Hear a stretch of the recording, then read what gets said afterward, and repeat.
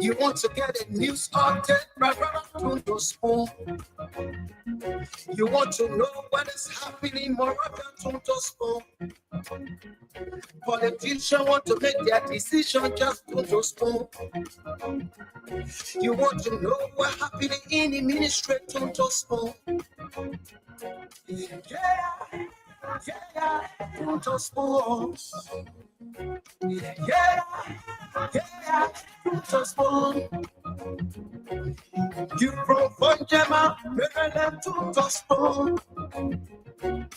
Yeah, to Tospo. Every ike pan, regular, my brother to Tospo.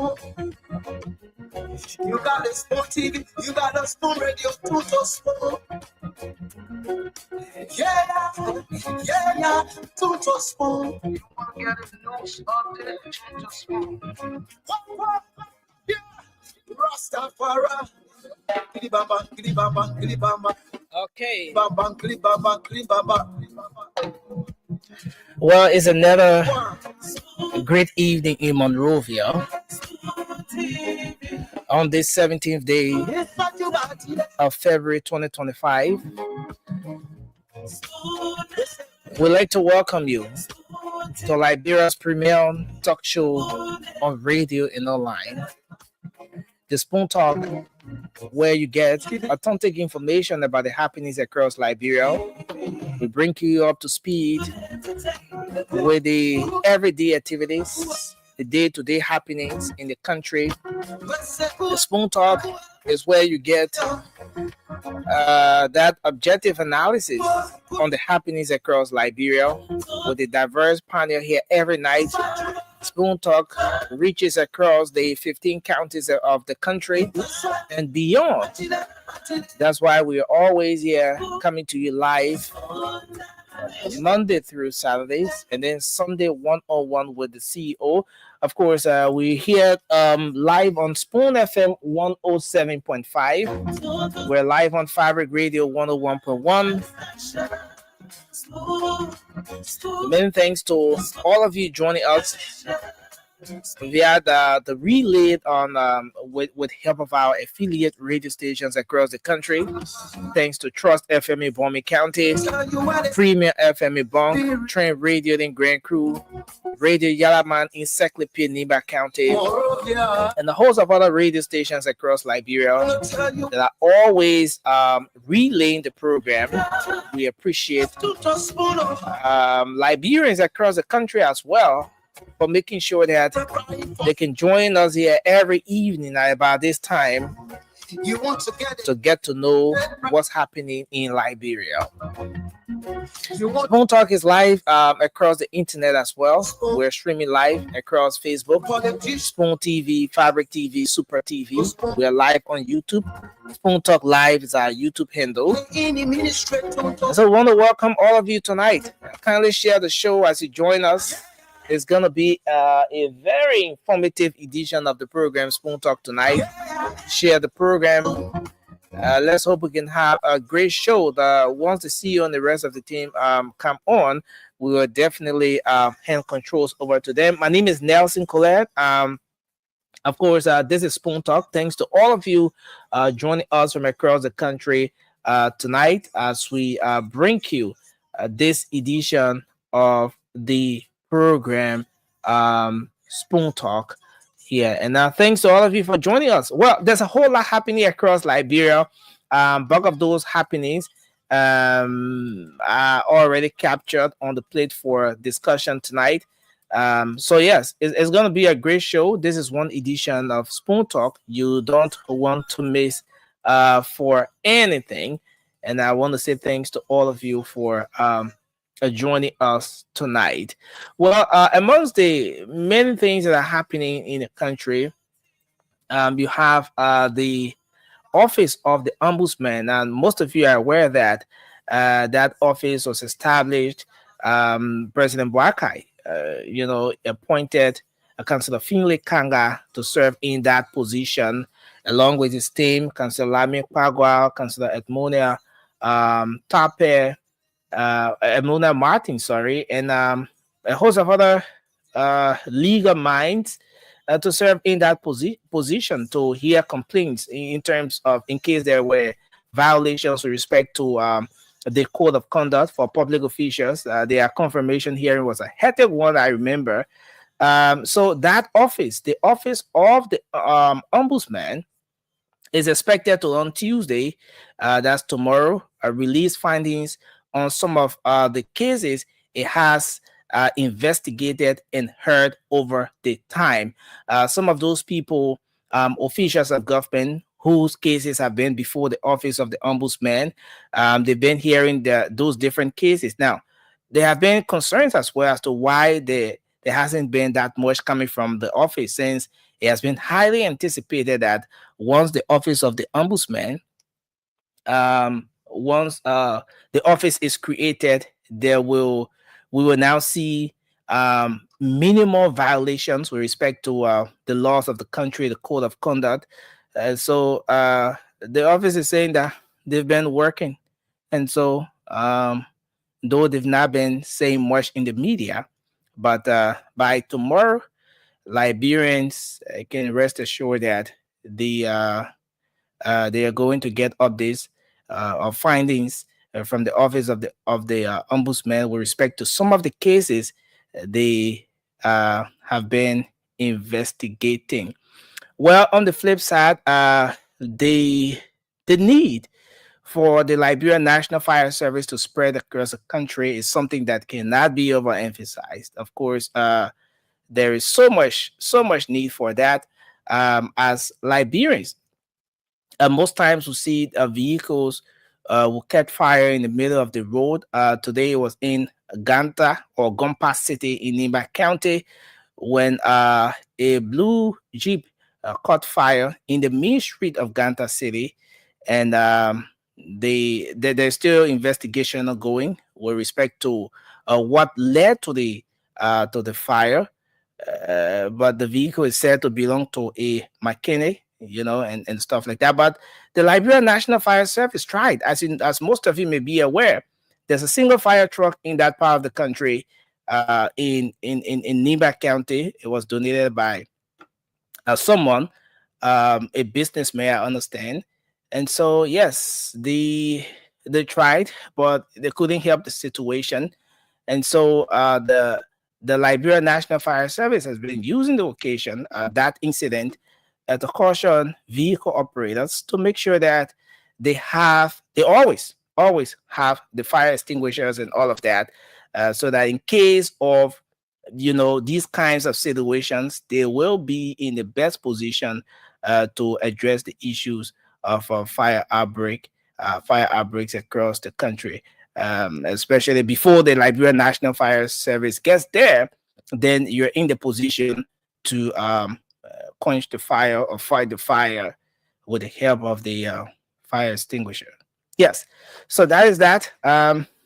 With respect to the many, with respect to some of the updates, President Boakai, as most of you may be aware, the president was out of the country. He flew to Addis Ababa, Ethiopia. He departed on a commercial flight, and I like the way it was reported at some point on a commercial flight this time around. So the president returned to the country today. He arrived in Liberia at the Rabat International Airport following his visit to Addis Ababa. He had a couple of engagements at the 38th African Union Summit there. And so more details surrounding that coming up as well.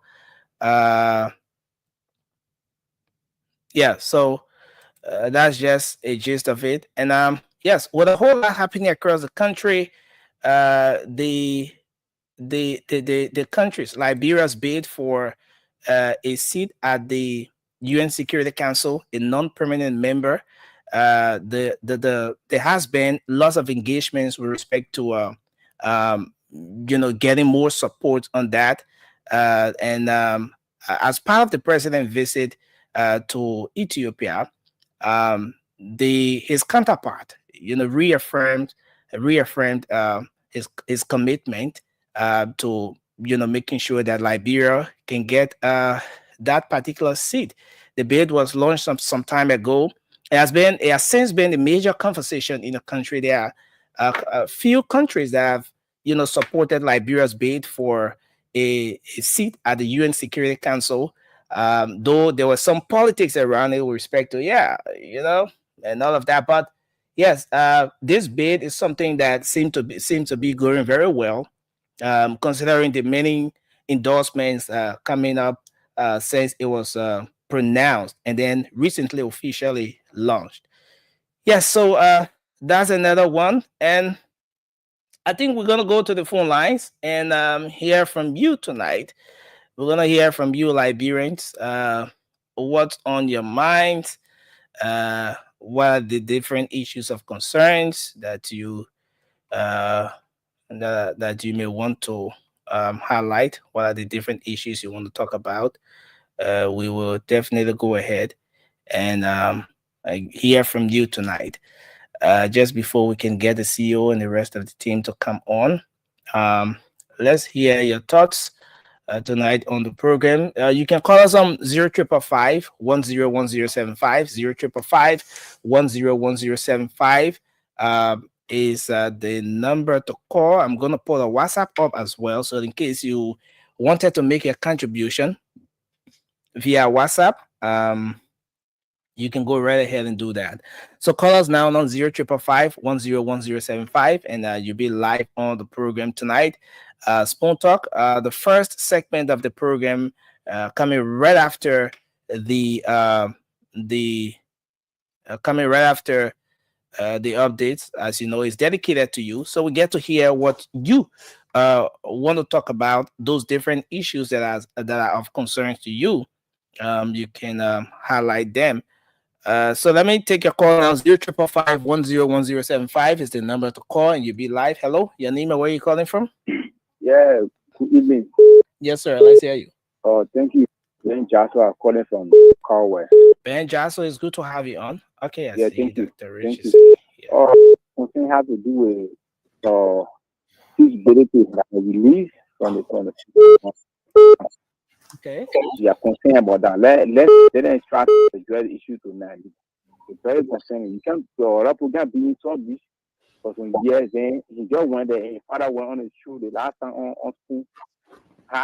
We appreciate him for him carrying his son to jail. Last time he accepted that he didn't want to make a decision.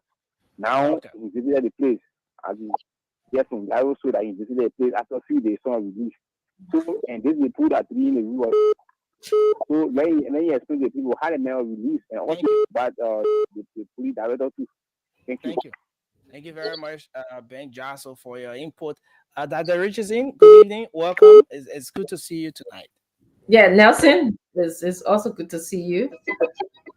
It's good to continue to pause. I'll let you continue. Okay. So I see a lot of people trying to push their thoughts through. Hello, your name? Let's hear you. Yeah, hello, Blair. Are you doing? Yes, sir. I'm good. Good, that's good. Yeah, this is Tugbe, and I call you from Carwell. Mr. Tugbe, let's hear you. What's on your mind? Yeah, Chief. I think there is a need for the government to actually decentralize rural government ministry and agency, because a serious thing happening there. CSA got issue with other employees, like Ministry of Education, with other employees who that needs on payroll, and those people have to travel from all the way southeast. From Barclayville, from River G, Sign, all those places, Maryland, to come all the way, to come over here to start the issue. It's still bad for our country. My mother is before, my uncle is fine, my uncle is very sick. They're on the way right now, serious issue. Okay. Yeah. So government has to decentralize ministry and agency, and one. Two, getting information that the speaker said he is a regime speaker. Whatever president, must be done. Yes, this is right, because I he's right, because he was not elected. The speaker was appointed, so he has to work in good and pleasure of the president. Yeah, So why would the president want the majority black must do it? So thank you, sir. That's my concern. But did you see the statement today from his office providing? Okay, so I think he didn't get that, but let's take another person here. But there was actually a statement from the office of Honorable Kuhn providing clarity on that today. So you can check that statement up. Hello, your name and where you calling from? Let's hear you. Yeah, thank you so much. My name is Richard Barish, calling you from JJY residence. Okay, go ahead. Yeah, thank you. I'd like to join the first caller on your show. You see, you guys, a lot of Liberians have credit for the Spoon FM. And if you guys start treating issue with biasness, then obviously the disco will not have value as it used to have. Musa Belete and his speech Belete are no more better Liberian than those that languish in India who fathers and mothers don't have, to get them free out of that place. Just for a single load of marijuana, some people have spent more than 3 years in prison without any judgment. Musa Belete's son was caught with something more than $25,000. Now he's enjoying the luxury of life in his father home in Nima County. Then what becomes the poor man home in prison? Spoon FM came on, they brushed around that thing. Musa Belete said he was going to come on the show. It remained under the carpet. Then how do we take the Spoon FM to be a credible show at this time? When someone trying to maneuver his way and don't want to come to provide the truth to the Liberian people. He only to Musa Belete. He almost that he passing around with his rule of law grip in the Republic of Liberia. Yes, we agree. He's a matter of rule of law. What happened to the owner's son that violated the rules of law in the country? Will he go free? That's my question. And I'm begging you, Madam Richardson. I think Liberian people have a lot of credit for you and Stanton. If you want to be a good political president tomorrow, I don't think your association with the annual CMC will lend into your good political arena in this country. So I think it better you remain with Alexander Benedict because for us, we can see clearly. I want to hold you there. Yeah, I want to hold you there. Thank you, sir. Thanks a lot. Let's take some calls from the WhatsApp line. You made that Richardson account straight though. Hello. Your name and where you calling from? I was trying to drink something and eat something quickly before I come on the show, but the caller came on. I agree with the first caller about Musa Belete. Musa case came off, Spoon, those that own Spoon, most of them, they don't even want to speak about it.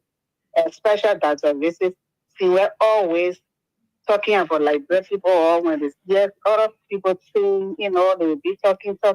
So when that they invited Musa Belete on the show that day, she left the show because she don't want to be part of. She don't want to ask questions. Anything. I'm sure. On the show that day, nobody didn't want to ask him. So they made his son need to go back. Okay. Until they lost him, because when he do it a lot, other people will not feel they will not be happy. And then that agency, she and Musa Belete, then they are together. When they move from America, they come to Nigeria to all. They all hanging all together, so they don't want to speak about their kids. Okay, thank you. So I want to notice about Spoon refugees. Thank you very much for your input. I want to just tell her, Mama, that's not true. I didn't leave the show because Musa was on. I left it. I probably had other, prior arranged engagement. That's why I will never leave the show because somebody is coming on the show. Your points are valid. All of what you guys have said is valid. I'm not going to, argue with you or, downplay what you have to say. This is the work that we need to do in our country. We have to look at all aspects of the law, who's issuing out the law, who's enforcing the law, who's carrying things out, all aspects. So you guys, your points are valid, and that's what I'm going to say. But just how you're entitled to associate with whoever you want to associate, I hope that you guys afford me the ability to be able to associate with whoever I want to associate with. And I know I'll pay a price or I may not pay a price. That's Liberia. We want a tolerant Liberia, one of Liberia of inclusiveness, one of Liberia that will be able to talk to each other. We don't want a Liberia with fussy or divisive country. It's not going to help. You know, there's a great saying that says, divided we fall, but united we stand. Yeah, I may not always agree on issues. Yeah, most ability, you know, may not always agree on issues, but at least hear us out or hear me out. I'm not speaking for him, but I'm speaking for myself. I'm Dr. Richardson on the show. So that's what I want to say. So I respect all of your views on here. It doesn't matter to me what you say, what you think, you know, what you write. You are entitled to your view, and I'm entitled to my view. That's all I have to say. Well, thank you, Dr. Richardson. I don't want to say that press conference to now, so let me. You irritate. You know, it's becoming a thing that irritates. I gotta be. You gotta provide clarity. Right? I know I gotta provide clarity. So you know, but you know, we're getting there. We're getting there, and I'm so open, you know, to whatever anyone has to say. We have to be this way, you know. Yeah, we really have to be this way. You just have to be open. We have to be tolerant. I have to hear your side of the story. You have to hear my side of the story. Nobody's perfect. You know, my husband just said to me, he said, the Bible voice he used to me, he who has no sin should cast the first stone. That's what he said to me. You know, we're having a conversation. So, you know, I that resonates with me. He who has no sin should cast the first stone. Okay. Yeah. Well, we'll go back and take more of your calls. 0555-101075 is the number. The WhatsApp up there. You can call and make your input. Let's take another person here. Hello, you're live. Good evening. Yes, you're live, sir. Let's hear Thank you. This is the voice of Lahad Freeman. Okay. And tonight I join you from Grand Kitna County. Go ahead, sir. Thank you for the first statement. What's your mind? But for me, I just want to caution all politicians. You know, the triangular crisis that this government is battling each other. I think that they should sit and think. Mama Liberia first. Think Liberia, because this thing has been a generational issue.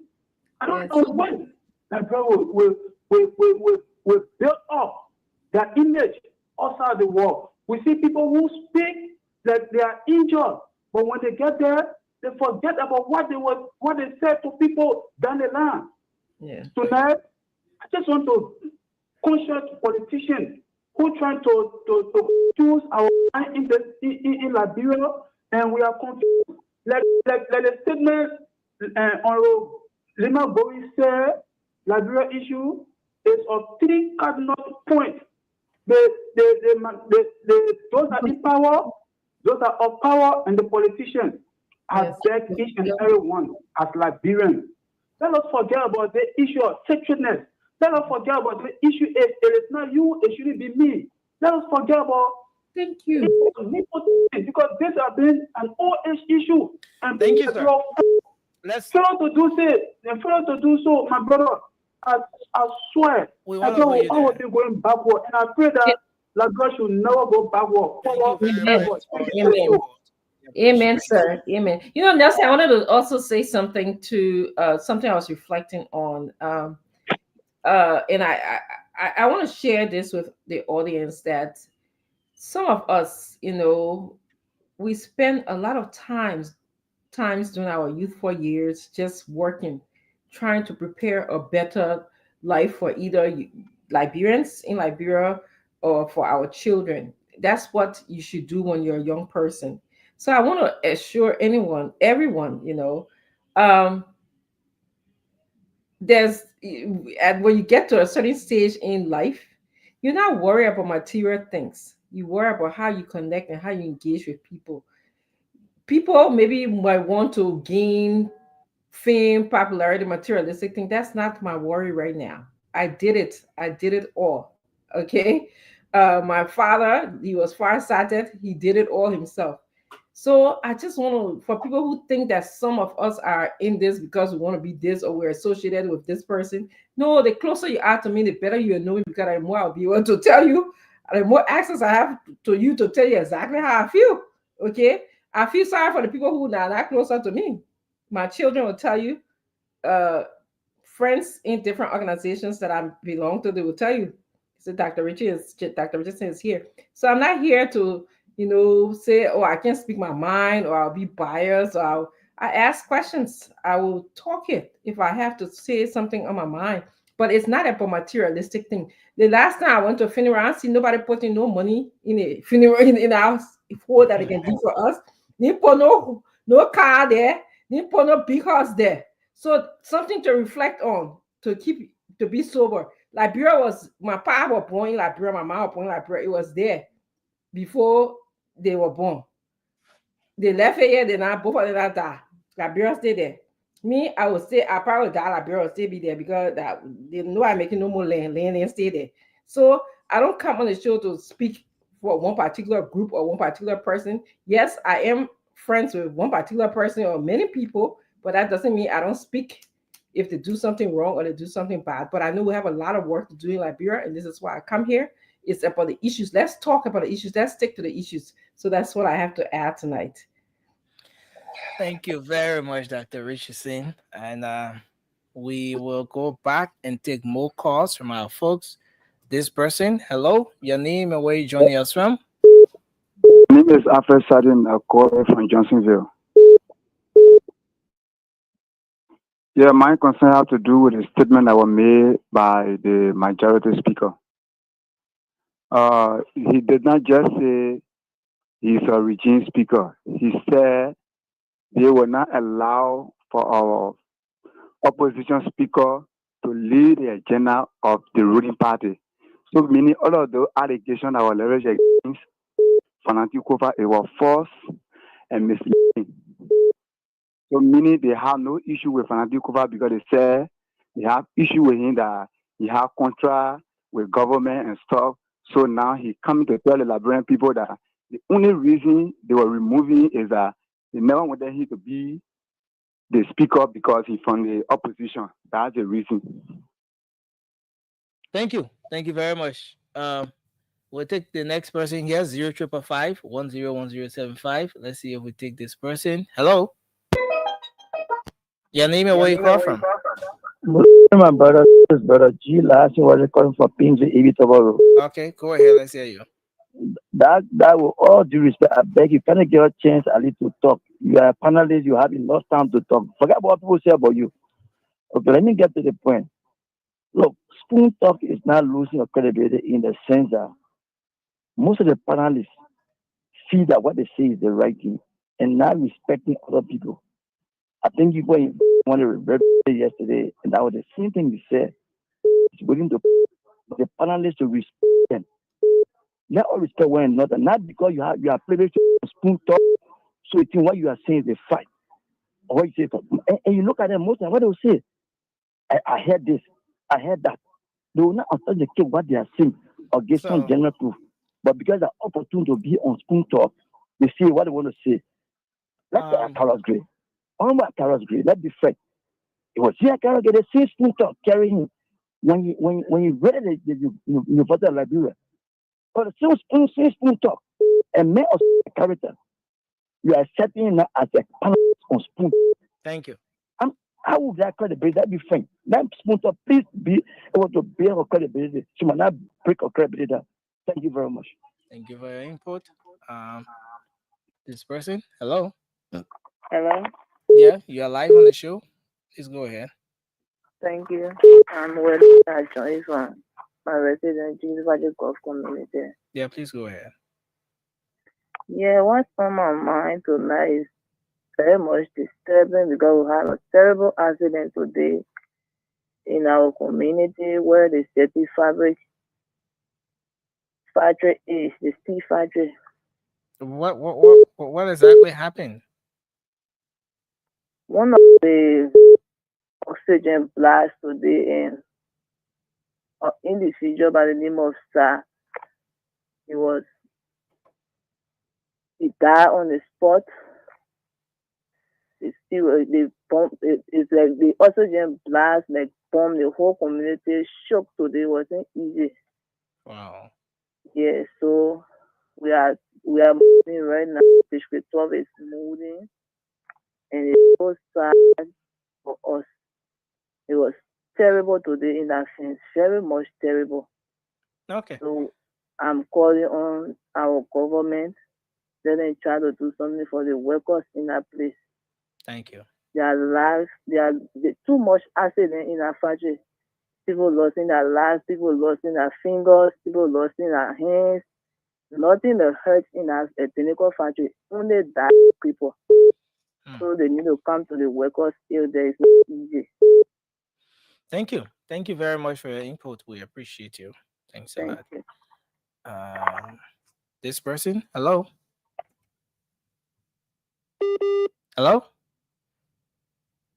Okay, I'm sorry. Let's take another person here. Hello? You're live? Let's hear you. How are you? Yes, you're live. Let's hear you. Go ahead.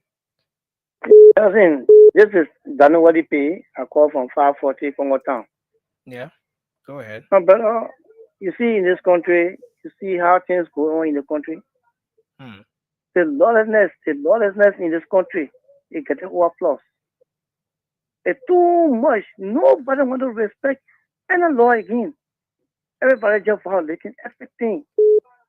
Everything. You see how all people like lecture, especially the lower house. People are just violating things. And then who are we going to follow that footprint? And you people just violating everything. Even when you go to hospital, nobody respect law these days. Somebody just look at constitutional law and just look it and do his own thing.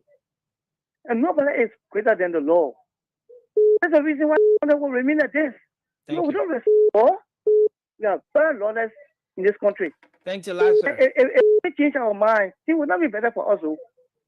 Thank you. Let me hold you there. Thanks for your input. Hello. Please, can you move away from my radio?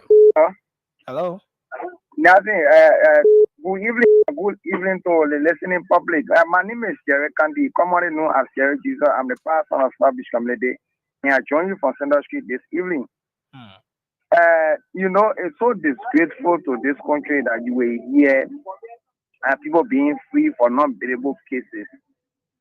Look, Musa Belete is no exception to the rule of law of this nation.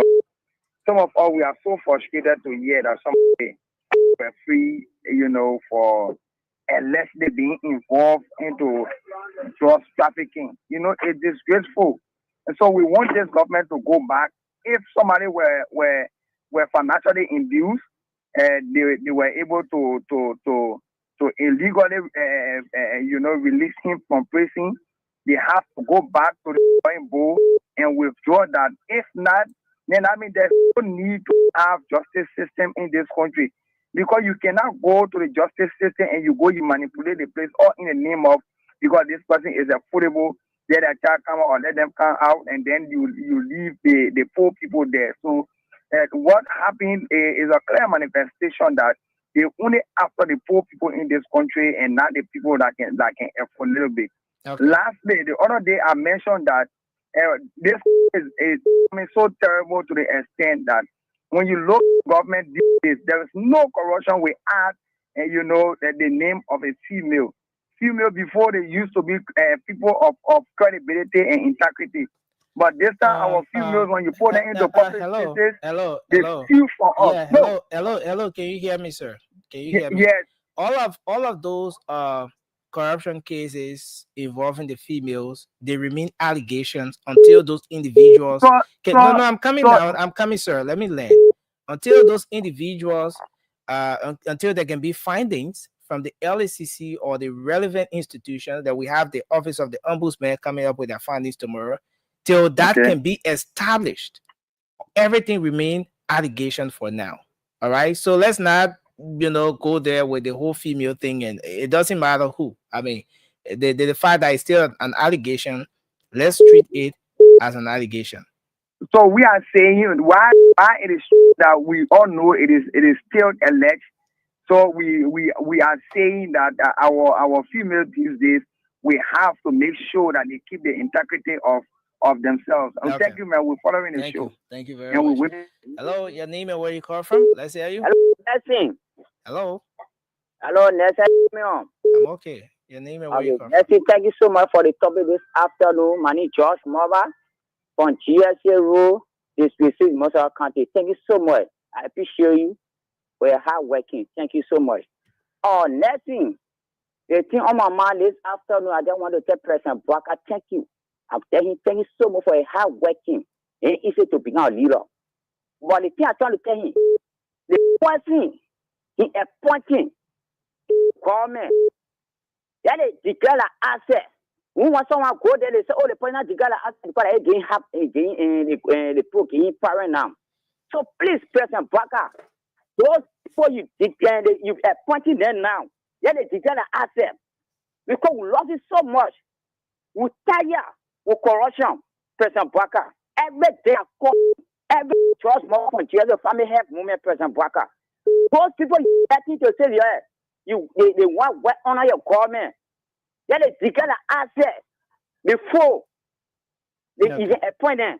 Because they will not go there, if they declare asset that's firing for you again, then you sack them.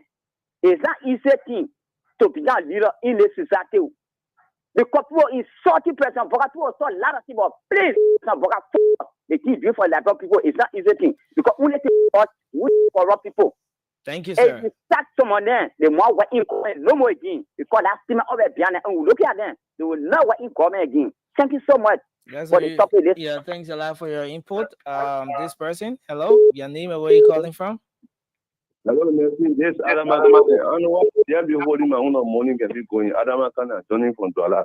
Adama, go ahead. Let's hear you. Yeah, nothing. What really on my mind is president nothing. All the promises the president gave me, and I say the president will call me and give me money for 4 months over nothing. On the most serious note, I don't know what you can feed it, but the whole feeding it, I know you can feed it. And nothing thing I have. Nothing none of my going to start. Even when which are the promises the president made that he not do yet? So let's the start president to our corruption. The president to our rule of law, but now in this country, now they have the other color say. Only poor people now, the law holding now. But the poor say are making the law, they're the one breaking the law. The president to our rule of law, all the legislators, all the problems happening today in nursing for our suffering to start again. For 1990 up to now, we stay in salvation. The government have corruption. Now, but in a government, the corruption are there is spending money with the government. And because of the quality promise the government gave when you gain power, we not say it will get everybody job, but let me job available. Now, no NGO coming. There is some in Nana, my whole percent man don't go to school. I don't go to school, nothing we're doing. We just seen to sit down. That's in the job I won't be doing that to make Black Factory. I even call your show last time. There's somebody will empower me for Black Factory. I leave my dollar. I will not ask for somebody to give me money for my dollar. I can do that one for my dollar for school. But nothing we're doing. Things are getting hard. I know the president thinking about how we live in this country. They kind of hard you're going to. So I just apologize to the registration. They inform me dollar go to school. Then all I want will close. I begging her. Please, to do it for children. Thank you very much. Thank you very much for your input. We appreciate you. I see Uncle Sam already here. We will take that originally. Maybe I can take just a few more calls, and then we can hand controls over to you. Yeah. Maybe 3 more calls. Hello. Thank you very much. Yeah. Hello.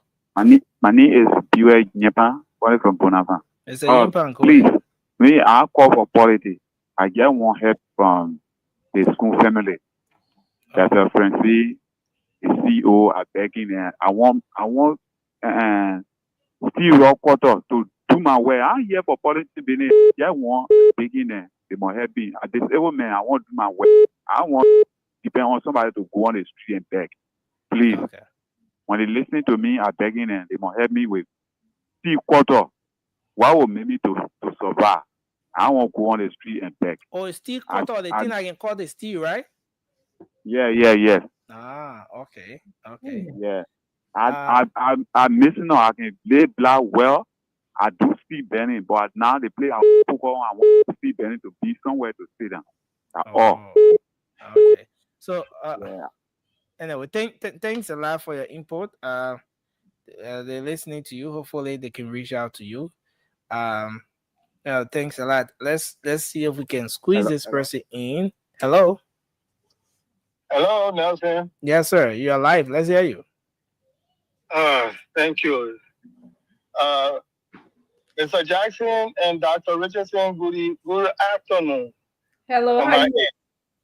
Hello, how are you? There's a lot of things on my mind, but the first thing on my mind is the lawlessness of Liberia and who Liberians are blaming.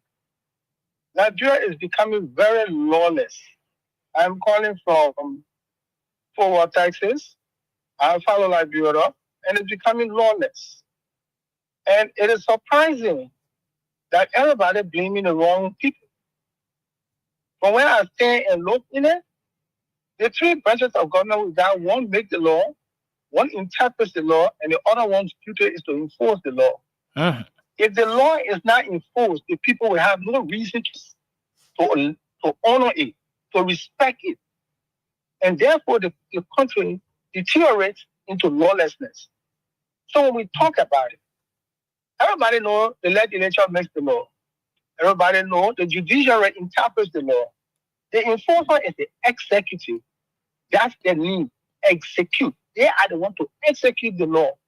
When the enforcers are not executing the law, they're neglecting their responsibility. The country becomes lawless.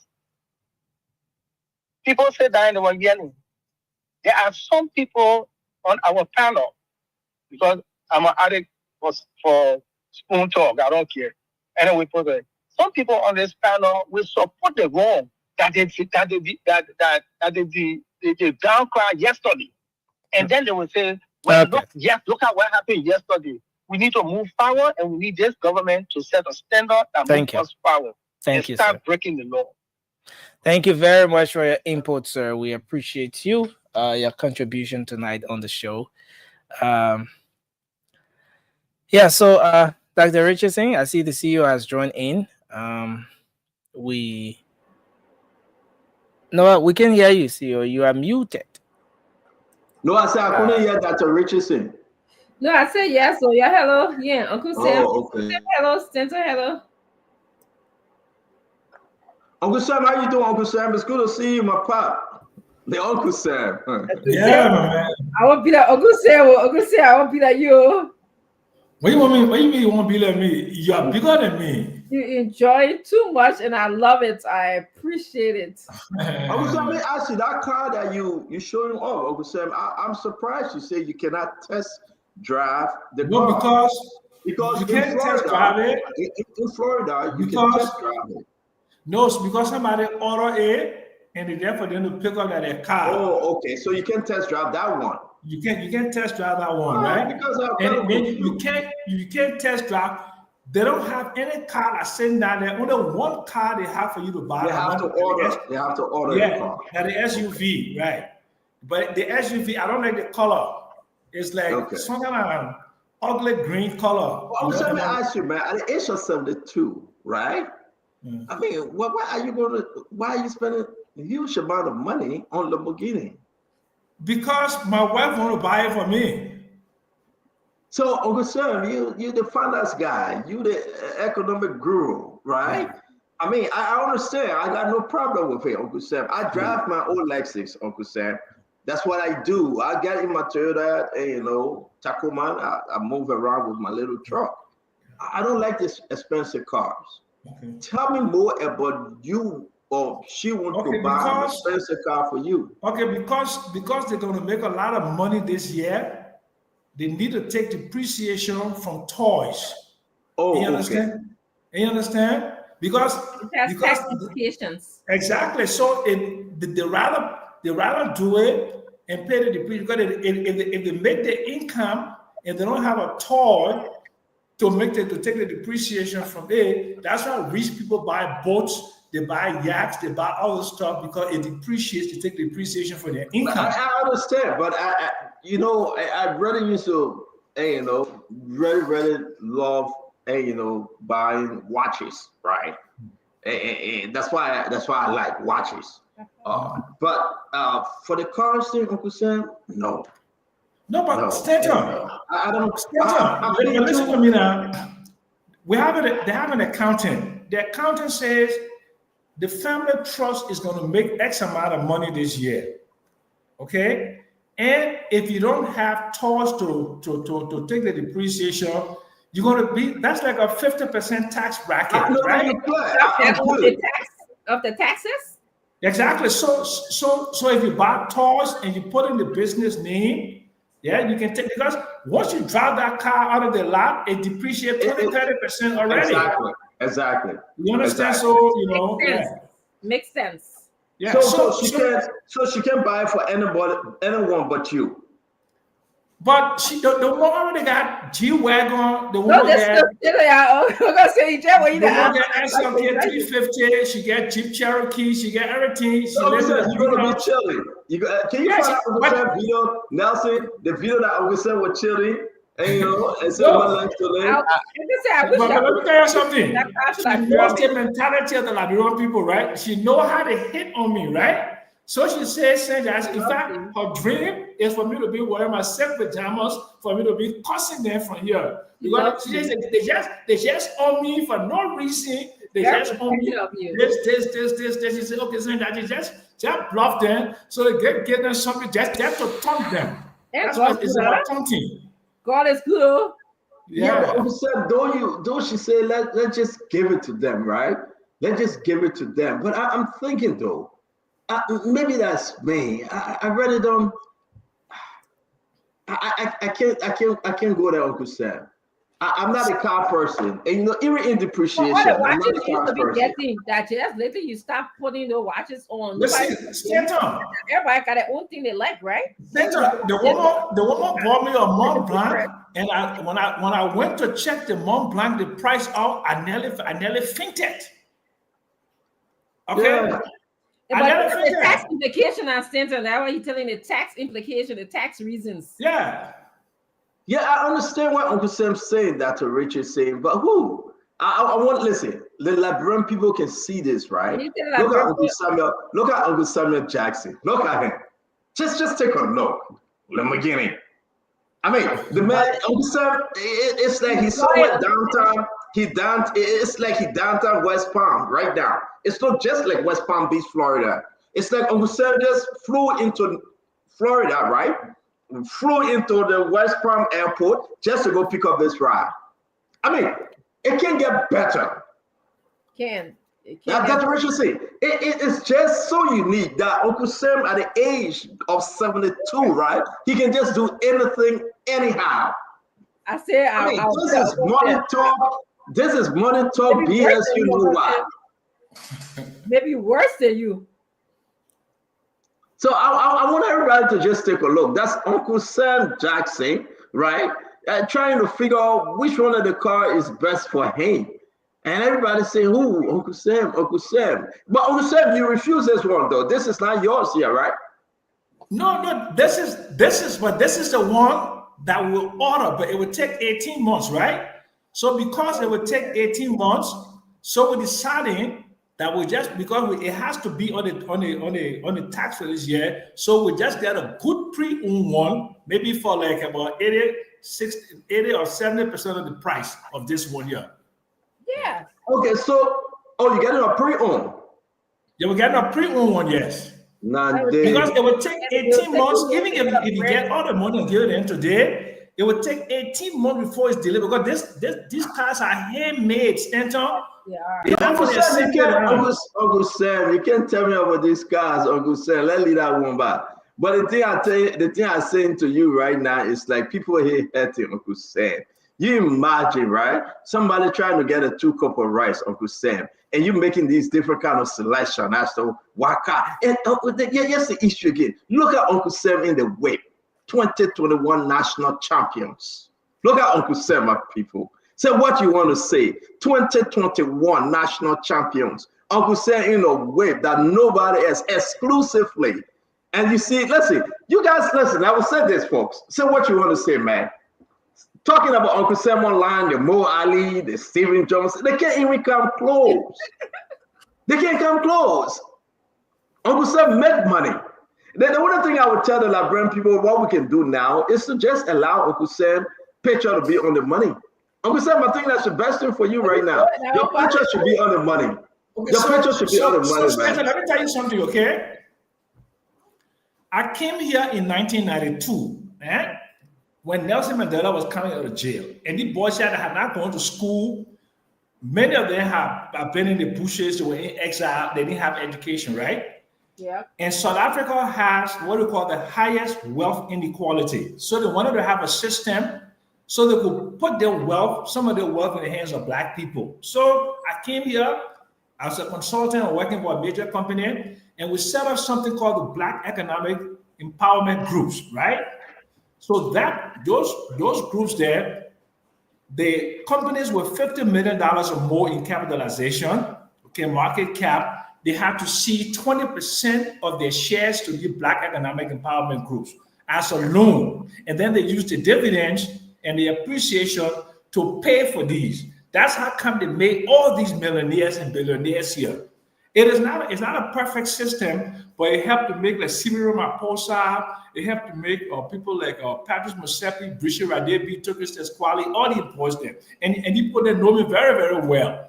And they feel like they owe me something. Okay, they owe me something. So that's how come I have this kind of relationship with these people. Stand up, man, come here for 32 years. And you saw my houses in Soweto too. I got 3 houses in Soweto. Wow. So, but ladies and gentlemen, but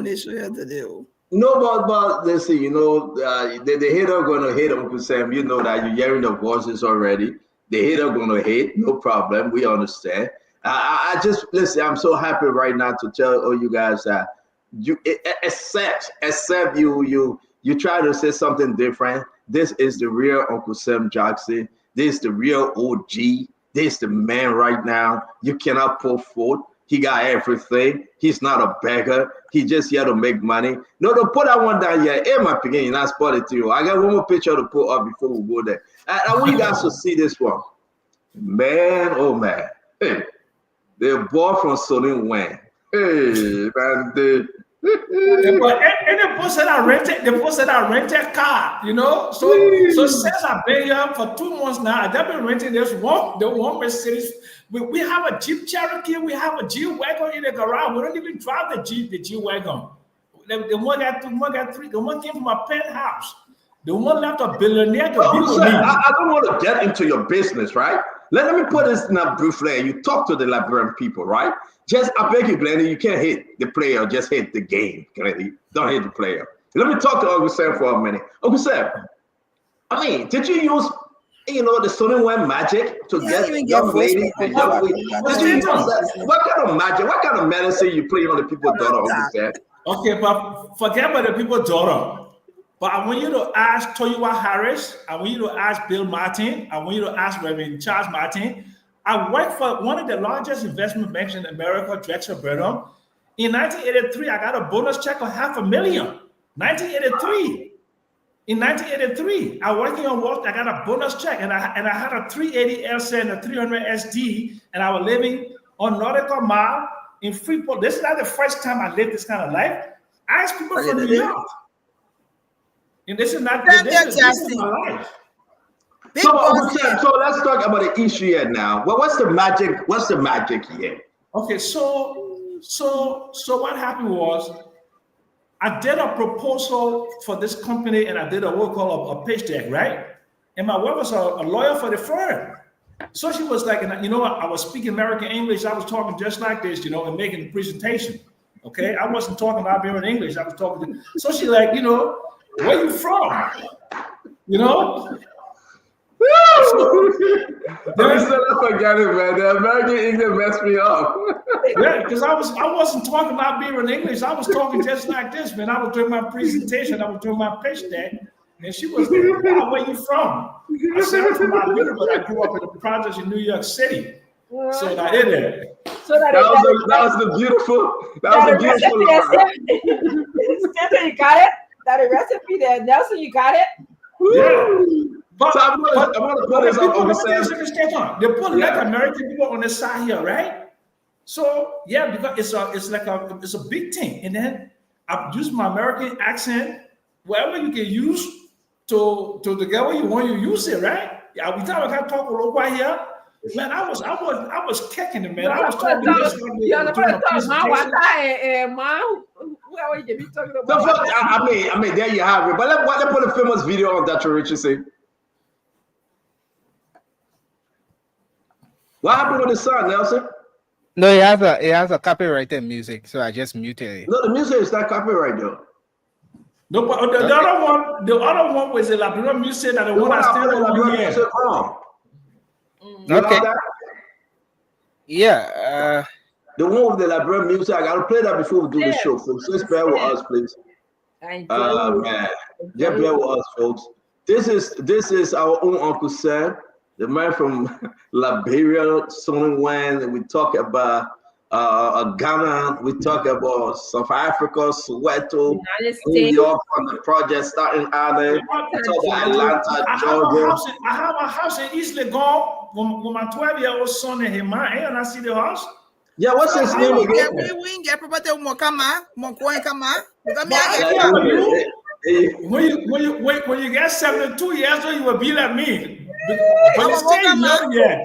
She had property, Uncle Sam, but the man took it. Left a lot of property. The man took it.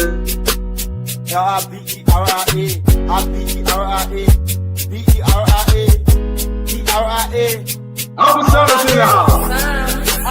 Straight to Waco. Hey.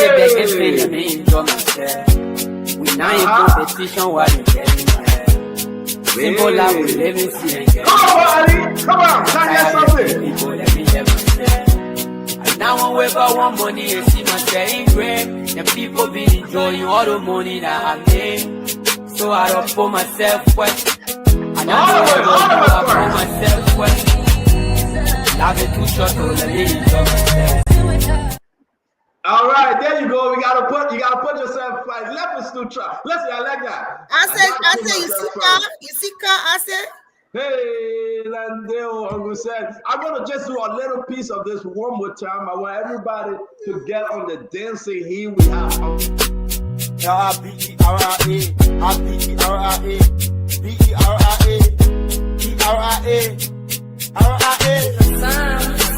DJ Summer. And the back and say, let me enjoy myself. We now in competition while you getting there. Simple life we live in see and getting there. I'm tired helping people, let me help myself. And now when we got one money and see my sharing great. The people be enjoying all the money that I made. So I don't put myself first. And I know about you, I put myself. I don't know about you folks, but I'm gonna put myself first. I don't know about your worry. I'm gonna put myself first. I don't know about your hunger. I don't know about your trouble. I don't know about your country. I don't know about your politics. I don't know about your uprising, your down. I am saying I'm gonna put myself first. That's Uncle Sam. Left is too sharp. At the age of 72, he gotta put himself first, man. Uncle Sam, may God bless you. May God keep you. Again, I said to you, I'm proud of you, Uncle Sam. Thank you very much for being part of Spoon. But thank you for what. Look, everything is about grace. Everything I own, everything I've got, is not about me. Yes. It's not about me. I'm not smarter. I'm not this, but I've been in the right place at the right time, and God, put me there. Just like meeting this young lady, right? Amen. I mean, October 19, 2019, I was just, doing some presentation, and she saw me and she liked me. Yeah. If I had not come to do the presentation because of the coincidence, I was not going to meet her. Yeah. So God's grace. God's grace. I was saying, anybody in South Africa are looking for a wife? Look at Troll. Lady. No recommendation. Lady. Don't listen to that. Inbox me that talk, man. Inbox me. I will call you, Papi. I will call you. But again, I want to say to all of you, it's a great. We're gonna have a wonderful time tonight. We have James Colette. James Colette is coming on tonight. Again, like you can see, let me say this to everybody. Our brother Acid Doe is in Liberia. Acid Doe is in Liberia. If you can observe that background. Oh yes, I'm making I'm seeing Intel right now. Acid is in Liberia. He was called by former President George Manoia to go to Liberia. No, they deported acid though. No, I get joking. They kind of tie. You are called by former President George Panel. We are for a very, very unique strategic meeting. I say I had to fly overnight. He's in Liberia as I'm speaking to you right now. He's somewhere around Painesville. Big people. Yeah. People. You know, Acid didn't tell me, but the former president believed in what Acid is doing on the show at Cowries Gray, Governor Clinton, and you know, and he called for Acid to be part of a unique strategic meeting. I said I want to join your team. Don't listen to that way. Can somebody send me the Benny video? Benny was dancing on one of these videos. I don't know where I put it. Can somebody send it to me? She was dancing with Ose Kanga Yombly's sister husband. Let me send it to you. She was dancing with Yombly's sister husband. Don't worry about it. I will send it to you, bro. Right? So just send me that video today. It's President Day. I won't play that video quick.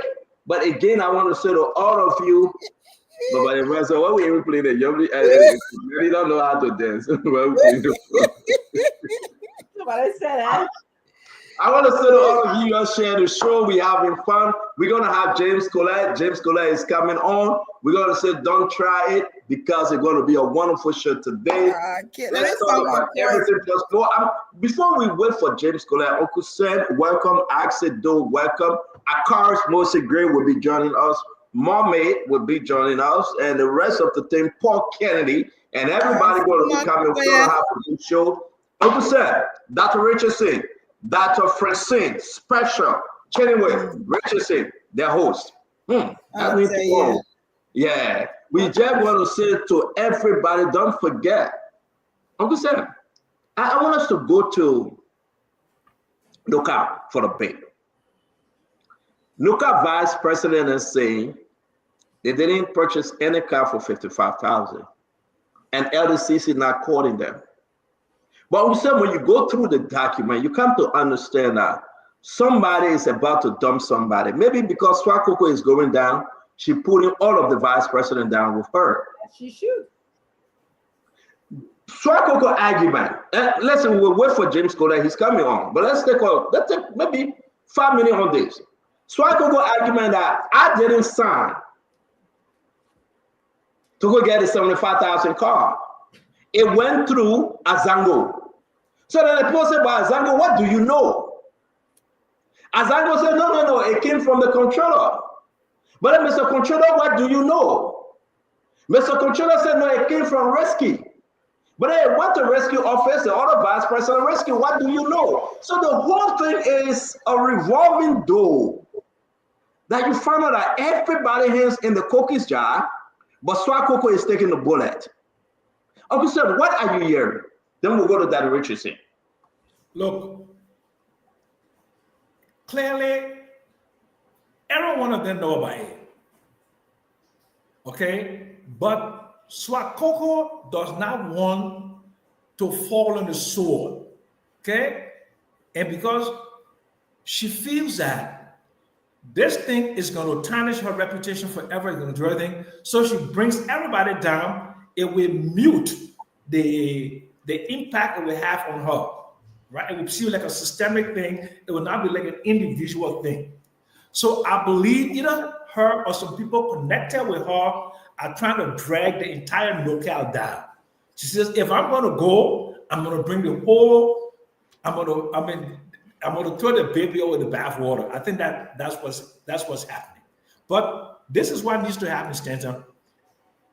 The board of NOCAL or the government of Liberia needs to bring in the GAC to do an audit, a forensic audit of those transactions and make some determinations and then of course it's LSCC too has the capacity to do forensic examination, but they must do a full-scale audit of NOCAL.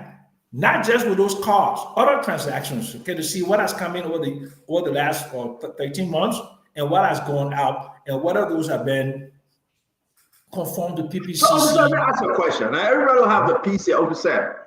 Was the president deceived in appointing those groups? You talk about Swakoko, Azango, Risky, Bwaka Jalaba, all of them. Did somebody lie to the president? No. Because those people are highly well educated. And you know, Swakoko is a geologist, and she also has a master's degree, I think, in petroleum engineering or something like that. Boyka Jalaba. Those are all educated people. Fabian, all those young people, they deserve to get into that. But the problem that this government is having, the young people, because they're not steeped in corporate culture and corporate governance, and also because there's systemic corruption in the country, it is easy to get contaminated because the system is not there to do what? To put a brake on their urges, because the human urge is to be corrupt.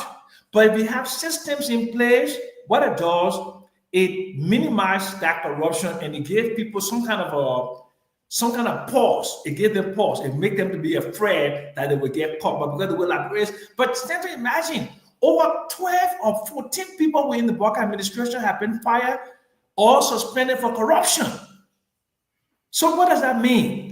So that means the people they hire did not have the vetting process. Uncle Sam, let me run quick past this one. Let me bring in the other people because it's only important. This is not only about Swakoko, right? We are receiving information. You talk about the name Bwaka Jalaba. You talk about the name Azango, the Risky. But now you have a board chair, Dr. Richardson, right? That comes swinging, comes to the Gloria Muslim Scott. She want to prove something here. So Vessel Graceman couldn't stop her when she was recommending, as per the decision from the board, that Swakoko need to be investigated. People around the president couldn't stop her. That's why the president make mention in his letter, as per recommendation from the board, you are thereby suspended. Talk to me, Dr. Richardson. Is Swakoko going down, bringing everybody down with her, or you think these guys are part of the scam from the car? So I want to just say hello to the Liberian people and hello to all my fellow panelists on the show and those who are coming in. But your question, to answer your question, Stanton, let's look at this from a public service perspective. Swakoko was hired to be a public servant. The people who were underneath her, who were signing those checks, they were also public servants.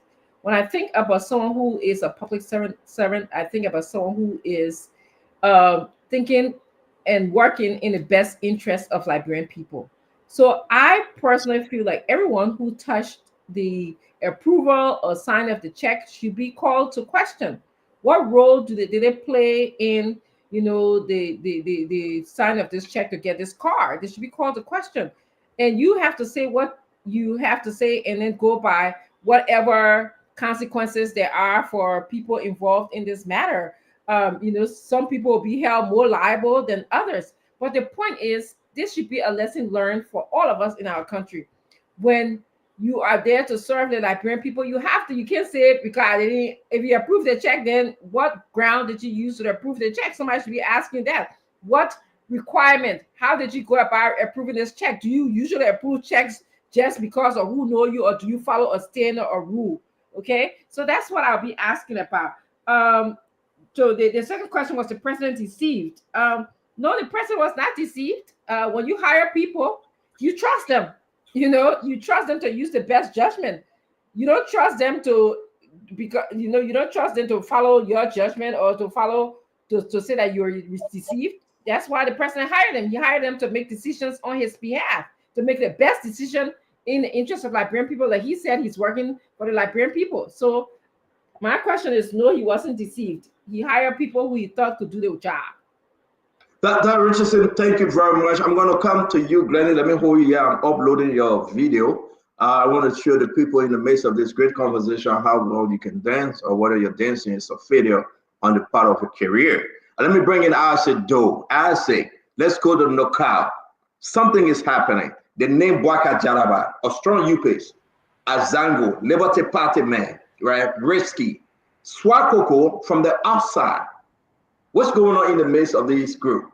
Different political parties coming together to move with the rescue mission, but massive corruption among them. Swakoko is down in the water. Is she taking all of them down with her? So thank you. And hi, it's nice speaking to you from Liberia. two things. One, there seems to be two kinds of justice system in the Baka regime. One that is for the women, the other that is for the men. Dr. Richardson, you nailed the hammer to where it is. There is no way one person in an entity approves, writes checks, and everything. The approval who go through a chain, usually from the procurement, it goes to the next, it goes to the next, and it ends up to the head. All of those people that signed should have been part of the very same punishment she's going through. Now, think about it this way. If you were to do purchases, at the end of the day, it will concern the finance department. The vice president for administration will have direct supervision and authority over the finance department. It is the vice president for administration that will give the finance department approval to go ahead and issue check. So the question is, why is it that Une Swakoko, who happens to be at the top, is the only one facing suspension? And I know you said something earlier on, Stanton, on the issue of how much they purchased that vehicle. I read the press conference that I consider very arrogant in the tone, the sentences, and the way in which they responded. But this was the argument. That the board of directors approved $55,000 for their vehicle, but that did not mean they used the $55,000 to buy the car. Well, it's simple. Instead of you bringing out a very arrogant press release, put out the documents and let us see exactly. We are not talking about the asking price. The final price of the vehicle constitutes the price of the vehicle. So if the asking price was some even $5 and all other costs here and there add and it goes up to $10, $10 is the price for it. So again, there is there. There is something in my mind that is in fear. I don't know what's the issue of targeting women, except because Swakoko is from the other side of the justice system from in the Baka regime. But in my mind, a lot is wrong at that local place, and more needs to be done from there. I said thank you, Glennie. Let's get into something here, Glennie. Something troubling though. I'm looking at the paper and we posted this document before. The board under, to be correct, Apiton, right? Approve all of these things. Not the board under Gloria Musu Sky. The board under Apiton approve all these things. Way above the limit, the threshold limit of $45,000. Even $55,000 for the vice president is a problem. Glennie, these guys that didn't read the document from the country that you cannot purchase a car above $45,000, but now Swakoko is down. They all should be investigated. Glennie, what's your thought in this point, man? So I hello to everybody. It's good to be on. I think this will be my position. Swakoko is someone who is well known. I think there's an investigation that's going on. I would hope that they pay attention to all of the intricate details. But if the investigation in the end comes and say that what they did, they knew about it and they still went against it, then of course they should be prosecuted. But I think I want to be able, the fact that Swakoko is being investigated, there are others that's going to be investigated also. I think I want to be able to wait on the investigation to see what they're going to come forth. And then another thing I wanted to talk about, I get that a lot of the maybe 12 or what the number is about the Baka employees, they've been aligned with corruption. It's the fact that maybe there's a robust system, people are more involved in reporting it, and people can, if they're not afraid of being reprimanded. Compared to other governments we've had, people were not free to report. So of course we can see more of this, but that's to say, let the investigation, I would like for the investigation to go on, because this is really alarming. If everything they're saying, and it comes out that Swakoko is involved with what's going on, then this is so wrong and it should be prosecuted. So I want to wait on this because there's so many people that's involved. So many people, like, who are you talking about? I mean, like the names, some of the names is not just Swakoko. You're talking, you call some of the names, but these are people that's in the community that I respect that these are people that some people look up to. So I think this is So my just question for you, if all of the speculations, right, and all these are allegations, Swakoko is suspended. Should Joseph Boakai suspend them, those vice president also? Well, if the board recommends it, as they've recommended for Swakoko, then if the board recommends that, then that's what should happen. But I think the fact that the board recommended for her and they're investigating, I want to be able to hear what are some of the details that's supposed to come out, because I still don't want to believe that this was something that I like the answer, because you are right, the board recommended Swakoko suspension. Uncle Sam, what we want to know on this one, should the board, right, recommend their suspension? No, I don't think the board should recommend any suspension unless there is some forensic audit that they bring in an outside audit team, like the GSC or some other independent auditing firm, to do a forensic audit for the last 13 months. Because the thing is that with all the noise coming from NorCal, it makes it look contaminated. And what you want to do is to take the contaminant out of that corporate structure. And the only way to do it is to be able to basically discover evidence against the corporates and make some recommendations to the national government, the president, on what should be done. But the board should be calling for a forensic audit of all transactions in the corporation, because I mean they don't have too many transactions. It could take 30 days, 45 days to get it done. Just to basically just journalize all the entries, look at all the assets that were acquire, whether they conform to PPCC laws. They just need to do that and just give us a full report on what is going on at NorCal, because it's pretty troubling the way the damning information is coming out. Uncle Sam, Dr. Richard saying, you got vice president. Liberian people got to hear this. We got to go to them. We got to ask them. Boakai, Jalaba, Azango, Risky, they all saying that, listen, you guys are involved. Your two cars over 45,000. They are denying it. The board made recommendation, but now Swakoko is under the water, suspended.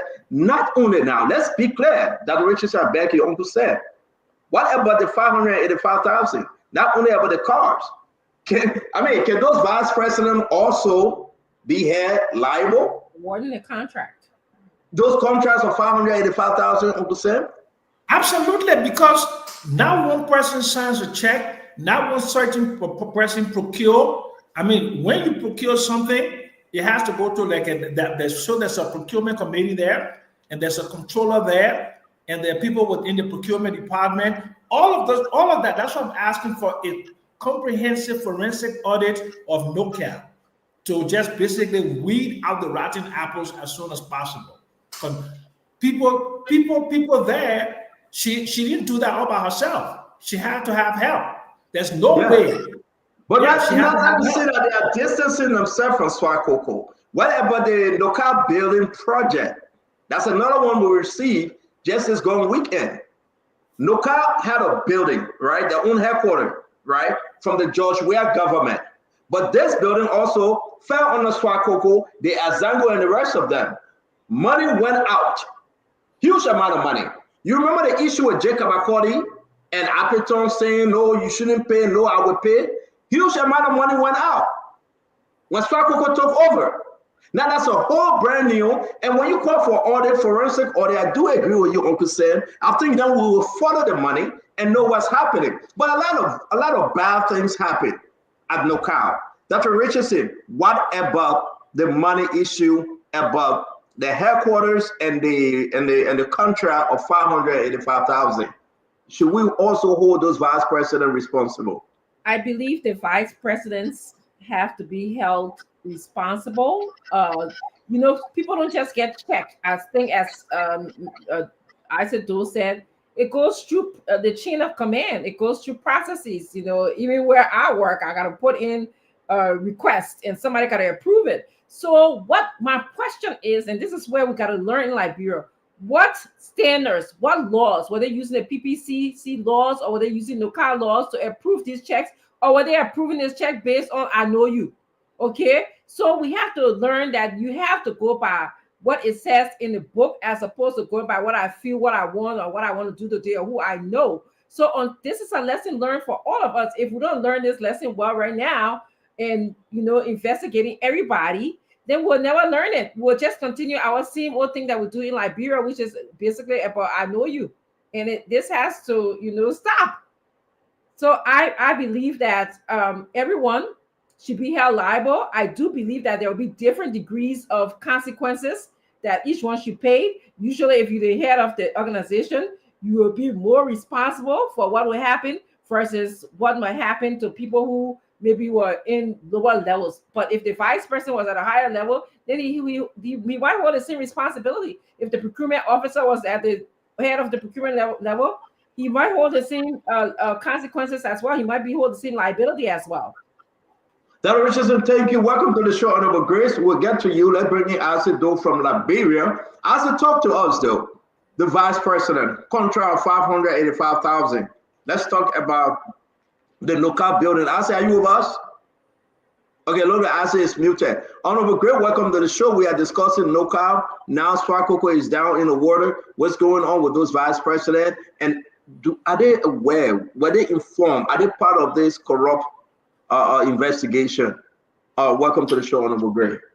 Thank you very much. And let me be quick to point out that I do know 3 of the vice presidents. Let me be quick to point out, besides knowing Swakoko, of the 3, 2 have been a very good friend of mine. And I have a lot of respect for them. However, it will be fair enough so that it cannot appear as targeting Swakoko, because some of the reasons for which she have been called should be a collective decision, besides the car issue, where she took a decision to discount the check to buy 2 vehicles, though approved by the board. So the board herself will have to be called in, and the vice presidents, because when you talk about contracts, they have to clearly air as to who all agreed on the contract, whether they had a meeting, and whether signatures were on the voucher or on the check, and who did the signing, or whether she did it unilaterally. But my candid opinion is that it would be fair for everyone to appear before the Board of Investigation, and then determination could be made by the LACC. I mean, that's what much I can say about that. But I actually don't want to come and make barrage allegations that they all are corrupt. But investigation is essential.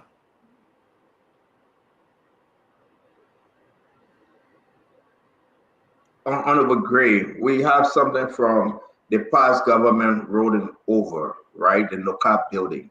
A lot of money went out. The car issue, a lot of money went out. Some people said no. We were awarded, a proof of 55,000, but we bought $32,000 car. The information from Carter Smoke to the information from PPCC, and all these different things are happening. If these allegations are true, Honorable Gray, should they be suspended pending investigation? If the allegation of the $55,000 is true, which is a violation of the budget law, then I don't see why Swakoko will be suspended and the rest of the people will not be suspended by the recommendation by the board. If they actually got a $55,000 card, because what I heard from sources is that I think they got $32,000 card. One person or 2 persons got $32,000 card. But the question here, did the board approve 55,000? That's the question. And if 55,000 was approved, what happened with the 55,000?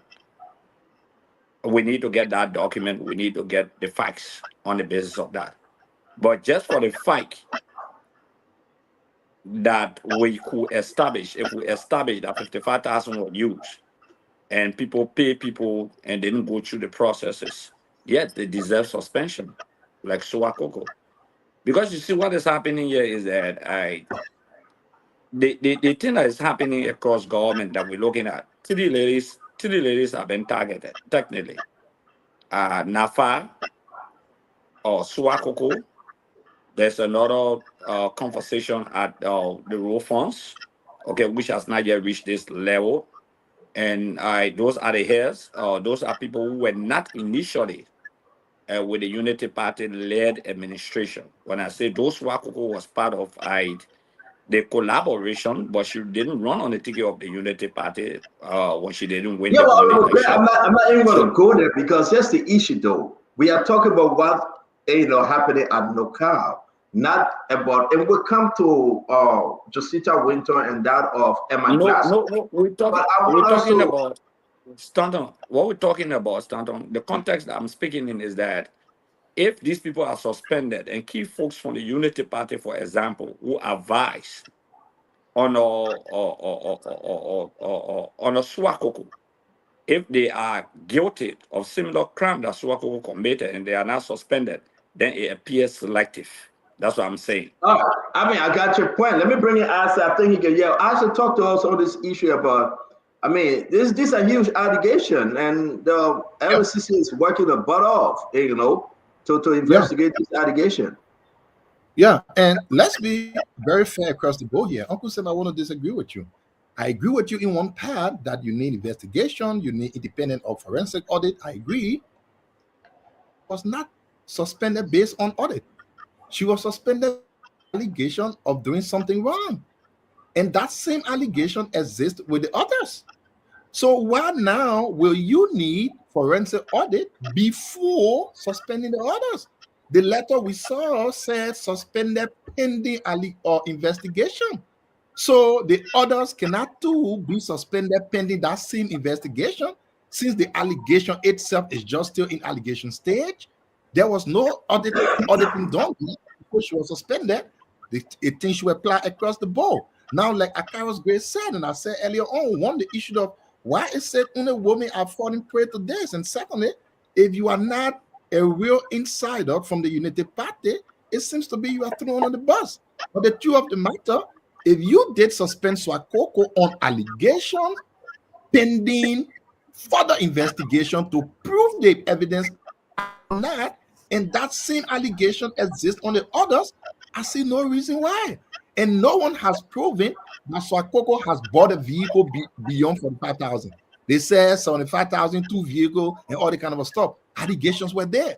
So why is stopping the other people now?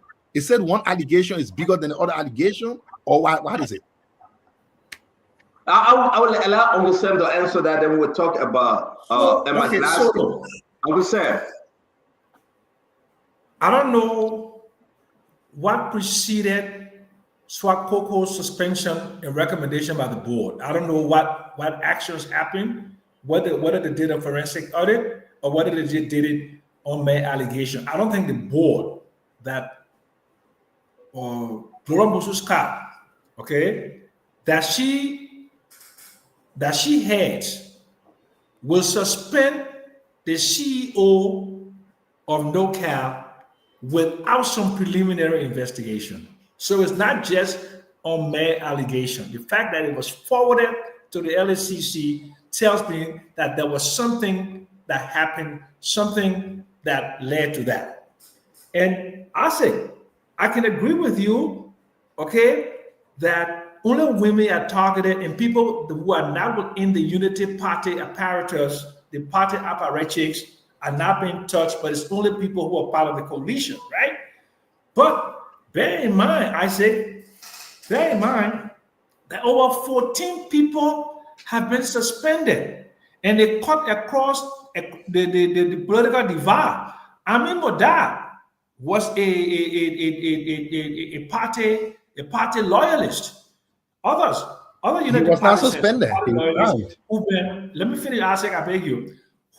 So, and I may not have a good political eye like you to see that there may be some what should I say, some unfairness in those people who have been suspended.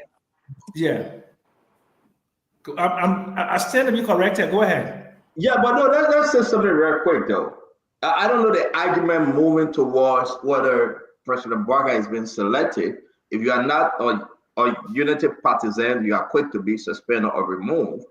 Or, you know, if you are, you will be given extra grace period. Is that what you're talking about, Asido? And the gender issue too, Isaac. I mean, is this just limited to gender? It's a summation of all of the things. I mean, look at what is going on. These are about facts. It is not something being made up. Like you talk about Amin Modab. Amin Modab resigned. He wasn't suspended. I beg you to say something. Minister Doe. Amin Modab was told to resign. Amin Modab didn't wake up and say, I'm going to resign. Right, Dr. Richardson? But let me say this to you. Let me finish. Let me fair here now, guys. I beg you, Honorable Gray. Let me lay on this one. And all Liberians should hear this. Amin Modab didn't wake up one morning and say, I'm going to resign. No. Amin Modab, he was called. The evidence was very, very clear. Amin Modab lied. And Amin Modab thought it was necessary or only necessary as a former party chairman to step aside. He did the right thing. The president accepted the resignation. How can you say this is only about non-unity partisan? Let me come in on that. Let me come in on that, Stanton. Can I come in on that? Go ahead, sir. The first thing is that, let's be fair enough. There are certain party stars who are more closer to the authority, the hierarchical structure of the party.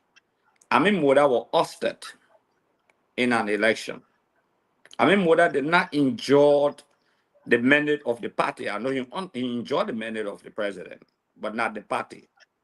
Because the party herself condemned the action of Amin Modab and asked for action against Amin Modab. The party has not condemned the actions of other people and called for action against them. Okay, the party has not done it. The only thing the party has done is... I think you're wrong. Honorable Gray, where are you from? I don't think that you're following the current event. No, I'm going to hold you on this one. You can't do this. But let me come. No. Allow me. We're not many. Allow me to interrupt you. Let's have some argument here for a second. Okay, I like to interrupt you. You have more Ali and the party going to LDCC and presenting the letter. But why you say the party didn't condemn? No, if I were ending, if you are going to allow me to end, then you are going to come in. And that's why I was going exactly, if you listen to me, that was the clue. The party went to the LSCC calling for the prosecution of people from the past administration. Not the current administration. Listen to this. No, you're wrong. Can you hold on? Can you hold on? No. Let me conclude. Go ahead. They said there was an audit report from the central bank. The audit report is not on the composition of current government officials appointed by President Bouakai from the central bank. The audit report from the LTA is not an audit report on the current composition of people appointed by President Bouakai besides Kamara. Okay?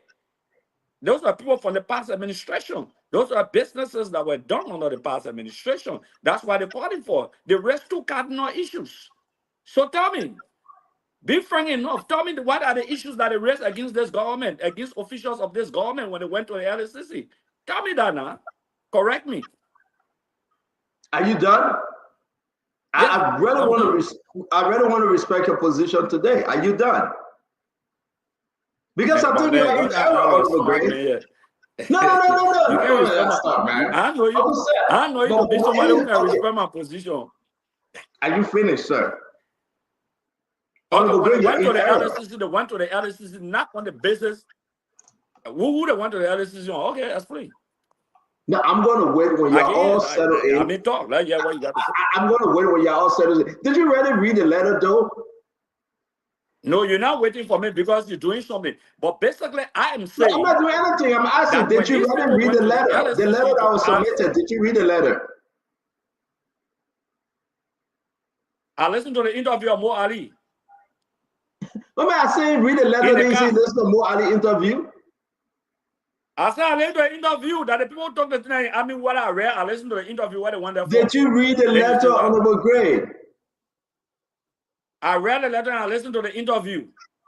Okay, so what did the letter say, Honorable Gray, about their presentation to LSTC? Okay, predicated upon the interview. Look, let me tell you, the words are powerful than even the letter.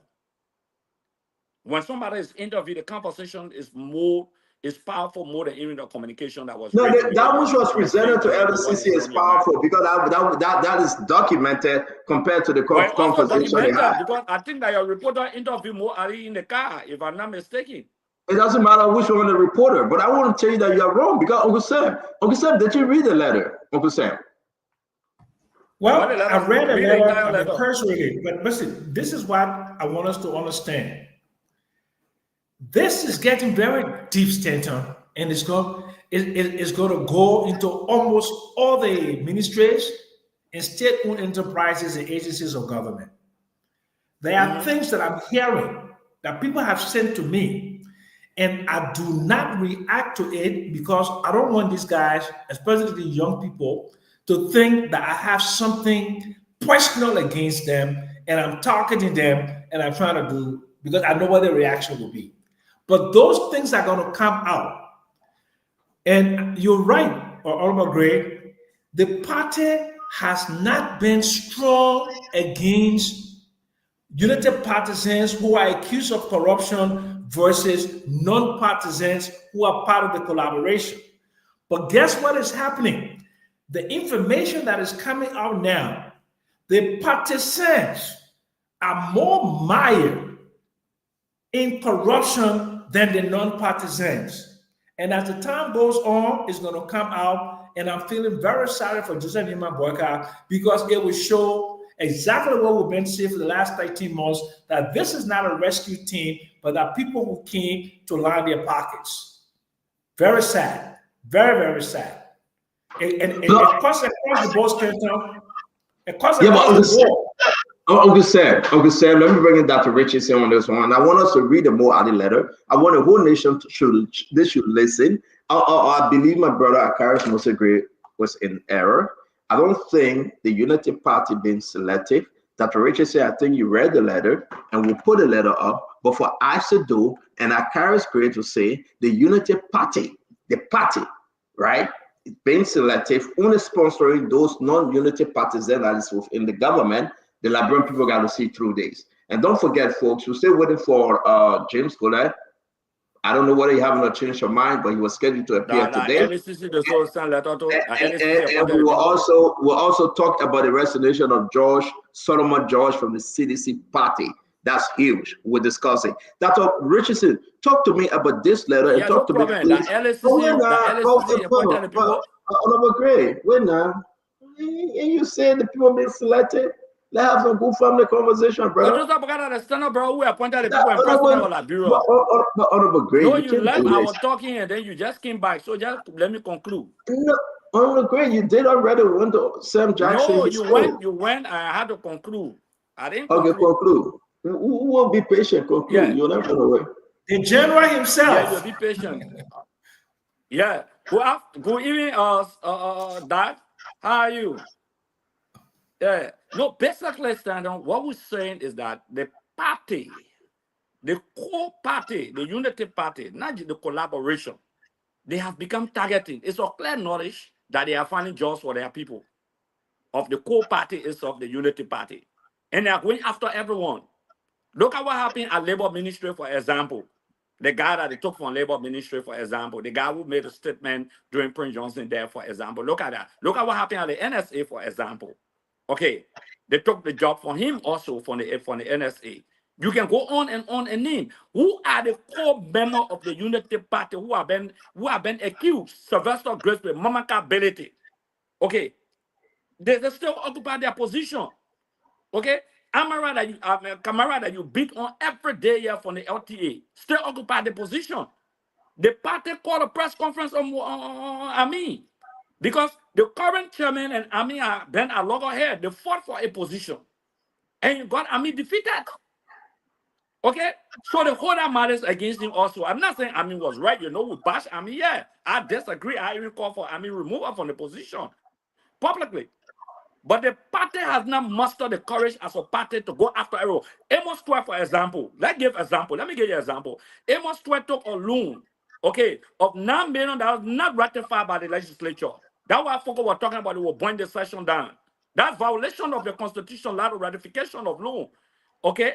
He took a loan. Look at the police So director. let's simple the conversation because this is what you do, Brad. This is what you do, Brad. You pivot, you take us to another Honorable Gray. Honorable Gray, thank you. Honorable Gray, thank you. You have concluded already. Thank you. Because you if you do not have a strong argument, you shift the goalpost. Let me go ahead with Dr. Rachel say. Dr. Rachel say, let me do this for you because Honorable Gray will move from one. Guys, you have to listen to this. He's very smart in doing that, but we got to catch him, right? Let's put this up. They're accusing Mo Ali while you're running to LDCC. The Unity Party extends. Read the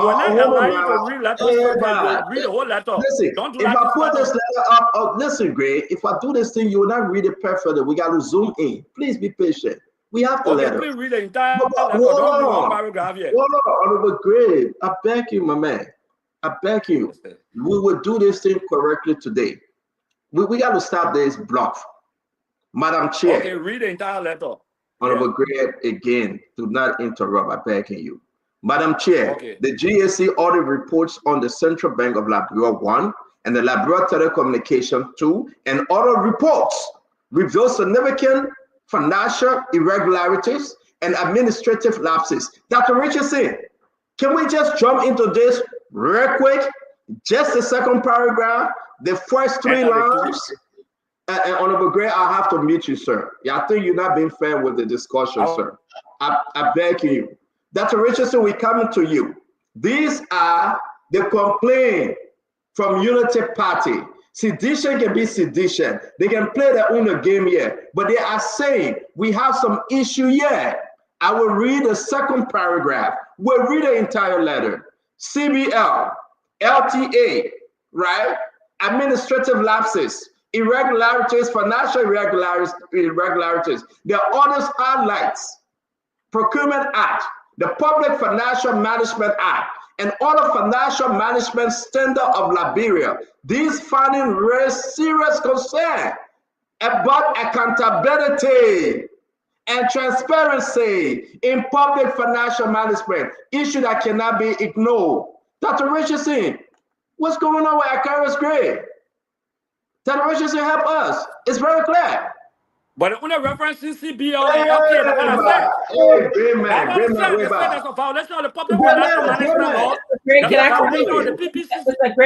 It's a great man, with all due respect, you have to wait. Go ahead, Dr. Richardson. Thank you. So I'm happy that the Unity Party is calling an alarm and alert to this situation of financial irregularity and also they said administrative lapse. So they're on the record. I'm happy that they put this, they documented this. But on the other hand, I can see where Mr. Gray is coming from, where we know that there were people in this government, and there are people in this government that continue to disobey PPC laws, that they continue to be corrupt in some instances, that they continue to get a slap on the wrist, they continue to be in the government. So, but the party, as you can see, I think we can take this as the party is not too much in agreement with the administration. That's why they're sending this letter to PPC. So they're saying that we should be consistent. That's what I'm doing from the party with people who engage in financial irregularities. We should not pick and choose. So the party is on record for saying that. But your observation, Mr. Gray, as you are saying that there are people in the party who are corrupt and we are not, the party isn't doing anything about them. They get a slap on the wrist, whereby the other people, like you are saying that, or I heard someone say that the government tend to be selective. If you are in a sedition, you are most likely to be dismissed or suspended, whereby if you're a Unity Party member, the government is softer on you. I have not said. I was just saying, don't tell what Honorable Gray say. Tell what you say. What you say. I'm just saying, which I'm saying that. Well, I have not consistently observed it. Okay, where I think that this government is looking at people holistically. I think that that's what they're doing, and I think that's what the party is writing. PP's writing this letter to put the government on blast, basically to say, listen, you got to do this uniformly. So that's what I'm saying. No, Richardson, thank you very much. Guys, let me fair, right? Everybody will have the 2 cents. Yeah, you are reading the letter. It's in the chat room. Mo Ali and his team, the entire Unity Party leadership. Though we have the chairman over here in America, he should be leaving this week, I believe, going back to Liberia. But they are saying, listen, we observe. There was an audit report involving the Central Bank of Liberia, LTA, and other entities out there. Greg cannot deny it. My brother Asido, that is in Liberia right now in the heat, he cannot deny it. Let's face it, guys. This is the reason. Hey, man. Hey, by Greg, we can do this thing, man. By Greg, don't do this, man. Let's face it. When Greg has no argument, he interrupts. When Greg has no argument, he's interrupt. Seriously. Honorable Greg, the former representative, district number 8, but man, you gotta calm down. I mean, you just fishing right now. The letter is clear. Before I bring in my sister Glenn, let me read the second paragraph. I will ask our audience, please, guys, share the show, and please just let him know Great till he's ready to speak, because he's not being fair. Unity Party National Headquarters, Councilor Alexandra Zoe, Chairperson, Liberia Anti-Corruption Commission, Monrovia, Liberia. This is February 10, 2025. The party is taking a position yet. They say you are not too fast. You need to do better, LDCC. So we need an investigation on LTA. We need an investigation on GSA, on Central Bank. We need an investigation of these lapses.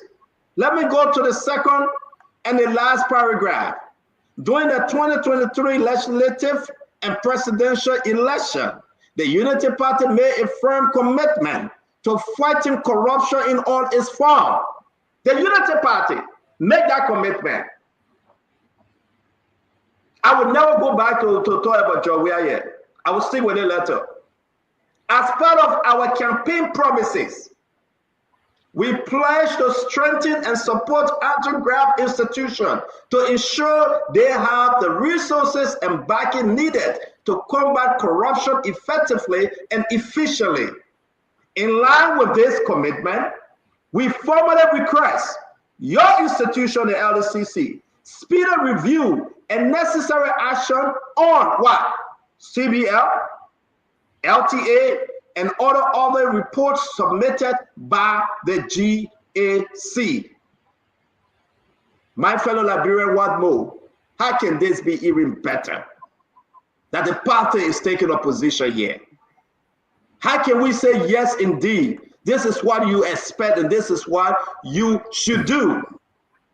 I mean, I'm surprised, man. Everything is not about past and present. It's about the reality. Before I get to Ifadela Patrick, let me bring in Sister Glennie, because she left and she just came back. Sister Glennie, you read the letter. We'll get to your answer, though. You read the letter, Glennie. What are you saying, and what's your observation from the letter? So I'm still reading it, so let them go ahead, Stanton. Please. Thank you very much, Glennie. I'm going to go to Uncle Sam. Uncle Sam? Look, this letter is patently political. It is bogus and is meant to elicit some sort of a positive, a public narrative that the Unity Party is interested in fighting corruption. When was the last time you saw a political party not going through its organs like the standard bearer or officials and write a letter to an anti-graft institution asking them to take certain things seriously? This is a political letter. This is meant to elicit positive feeling from the public. This is complete hogwash, gibberish, BS, and nonsense. I don't think a political party chairman or acting chairman should be writing the LLCC trying to tell the LSCC how the LSCC should do its job. It should be the president or officials of the government of the Republic of Liberia that should be writing the LSCC. That there is no place of a party to interfere in the internal operations of the institution. Uncle Sam, are you serious? Yes. Or are you just joking? Or you just trying to play politics here? I'm not joking. I'm saying the people are going back to the promises that were made 2023. But this is not the place. They should go to Joseph Boyka. They should go to Joseph Boyka in the party meeting and handle him in the party meeting and tell him, say, go and fight corruption. But to write the LSCC as a political party, it is undue interference in the work of the LSCC. It is. Ladies and gentlemen, I want to hear from you that listen to us. You hearing from us. We got to hear from you. Vendetta Patrick, your clock start now. 2 minutes, sir. What's your take on this letter? No, I think you've been very much biased. Patrick has not spoken. Vendetta. But Patrick speaking. Patrick speak. Patrick speaking. No, CEO, I have to state this clearly. I've been keeping it for a long time. When others are speaking, time them. I think I need to be respectful. I gave you 5 minutes. Go ahead. Tell your own. I let you. The most powerful CEO. Thank you. I like this. But CEO, let me just say before you get a summary and go to 2 minutes, it will already caught up. Before you do summary and then do his real speech, it will finish. I bring you one greetings from the executive committee of Margibi. The Unity Party has abandoned the people of Margibi. Interestingly, the vice president is a resident of Margibi. He sits in Margibi. The people that elected him to power. I'm change our conversation. Let's make that a topic. CEO, let me say this just to buttress Pat Jackson.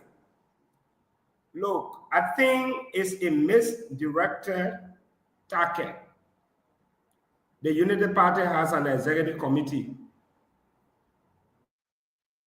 The one that designed the arrest agenda. If they have an issue with the arrest agenda, they can call for executive meeting, emergency and regular meetings. They can summon the standard bearer of the Unity Party. The standard bearer will sit and preside, or the chairman, and they have the opportunity to say, Mr. President, we understand this is our agenda, but the fight against corruption is not going the way we expect. Mr. President, we want you to speed up the fight against corruption by mandating the agencies that are responsible to fast track the fight against corruption. They have not done that. They are writing the LACC. Is it a quasi or an extension of the executive branch of government? If our LACC, I will throw that letter under the file, not listen to them. The LACC does not. Let me make that very clear. I know the LACC can listen to everybody, but if the president speaks, believe me, the LACC will act. So this is just, it makes anybody to think like, is it that they don't trust their president anymore? That they have to channel their grievances to the LACC boss to fight corruption? I thought they should be speaking to the president. If I was a member of the Unity Party, an executive committee member, believe me, CEO, I will not write the LACC. The LACC takes order from the president. I don't know whether these guys are doing public administration. The public sector administration is clear. The LACC can act. I understand they can listen to other people, but if the president of the Republic of Liberia speaks with that authority and power, I can guarantee you the LACC will be moving. But I'm sitting here, my dear brother Mo Ali and the senator from Grand Cayman Country, my dear mother. Mama, you should not have written that letter. That letter is only meant for political correctness, but that letter is dead on arrival. It has no magnitude. That letter should be addressed to the standard bearer of the Unity Party, who happens to be His Excellency, Joseph Numa Boyka, to say, Mr. President, this is what we stand for. The LACC boss was not there when you were casting your arrest agenda. So you have to speak Thank you. to the person in line. So CEO, I think it is only meant for political correctness. And I'm encouraging my dear brothers and sisters within the United Party to be men and women enough to say, Mr. President, what you are doing, your fight against corruption is weak, and we want you to double up rather than shifting responsibility to put the LACC in a country like we wrote LACC. Look, that is not what we are here for. The president is in charge. This president must mandate. I want to see this other report. Imagine a letter coming from the executive mansion. Thank you very much. Thank you very much, Fadela Patrick. And I think you are raising some very important points, Fadela. Give me 5 minutes, 4 minutes, 20 seconds. I still have additional second. Let me conclude on this. Look, we love the government. Like I said before, some of all left from other areas to come back home to live in peace. We don't want to be discriminated, see me whether black or white. So when we come here and we see these kinds of conflicted political ideas floating, it is a moral responsibility on our part to say, my dear brother Mo Ali, the context of your letter and our senator from Grand Cayman County, the letter is good, but that letter should be directed to the president, not the LACC boss. That way, the president will say, oh, my own people are angry. It only I got to do something. You put pressure on the president, and this president will act. But this letter, I see it as... Fadela, do you think that the president is unaware of that letter? I don't know. If the president was unaware of the letter, I think the president is unaware of that letter. Not every letter that go to ministry and agency, the president is aware. They didn't even see I think I beg you, Fadela. The president is unaware. Okay, thank you. Okay, let me move on. And thank you very much. The president is not aware, he will not copy. You still talking? There's no CC copy. So Glenny, you read the letter before we go to ask it, though. Then we'll go to the phone line. Let's hear you. So, Stanton, I'm just going to give a simple example. But I got to talk. What you say? Go to the phone line. After you, Honorable Gray. I want to give a simple example. I work for a company or an agency. If they're doing things that's not right, doesn't mean I can't complain to the agency that the complaint should go to. I find absolutely nothing wrong with the United Party people writing a letter to LACC to complain. That doesn't mean that you said that. Can you give me a chance, please? Can I please get No, let you finish.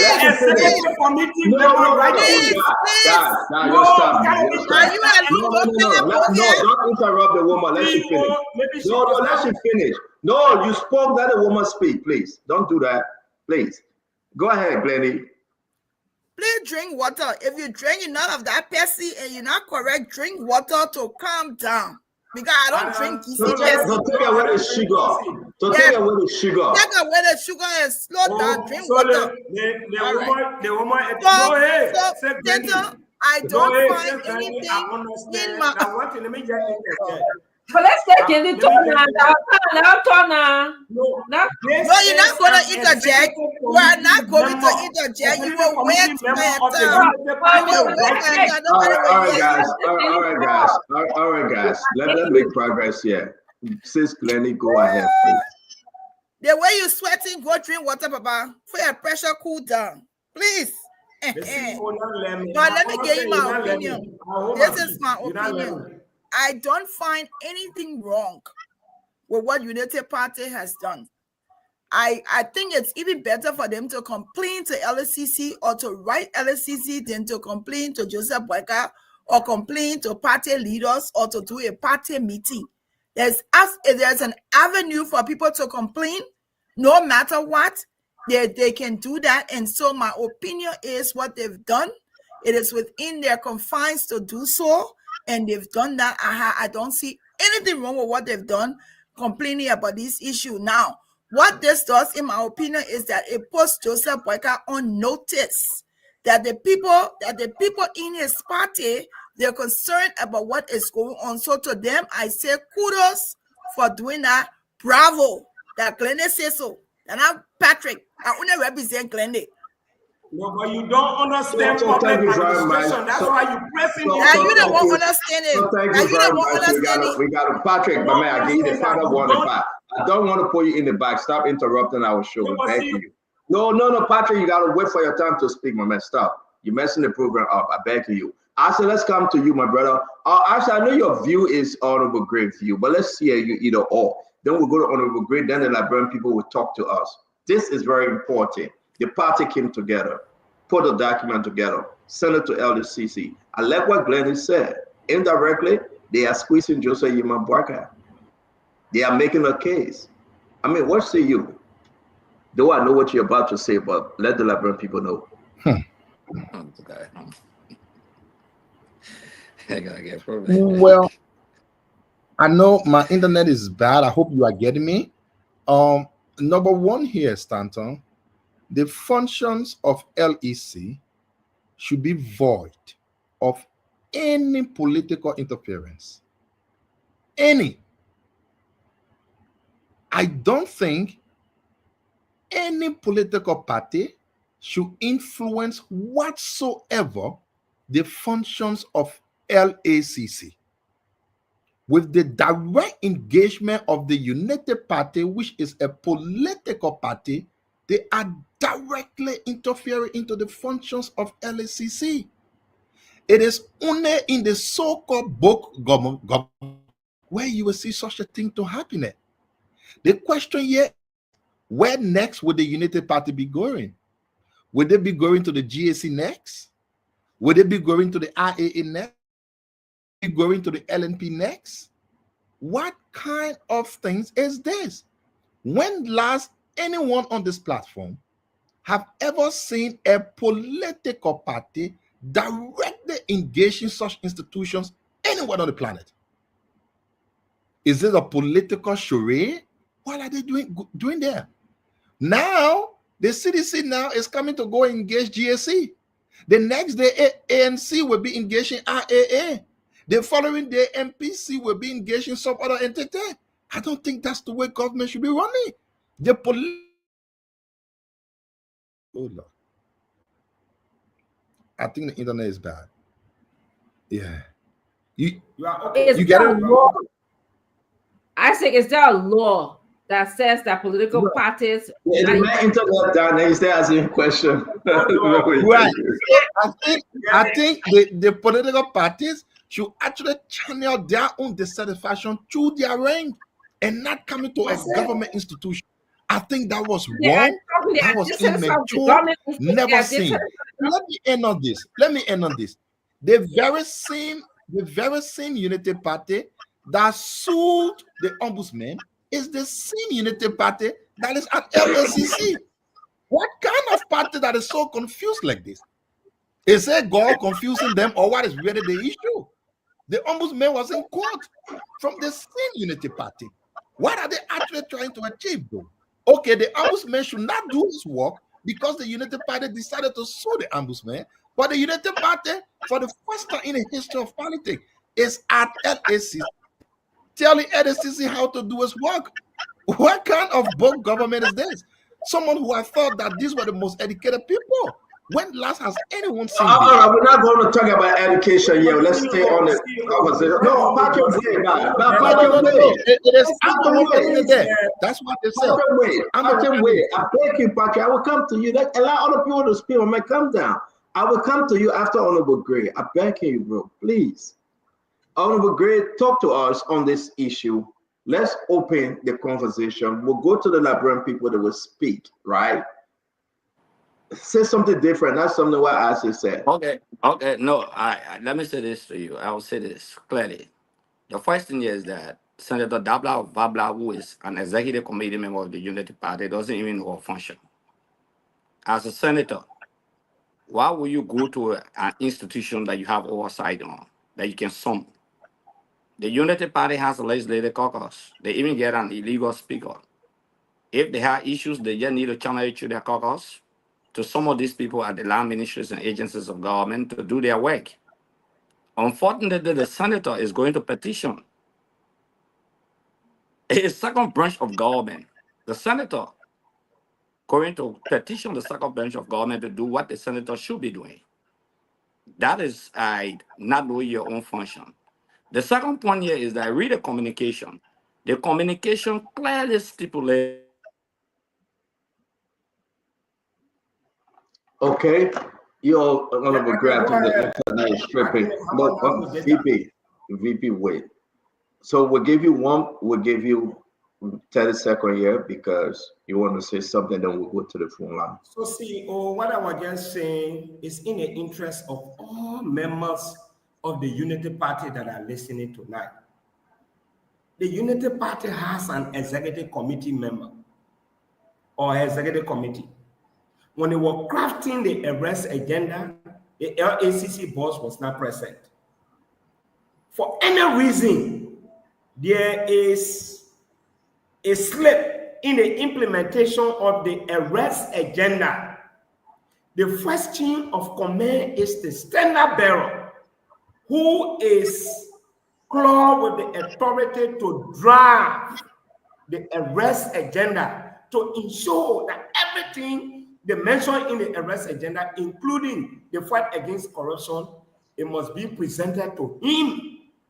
But leaving the standard bearer and coming to the LACC boss, it exposes the president's inability to execute public policy. This is a confirmation that this president is not in charge. That's why they are now going through his office. And they are going now to the LACC. Secondly, the Great said, this lady is a senator of the Unity Party from Grand Cayman County.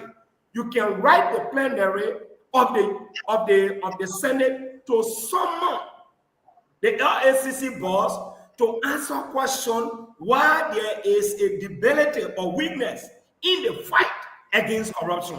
In such instances, that way she will be solidifying her senatorial power. And thank you very much, Fadela Patrick. Thank you. Honorable Gray.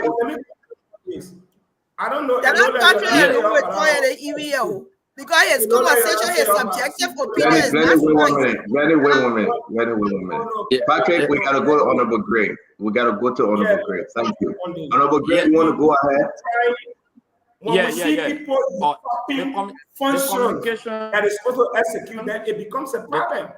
So, Glendy, I mean, I'm not against you. But thank you, Honorable Gray. Thank you, Honorable Gray. I'm sorry, Vendetta. Honorable Gray, go ahead, sir. No. Yeah, the communication is a standard. Why I said read the communication. In communication, your introductory paragraph is the meat of the conversation.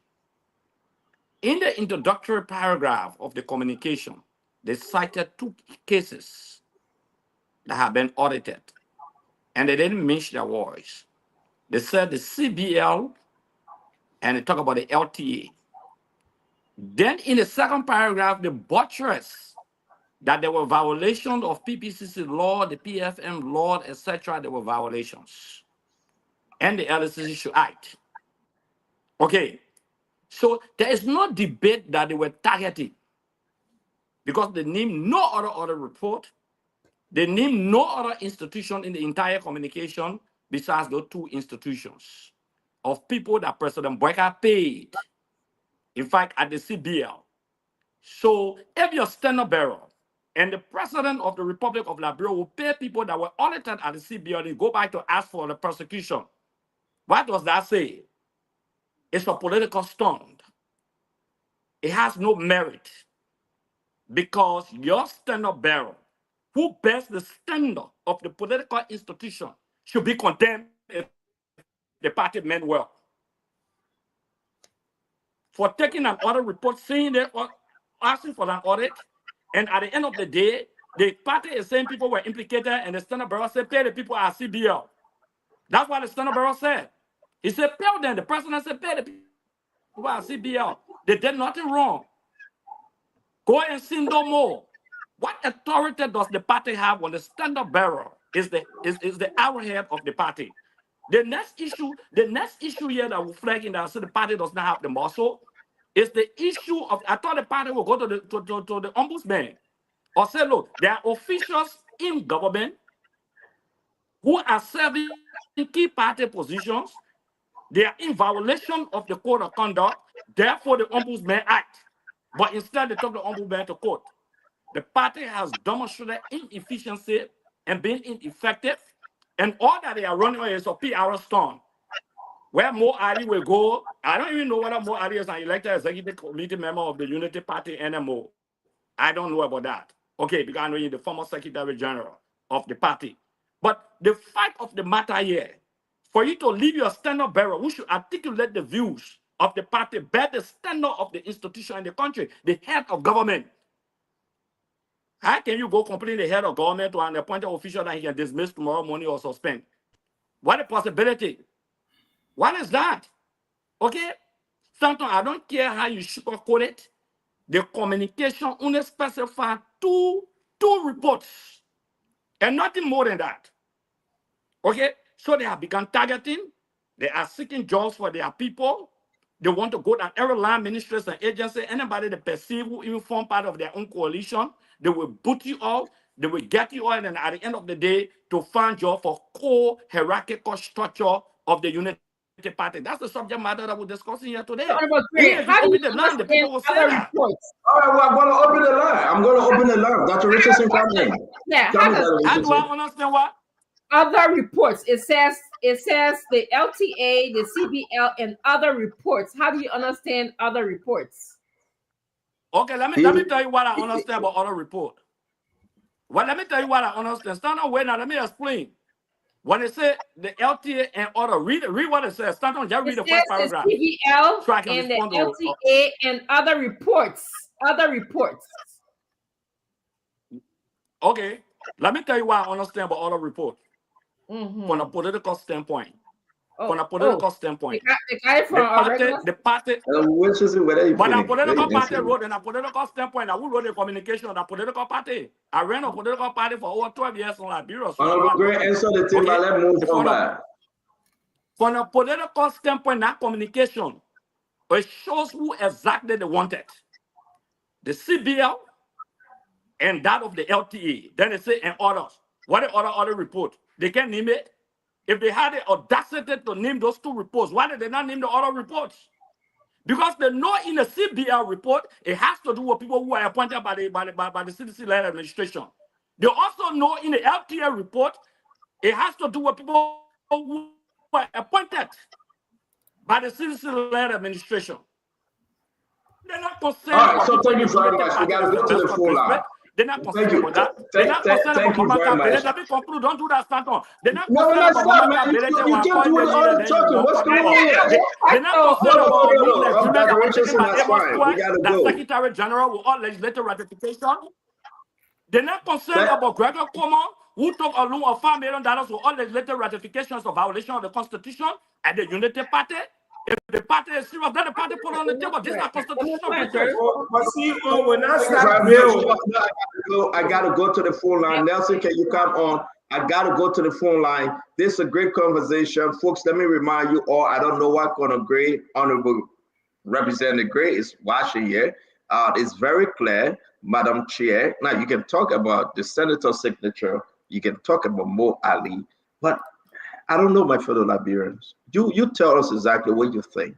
Mo Ali and the Unity Party went to LDCC. Nelson, can you come on, please? And they told LDCC, said, listen, we got a problem. We got other reports that you guys are not looking at. We want you guys to take a look at them, and we want you guys to investigate. Yes. The other report that we have is from what? CBL. The other report from LTA. And other institution. Please, we're begging you, Madam Chair, Alexandra Zoe, you and your team, please look into it for us. So, my Liberian people, were the Unity Party leadership wrong? That's the question. To write such, guys, no, you don't do this. We're going to the phone line, please. I beg you. To write such a letter, We really want to ask you, do you think the Unity Party people were wrong to write such a letter? Let's hear you. I will take 10 from here and 10 from Liberia. Your name and where you're calling us from? Yeah. That's all right. Just your name and where you're calling us from? Yeah. Yeah, my name is Robert Wadi, and I call from Kentucky. Robert, talk to us quick. Yeah, so I just want to say the situation on the show, they are so ashamed tonight that what the Unity Party executive are doing, they are unable to do it, or they did not do it during the regime. So were the Unity Party people wrong? I beg you, Robert, let's get to it. No, they were 100% right. Thank you. Unity Party did it in the past during the first term when the chairman, Wilmer Payne, spoke against corruption in the government. Thank you very much. Let me take the next one. Yeah, thank you. Your name and where you joining us from, the same question. I beg you, can you listen through the phone, please, not on your device? Yeah, the Uncle Pete, I'm waiting. Uncle Pete, talk to us. Were the Unity Party wrong in their letter to the LDCC? Am I live? Uncle Pete, talk to us. You live? Yes, listen. First of all, let me just say this. You people are, all the panelists there, they are professional people that will have the greatest respect for. Interrupting other panelists, it is unethical. Uncle Pete, address this now. Disseminating information to us. Yes. So what's your take, Uncle Pete? My point, the Unity Party was correct to write that to make that the notation of citing discrepancies that they are observing in the party, regardless of who they send it to, whether it's the president, whether to a group within the party. Once they have put it in writing, that the information is being disseminated to the press. Thank you. The Nigerian people are aware that you have certain things going on within the Unity Party that Unity Party policies are concerned about. So they are complaining about it. Nothing is wrong with it. Thank you very much, Uncle Pete, the uncle from All County. Thank you. Your name and where you joining us from? Hey, shut up. My name is Mickey Gray, and I do join from Washington, D.C. Talk to us, sir. Yeah, I don't want to talk about the letter because I feel like the letter is a scam. The Unity Party people that are trying to scam the Liberian people. Thank you. Let me take the next one. Your name and where you joining us from? Your name and where you joining us from? My name is Johnson Papi Lama Jr. Talk to me, Mr. Johnson Papi. I call you from Monrovia. Yeah, talk to us. Yeah, so firstly, I just want to say that let's put the numbers up there. Analysts that are on in the studio there, they are all shameless. And they are all right, let me leave you alone. Your name and where you joining us from, please? CEO, this is Tupac Miller calling from Texas. Mr. Miller, talk to us, sir. The Unity Party is not wrong. You know, we have a very lazy opposition parties. They should be engaging the government at this time to make forth their promises. But instead, they come on the show here, have nothing to offer. And my brother Akaras Gray is sitting over there. They say CBL and the ministry and the others ministry. Yeah, so all these other investigation going on, they need to address. They don't have to come and spell it all up in the release. I mean, come on now, this is common English. We need to understand it. Thank you very much. Let me bring in this person. Your name and where you joining us from? Your name and where you joining us from, please. This is Godfrey from Maryland. Godfrey, talk to us. I don't think not anything is wrong for Unity Party leadership. Even ordinary citizens can go to LDC and even commit them and petition them. So that is not an issue. But Mr. Stoughton, you have to watch your panel. They're rocking the show. Yeah, we're working on this. Thank you very much. Your name and where you joining us from, please. Your name and where are you joining us from? All right, let me bring this person. Your name and where you joining us from? Good afternoon, CEO. How are you? I'm doing good, sir. Your name? From Texas. Talk to us, my friend. Were the Unity Party wrong? No, I don't think they were wrong. I think they just tried to make the point very clear and make the stand clear to the agency, making them to understand that there will not be any secret call. They will not stand for anyone, just regardless of where they found themselves. You could see that in the support for Amin Boda. The Unity Party had right to back Amin Boda if they wanted to, but they disregarded the situations and stood by and let him fight his own battle. So they were just taking similar steps. Thank you. It doesn't mean that they respected the president. Thank you. Thank you very much. Your name and where you're joining us from? Hello? Yes, your name. Hello? My friend, your name and where you're joining us from? Hello? We'll come back to you tomorrow. Your name and where you're joining us from, please.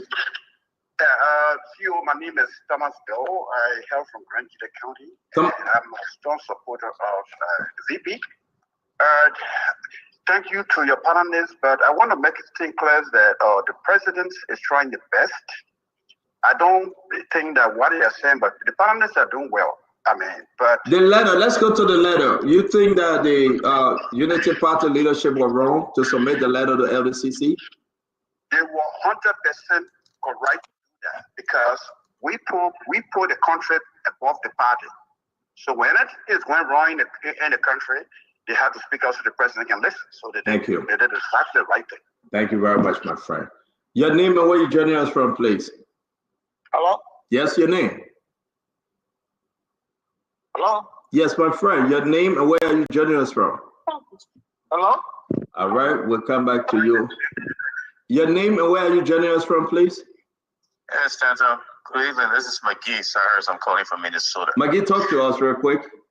Yes, Stanton. I think like the argument being pushed by your fellow panelists, they are falling on fertile ground. The Unity Party that we know, when Wilmer Pay was Secretary General of the Unity Party, Vanish Chairman was Chairman of the Unity Party. When they had issues, they addressed their issues directly to Madam Salif. They never went to anti-graft institutions. It's not wrong to write a letter, but why not tell the president exactly how you feel as a party? That you are not satisfied with the way things are going. Promises that were made are not being kept. You cannot jump over the presidency and go to the. So were the Unity Party wrong? Yes or no? The person, the place to send a letter was wrong. They should have addressed their issues directly with the chief executive. Thank you. On the fact that their campaign promises are not being met. Thank you very much. Let me bring in caller number 9. Your name and where you joining us from, please. Okay. Your name and where you joining us from? Hey, my friend, listen to the call. Dixon. Sam, talk to us real quick, man. I'm calling you from Pennsylvania. Talk to us, I mean. The Unity Party was right to send a petition to LSCC because the people have the right to petition the government, and the LSCC is part of the government. The CDC government prosecuted officials before based on hearsay. So why are they complaining now? Thank you. Thank you very much, Sam. I got one more call to go. Let me take it right now. Your name and where you joining us from? Good evening. This is Dr. Master. Dr. Talk to us. I want to say thank you to the panelists, and Unity Party is very correct in what they said. That anybody could do that.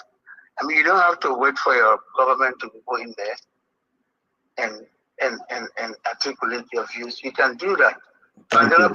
There's nothing wrong with what they said. You should be careful what you say about your history of thank you. The American institution, whatever it is.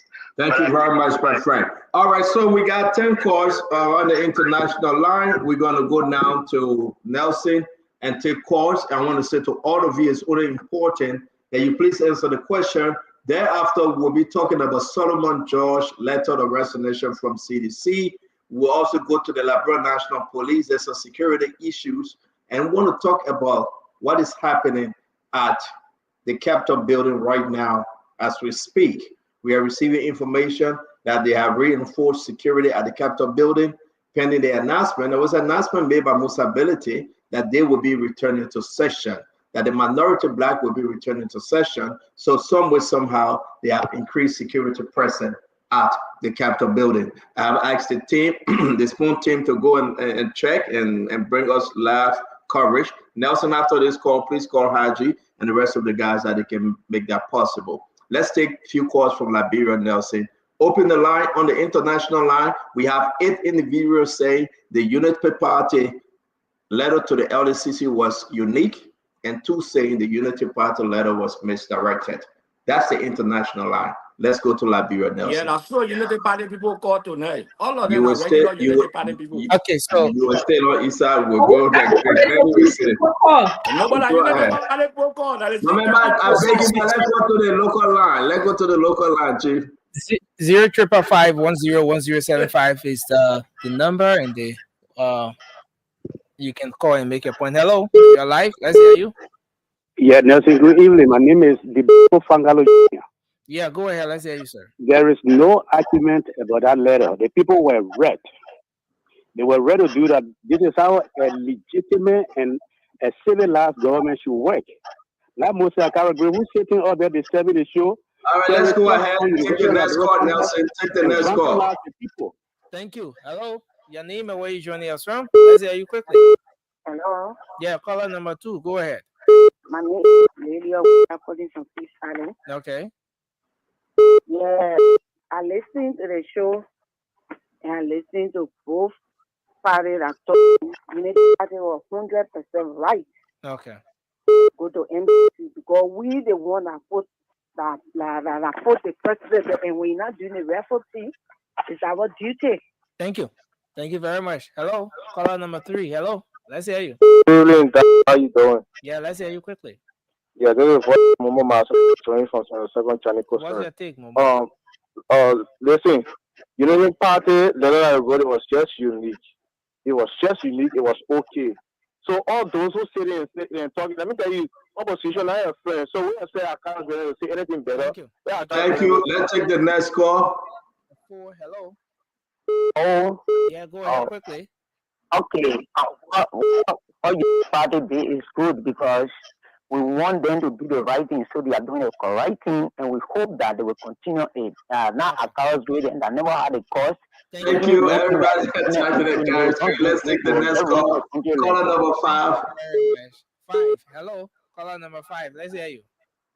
From Bonafide. Yeah, go ahead quickly.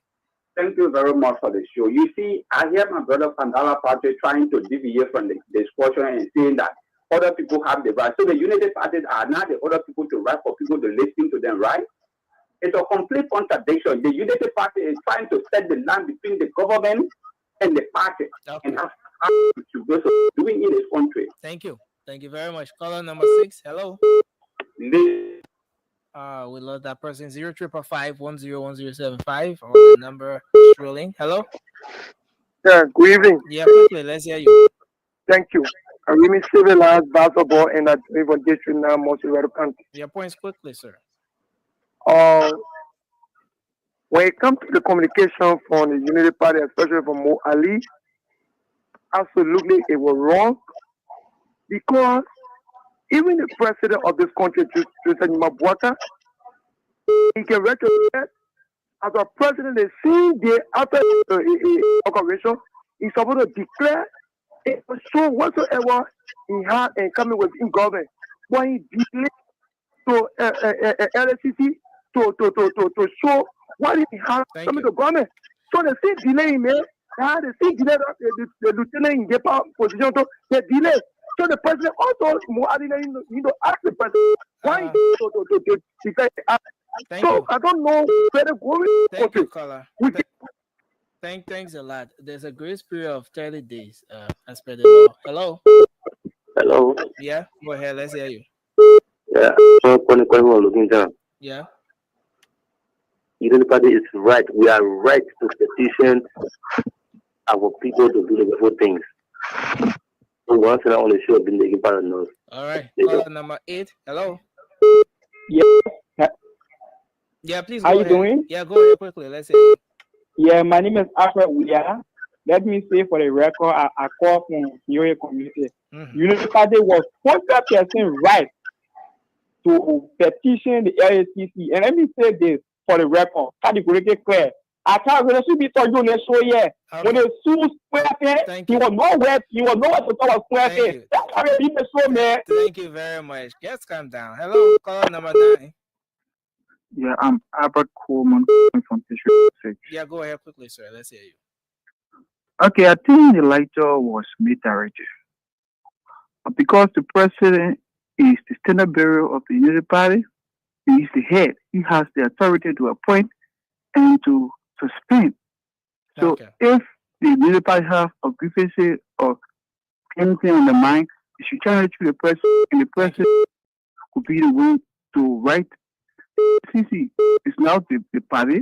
Okay. He's the head of the party. So the final person now, caller number 10. Hello.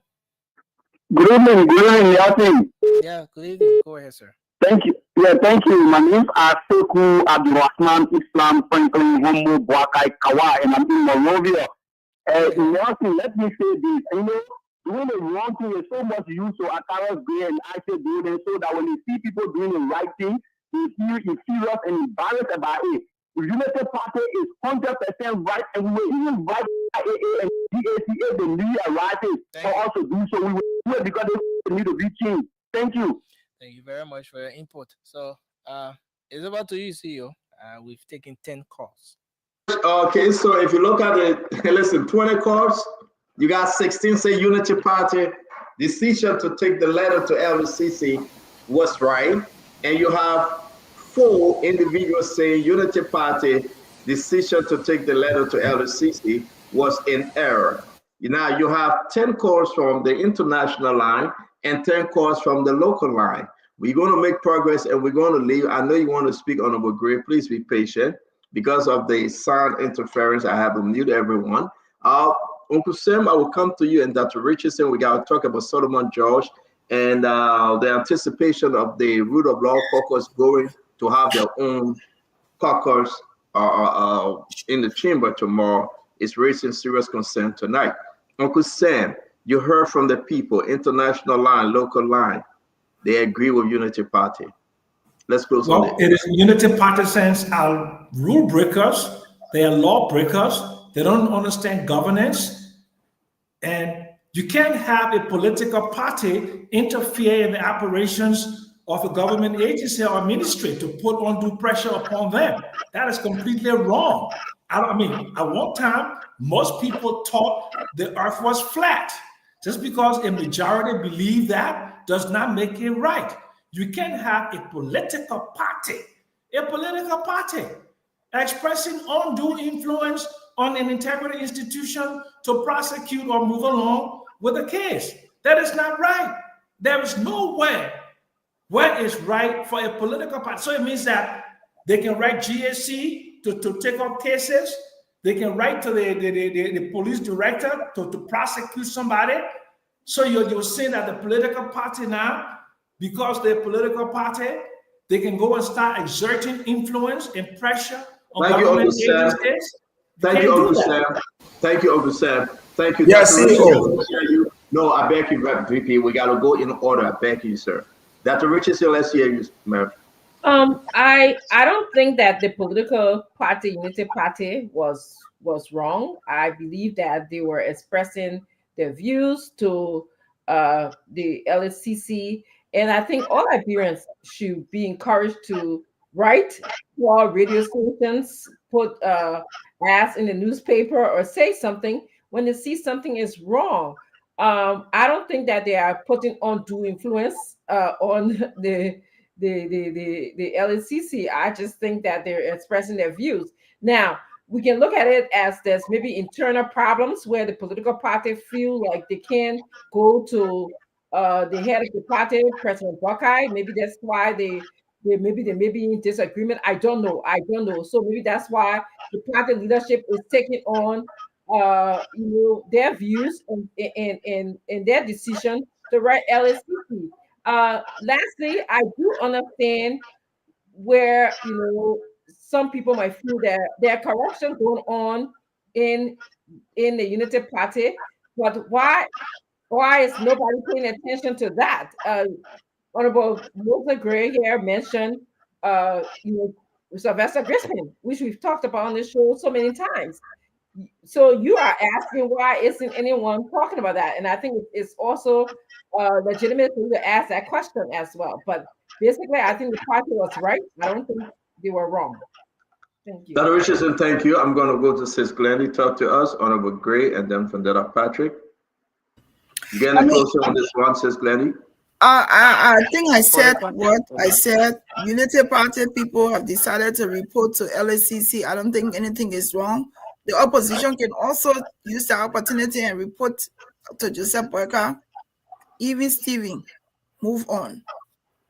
Thank you very much. I'm going to bring in the Honorable Man, Moses Zacharias Gray. Look, I former chairman on governance. For the Unity Party, the ruling party, to exert undue influence, that is interference in the work of the LCC, especially being the ruling party. You know, when somebody will say that I'm a regime lawmaker, it means the regime now, the war regime, the rulers now have decided that, look, they want to prosecute certain group of people.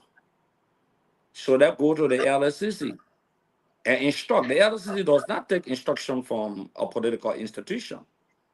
Secondly, they go to the LCC and call for a closed-door meeting. They had an exclusive closed-door meeting where people were pulled out of the place. What did they discuss behind the scene? Did they intimidate the LCC head? These are all concerns. You don't create a kind of pictorial where already the party has been accused and it's the ruling party. I wanted the LCC who are giving credence to the CDC to go there and say, we want to have a meeting with you, or the GSC who are giving credence to the opposition community to say, we want you to prosecute people. Now, is it the function of the party to tell the LCC who to prosecute and who not to prosecute? That's why they presuppose, that's why they show to the general public. That's the standpoint from which you come, especially when the party catalog exactly the other reports. What sense does it make when the CBL people are being paid by the president? Look, if the Unity Party is serious, the Unity Party should issue a vote of no confidence in the president that they elected. If they are courageous enough to say, Mr. President, look, these are all the reports. These people are corrupt.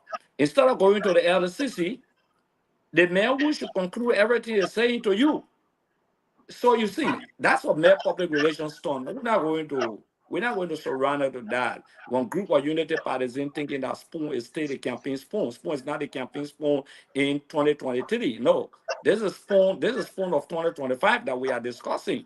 So Unity Parties. Spoon not running campaign for any party, man. Let me conclude. You tell your own. The Unity Party should not be calling here and telling Spoon we should come on air, we should not come on air. The entire Unity Party propaganda arm has defaced from the entire Spoon talk because they don't have the capacity. They don't have the tolerance. There's not a free talk program. There's a program where men are stationed and prepared to erect what the university students will say necessary checkpoint. So bring the Unity Party people, yeah, they just pay people to call and get them fined 10 hours of your call and go debunk. 18 call, almost 16 callers that call from Unity Party that I can't listen to yet. Thank you very much, Honorable Gray. For that, let me hold you right there. I got the Unity Party former Secretary General Mo Ali, the man that was on the radio when they went to LCC. Let's hear him. Managing Director Mo Ali, in your capacity as former Secretary General, talk to us about your letter to the LCC, sir. Thank you, Stanton, and thanks to all of the panelists. Well, I think my brother Akaros Gray has decided to deliberately misinterpret the intent of the UP and the content of the letter, which I believe he did not read. So I first like to clarify, we never had any closed-door meeting with the LACC, number one. Number two, in a bid to continue the pressure on the fight against corruption. Yeah, but Honorable Gray, what's going on? Let the brother get a chance to talk. But Cameron, you are in a meeting? No, but let him get a chance to talk. We want to understand the importance of this meeting, please. Go ahead, Honorable Ali. So the Unity Party National Coordinating Committee met and decided to do a letter to the LACC. First, that letter is to tell to appreciate the LACC for the intensity of work they've been doing on the issue of corruption. We all appreciate them. The second thing is to deliver a simple letter and ask the LACC, look, you've been doing well, but there are other instances which we think you should look into as well, like the LTA audit report, we believe that there are things that the LACC should look at, like the central bank and other places, the EPS. There are many other audit reports. And between you and me, the LACC had, in her response to us, she said, look, we truly appreciate this level of cooperation. We've never received it from political parties. Political parties never engaged us. It's always civil society, but this is the first time, and we truly appreciate it. But what this does is that we are now guaranteed the fact that if somebody from this political party is called for questioning, we will not have the Unity Party coming to protest or some. In fact, they will back our work. And that's what we told them. We just told them, look, your work should not look at partisan. It should not look at any other person that it cut across. If the person is a UP partisan who engages into corruption or allegedly engages into corruption, call them for questioning, prosecute them. In whatever way you think the UP can help in providing information, if we do have, we will be there to provide social help. It was a simple delivery of letter. It was not anything intended. How do we intimidate the LACC? What do we have to intimidate the LACC? What I think Akaros and others are afraid of is because maybe we mentioned past audit report that could indict some people that are members of the CDC who were at the helm of government. But no, it was not to target anybody. It was strictly to ask the LACC, do not look at people from partisan level, whether it is UP, is CDC, is ANC, is LP, whoever does wrong, prosecute the person, investigate them, because it is our own way of contributing in the anti-corruption fight. So I don't see why they are. Well, let me squeeze in two questions real quick, and maybe the guys will want to ask you a question. One, is it true that because I've seen something on our document here that you, Mo Ali, and the Labrador Water and Sewer Corporation pushing for that investigation, the allegation that you have money and you contributed to the removal of Fanati Kofa. You remember that money story, right? Yeah, Stanton, we wrote the LACC. In fact, we wrote the LACC formally asking them to move fast with their investigation. Since then, we've now got a response from them. They asked a question. They asked us to provide information on all of our accounts, the transactions, and we provided everything. We are yet to get the result. I'm sure they are doing the investigation. Once they've concluded, they will let us know. It's good for us. My next question. I'm happy that you talk about the EPS and you now, court in order. Yeah, that one I'm talking on the radio now. We talk about the letter. My next question to you, then I'll bring in Dr. Richardson, Uncle Sam, and the rest of the guys here. Mo Ali, what led you guys to write such a letter? Is there a slowfulness in fighting the GSC report and bringing them to a conclusive end through the LDCC? But what led you guys to write such a letter? So the first thing is that we think the LACC is one of the entities that has a statutory mandate to fight corruption, to investigate alleged corrupt cases.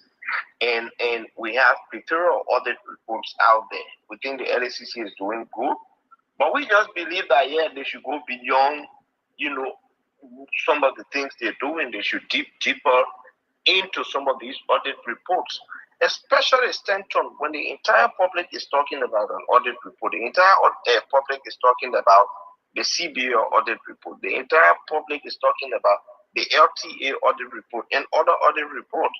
So we thought to add our voices there. The Unity Party is made of people who are Liberian citizens, who all have interest in the politics of this country and in the fight against corruption. We represent a segment of the people. So there's nothing wrong with us representing the voices of those people at the LACC as well. Okay, so thank you. Dr. Richardson, do you have any question for me? No, it was my turn to speak. You are quite all right, Dr. Richardson. I'm speaking, Patrick, and then I'm speaking. Dr. Richardson.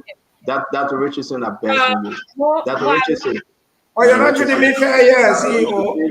backing you. Let's bring him. It was his turn. Vandana Patrick, do you have any question for Mo? No, I want to make a statement so I don't forget. Make your statement. It is imperative to state clearly that what we condemned yesterday should not be condoned today. The chain of command, according to the political manifesto or the constitution of the Unity Party, members of the executive committee, let me be very clear. Those individuals are not ordinary partisans. They are members of the executive committee of the Unity Party. The chain of command is clear. If they have any grievances, you channel it to the standard bearer, who is now the president, to execute. Let me draw your attention to something. If the executive member of the Unity Party claims that it is right to write the LACC asking them to do XYZ, rather than going through their standard bearer, who is the president of the Republic of Liberia, why did they dismiss Matthew Nyamplu? His chain of command was to report directly to the Minister of Information. But he chose to come in the public domain to voice out his opinion. That is the only way he could be felt. He was dismissed. Yesterday, Moluba Malu, the former chairman of the Unity Party, let him finish. wrote all public institutions pointing out at certain individuals that the very LACC should investigate them. We condemn him that he should report to George Weah because he's a member of the CDC and he is an executive committee member. He should report to George Weah, former President George Weah, to take on the action, not to instruct the LACC to act. Today, it is being repeated. And we sit here and we condone it, CEO, and you want to validate that? It was wrong yesterday that no executive committee member, I'm not talking about ordinary people. Ordinary people can go petition LACC, GAC, whoever, but you have an authority. In public sector administration, there is always a chain of command, and that chain of command is inscribed in the constitution of the Unity Party. In fact, when there are grievances, they call for executive meeting, emergency meeting, they deliberate the issues surrounding the country, send they are the ruling party, and they channel those grievances to the standard bearer. And the standard bearer, who is the president of the Republic of Liberia, will execute. So leaving to go to the LACC is a repeat of what we condemned yesterday. In fact, it shows that this president, I mean, it's a total disrespect to the president. Thank you. Thank you very much. Mo, let's give you a chance for you to respond. Yes. Vandana Patrick is pretending to understand the workings of the Unity Party, but his expose tells me that he knows absolutely nothing about the operations of the UP. Why it is true that the standard bearer is the first partisan of the UP, the standard bearer does not run the UP. More than that, the party, the Unity Party, the way the constitution is structured, the UP does not report to any single individual. We have layers of organizations in the UP. In the absence of the Congress, the National Convention, the National Executive Committee Act, the National Executive Committee meets 4 times a year, except on emergency basis. In the absence of the National Executive Committee, the highest decision-making body is the National Coordinating Committee. When the National Coordinating Committee meets and make a decision, they do not report to any single person, because everybody who is in the hierarchy, elected members, are members of the National Coordinating Committee. The standard bearer does not always have the time to attend to the National Coordinating Committee. Therefore, the standard bearer is given the privilege to appoint one representative to the National Coordinating Committee, and that person takes decision with instruction from the standard bearer on the National Coordinating Committee, and that person reports back decisions or that are made on the National Coordinating Committee to the standard bearer. When the party National Coordinating Committee makes a decision and say, we will write the LACC, it does not have to go to the standard bearer for approval. We run an institution that is people-based and that is democratic and is not operated or ruled by a single individual. Vandana, I invite Man, we have to go ahead, man. so that I can No, but it's important. of the UP. Thank you. Let me bring in Glendy. You want to say something, or Uncle Sam? Let's go to Glendy first. I thought Doc was going to say something. So, Dr. Richardson, please do. More, I was going to ask you to answer this question. Perhaps you can elaborate. Was the president aware of the Unity Party writing LACC? Maybe you want to clarify that. And my second question to you is, what makes you think that the Unity Party is not demonstrating undue influence, as it's been said by Uncle Sam and Honorable Gray?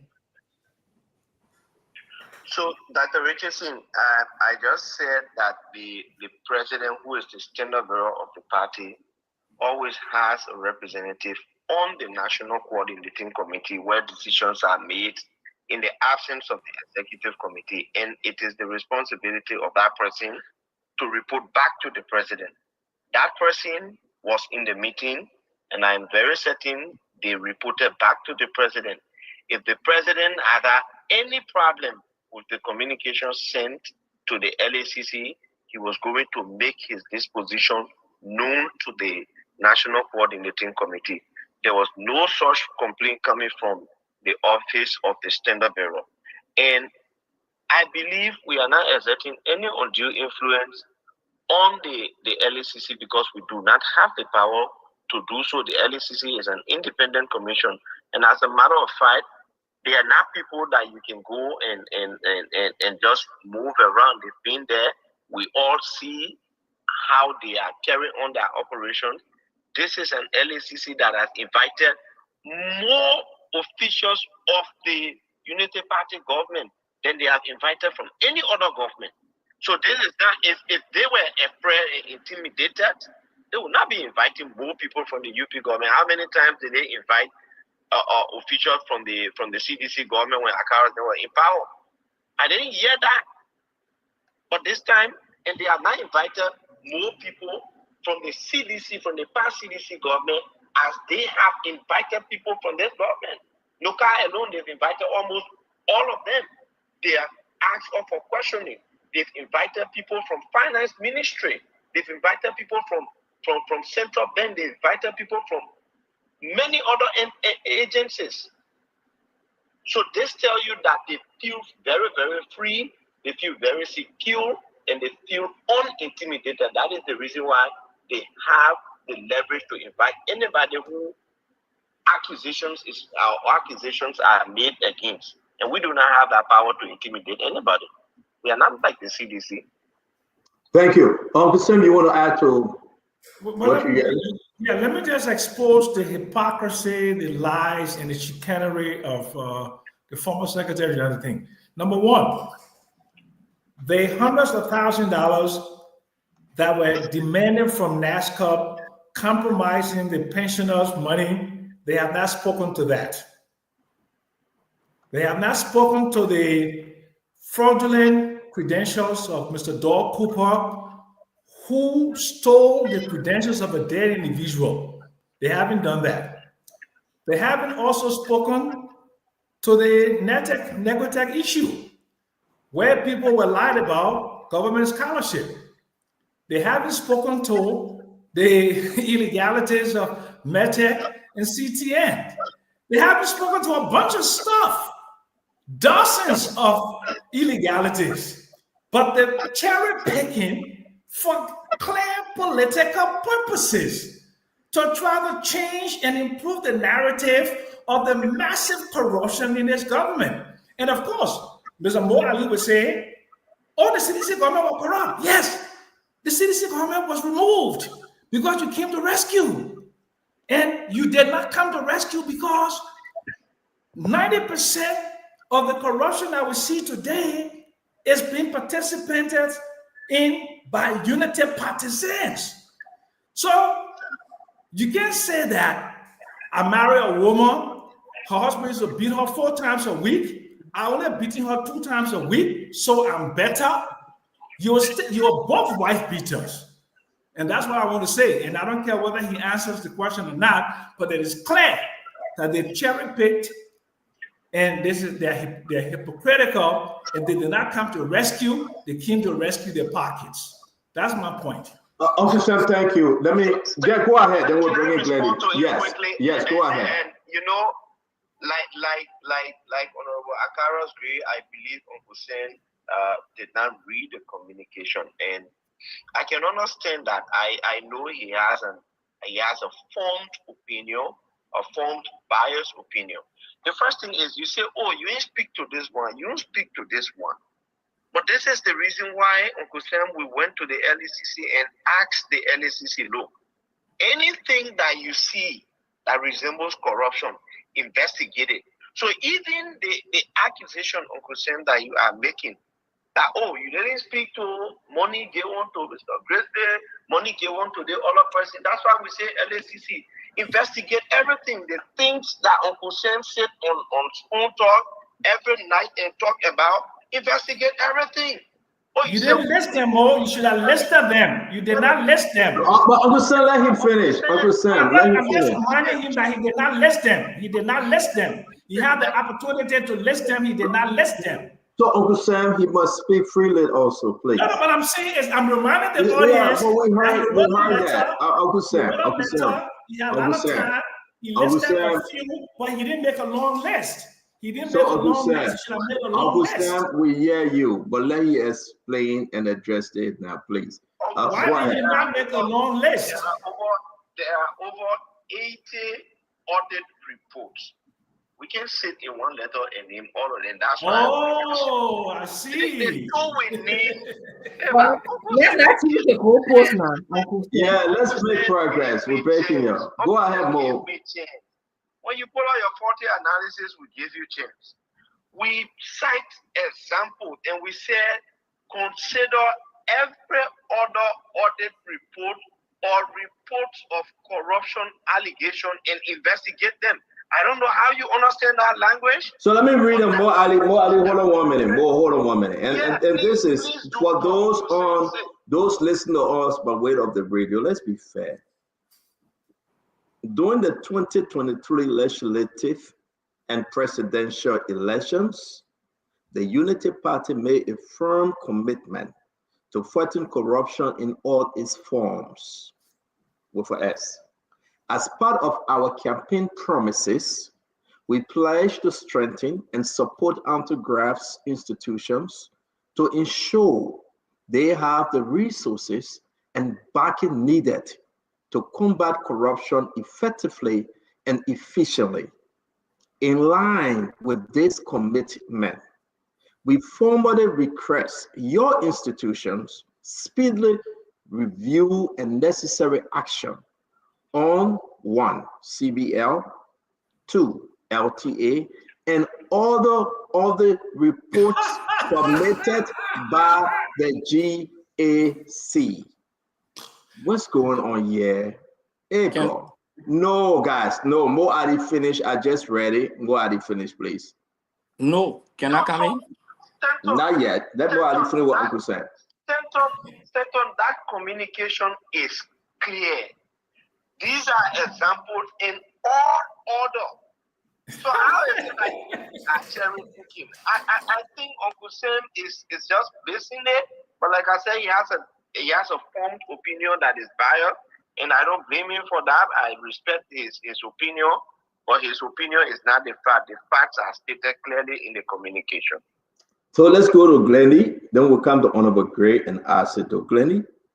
So Mo, hello, how are you? Hi, sis Glennie. I'm good. And you? Fine. I don't have a problem with the fact that you all wrote the letter to the LACC, but I want to ask, was President Boyka informed about this letter prior to it being sent? So this communication, as I know it, the decision to write this communication was taken in the National Coordinating Committee meeting of the Unity Party. And on that body, President Boyka, as standard bearer of the Unity Party, has a representative there who takes part in every decision. I thought it's going to be National Executive Committee. I don't know why you always interrupting. This is ridiculous. Can you wait for your time? Glenny, that's okay. Glenny, please. More No, but this is annoying now. Glenny, that's okay. I will get it under control. No, but Glenny, you got to take how you address people on this. Go ahead.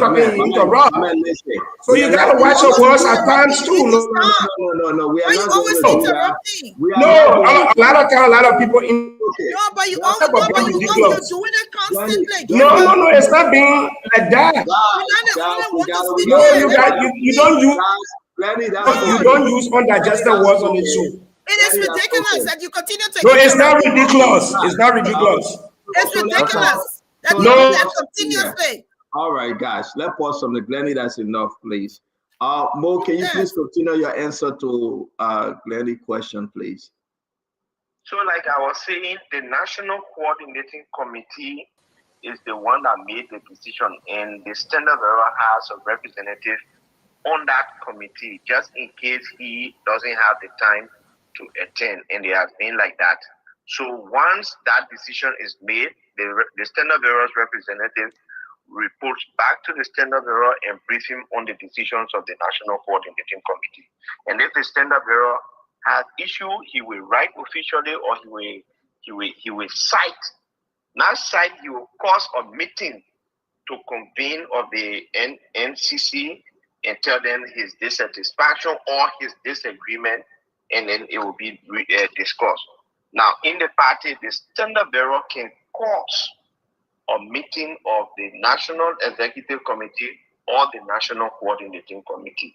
So I suppose that his representative must have fully informed him of the NCC. So, who was the representative in that meeting? Of the Standard Bearer. The Standard Bearer has one representative on the National Coordinating Committee. Yeah, who was the representative? His representative, as I know it, is, I believe, is Clarence Masakwe. I have to check the list. Yeah, he just appointed Clarence Masakwe. You are quite correct, and another person. So thank you for being, very fair. We saw the recommendation from the president, the appointment to represent him, maybe 2 weeks ago. Glenn, you have another question? So my other question is more, now that you all have written to LSCC, if they don't act, what's next? If they do nothing about your concerns, what's next? No, so we don't have any power over the LSCC, says Glenny. We can only continue to encourage them, to do what is right in the fight against corruption. We can't say we're putting them to jail or we're doing any other thing to them.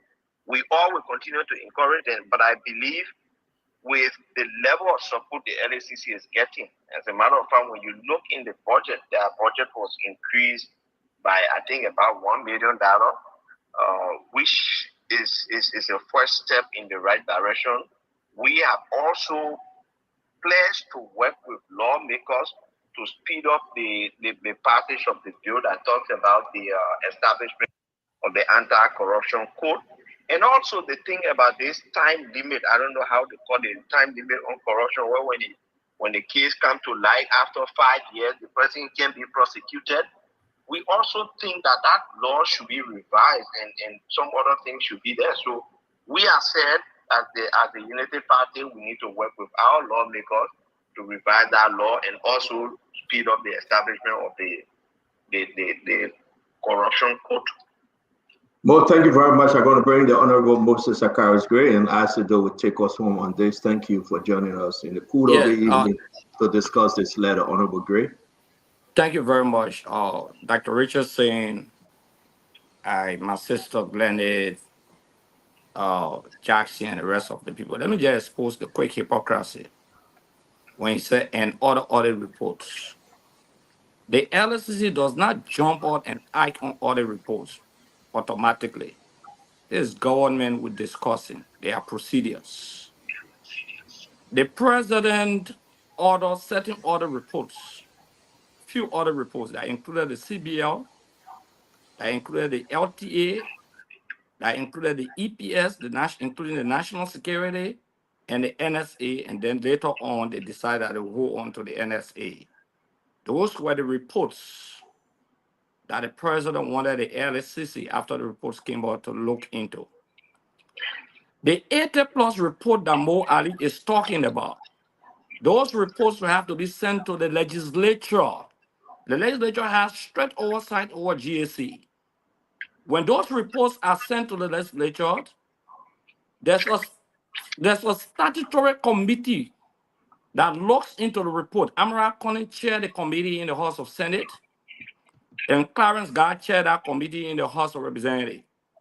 When they look at those reports, subsequently, and the legislature approved, they will send it to the president for the president to further send it to the Ministry of Justice, the LCC, for prosecution if were necessary. Those reports are still with the legislature. The few that are on the desk of the president still remain on the desk of the president. We gotta be real with ourselves. The other reports they are talking about, are they talking about 80 reports? Those are not reports that the LCC can just act on. It's not possible. It has to be validated by the legislature, the Public Accounts Committee. That's why Stanton was raising one time, other you were raising about the function, why those other reports are still with the Public Accounts Committee. That the 80 report plus that Mo is talking about. So to run to the LCC and say, prosecute people for other reports, where are the reports that you're talking about? That's why he's not naming the reports. The only report you can talk about that the LCC has will be looking into automatically are the specialized order report ordered by the president, the 4 or 5 areas that I just named. Okay, we shouldn't come here and say the LCC should look into other reports. Even with that, the hypocrisy is that they say other report. But let's see, Sylvester Gracewell are not audited. You didn't ask the LCC to look into that. You say other report is written. They say, we didn't read the communication. Oh, yes. The allegations against Mamaka Belete, for example, that were not audit report. The allegation against your chairman in the party, okay, of the 500,000 now, that were not audit report. Meata Famule, that were not audit report. Okay? You said and other reports. So you invading the cross of the matter and you misinforming the Liberian people. The LCC will not be acting on those other reports until those other reports are validated by the legislature, sent to the president, and the president will ask his legal advisors to advise him, and the LCC and the Ministry of Justice could pick up from there. But there's my question. There's my question to you, Mo Ali. Mo Ali, the government was discussing here. Don't come here so we didn't read your letter when you say other report that you didn't name. That government was discussing here. The president of the Republic of Liberia order an order report of the CBL. The guy who was acting as the CBL head, the governor, said a compliance report is not for investigation, according to him.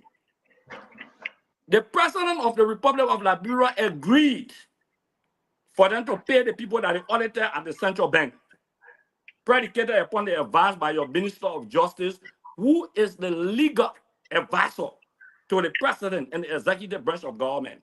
I mean, the minister, the Attorney General of the Republic of Liberia advice and the presidential legal advisor.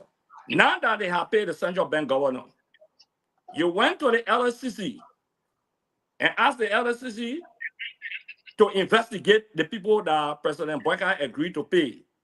Do you support the payment of those people at central bank by the president of the Republic of Liberia? Do you support the payment? Thank you very much, Honorable Karis Gray. Hold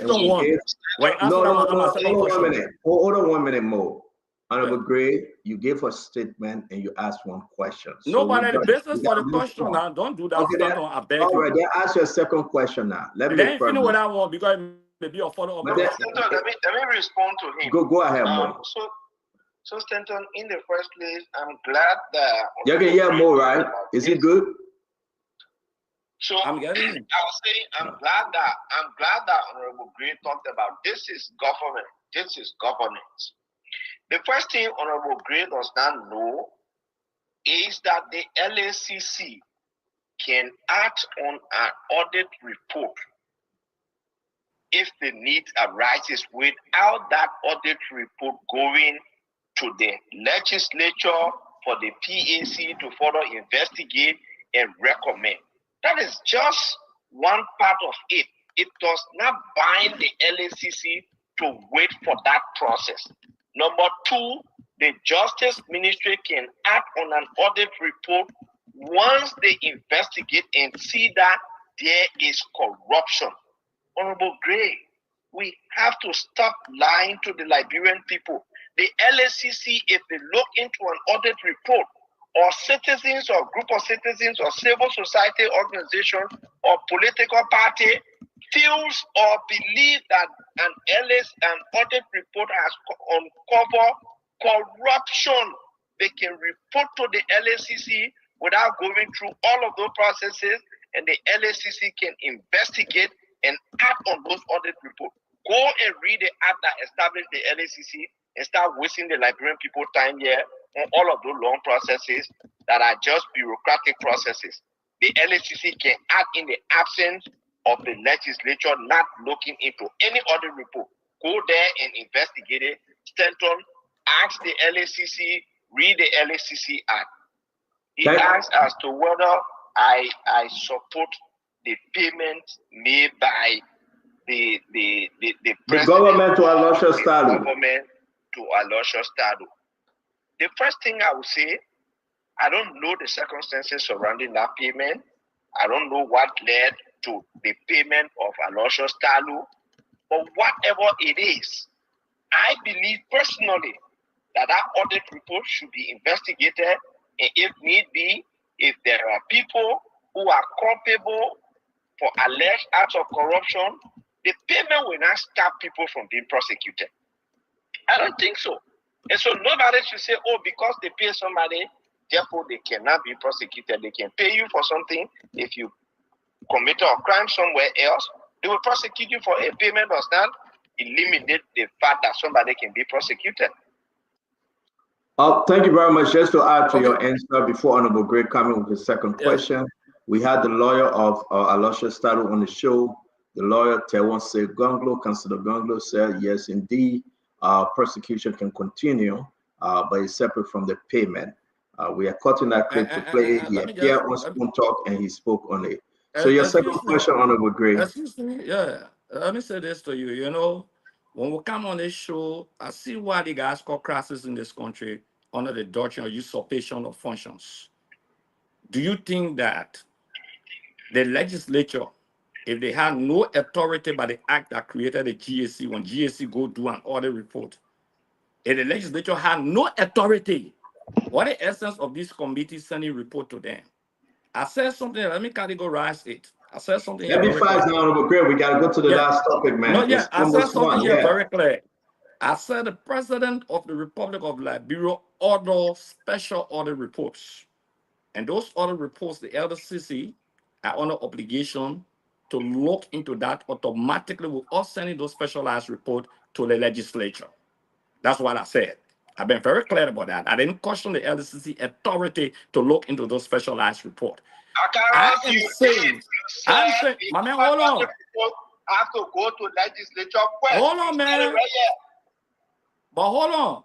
Honorable Gray, your next question. We got to move, man. Your next question. Yeah, but I didn't get it time. I said the legislature has an oversight responsibility of those other reports before they send it to the office of the president for further action. Those other reports by the GSC auditing your agency and other agency. The reason why they do that the LSCC cannot just rush into that. They bring the accused, because when you are accused, when they audit your institution, water and sewer, the GSC, and they send a report to the legislature, the committee will invite you and they will invite the GSC so that you can have your day in court for investigation before they make recommendation. That's the procedure by law. I'm not questioning what you're talking about, what you imagine. But my last question to you, Mo Ali, is that my last question to you. There's my question. Do you support the prosecution of Sylvester Grizzly for spending of money, $500,000 United States dollars, when President? Let me conclude now. Don't say Akaro. Hold on. No, let him finish, please. Don't come to Akaro now. Akaro here. So go ahead, Gray. Yeah. Go ahead, Gray. Do you support The prosecution of Sylvester Grisby, who spent money, $500,000 with all President Boyka being inducted into office. He wrote NASCO, and NASCO provided $500,000 United States dollars. Do you support that? The prosecution by the LSCC. Let me make this unequivocally clear. I support the prosecution of anybody. No, Sylvester Grisby, let's be specific. Do you My man, I can't answer your question, please. No, let me be direct. No, Greg, you will not do this. Greg, the man will answer your question the way he deemed necessary, please.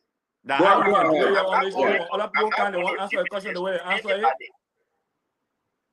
Akara, you don't force me to answer the way you want to answer. I'm going to say this in a clear term. I support, and I not only support, but I will advocate. Is that United Party position to prosecute Sylvester Grisby?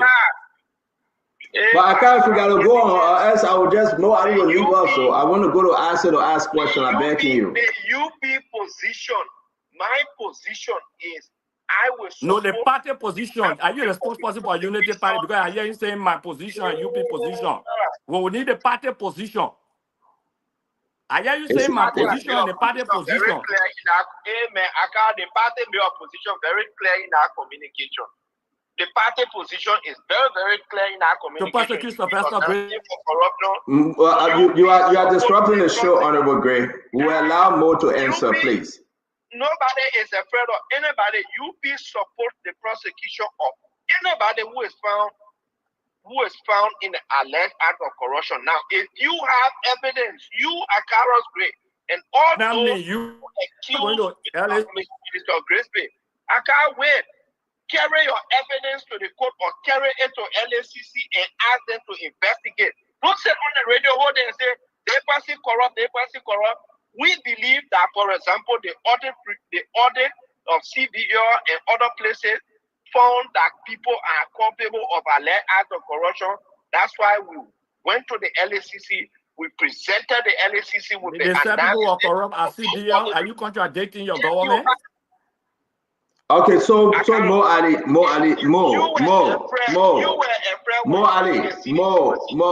please. I'm gonna move to Isaac though to ask this question. We got to make progress here. Let Isaac ask you the question. He's the last person to ask you, please. Isaac, I hope you can hear us now. Isaac, can you unmute? Yes, I hear you. So Mo Ali, let's give this to you for the sake of argument. The president was elected and should be the sole person to lead the government through his advisors appointed to government. It didn't say through his political party.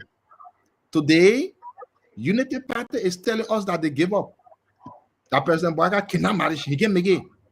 So Unity Party now is taking the whole President Boyka due to appoint himself to go to LACC and say, man, you work and do this. We know tomorrow Unity Party will go to GA, where you do, man, do this. The after tomorrow, they will go to Ministry of Post and Telecommunications and say, man, what are you doing? Do this.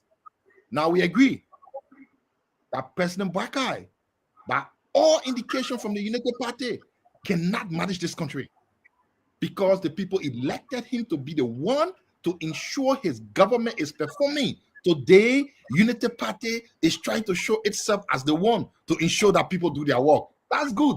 Let me ask you a simple question. I think you went to solve problem now. You are a government official and you went to lack in a capacity as a political party person.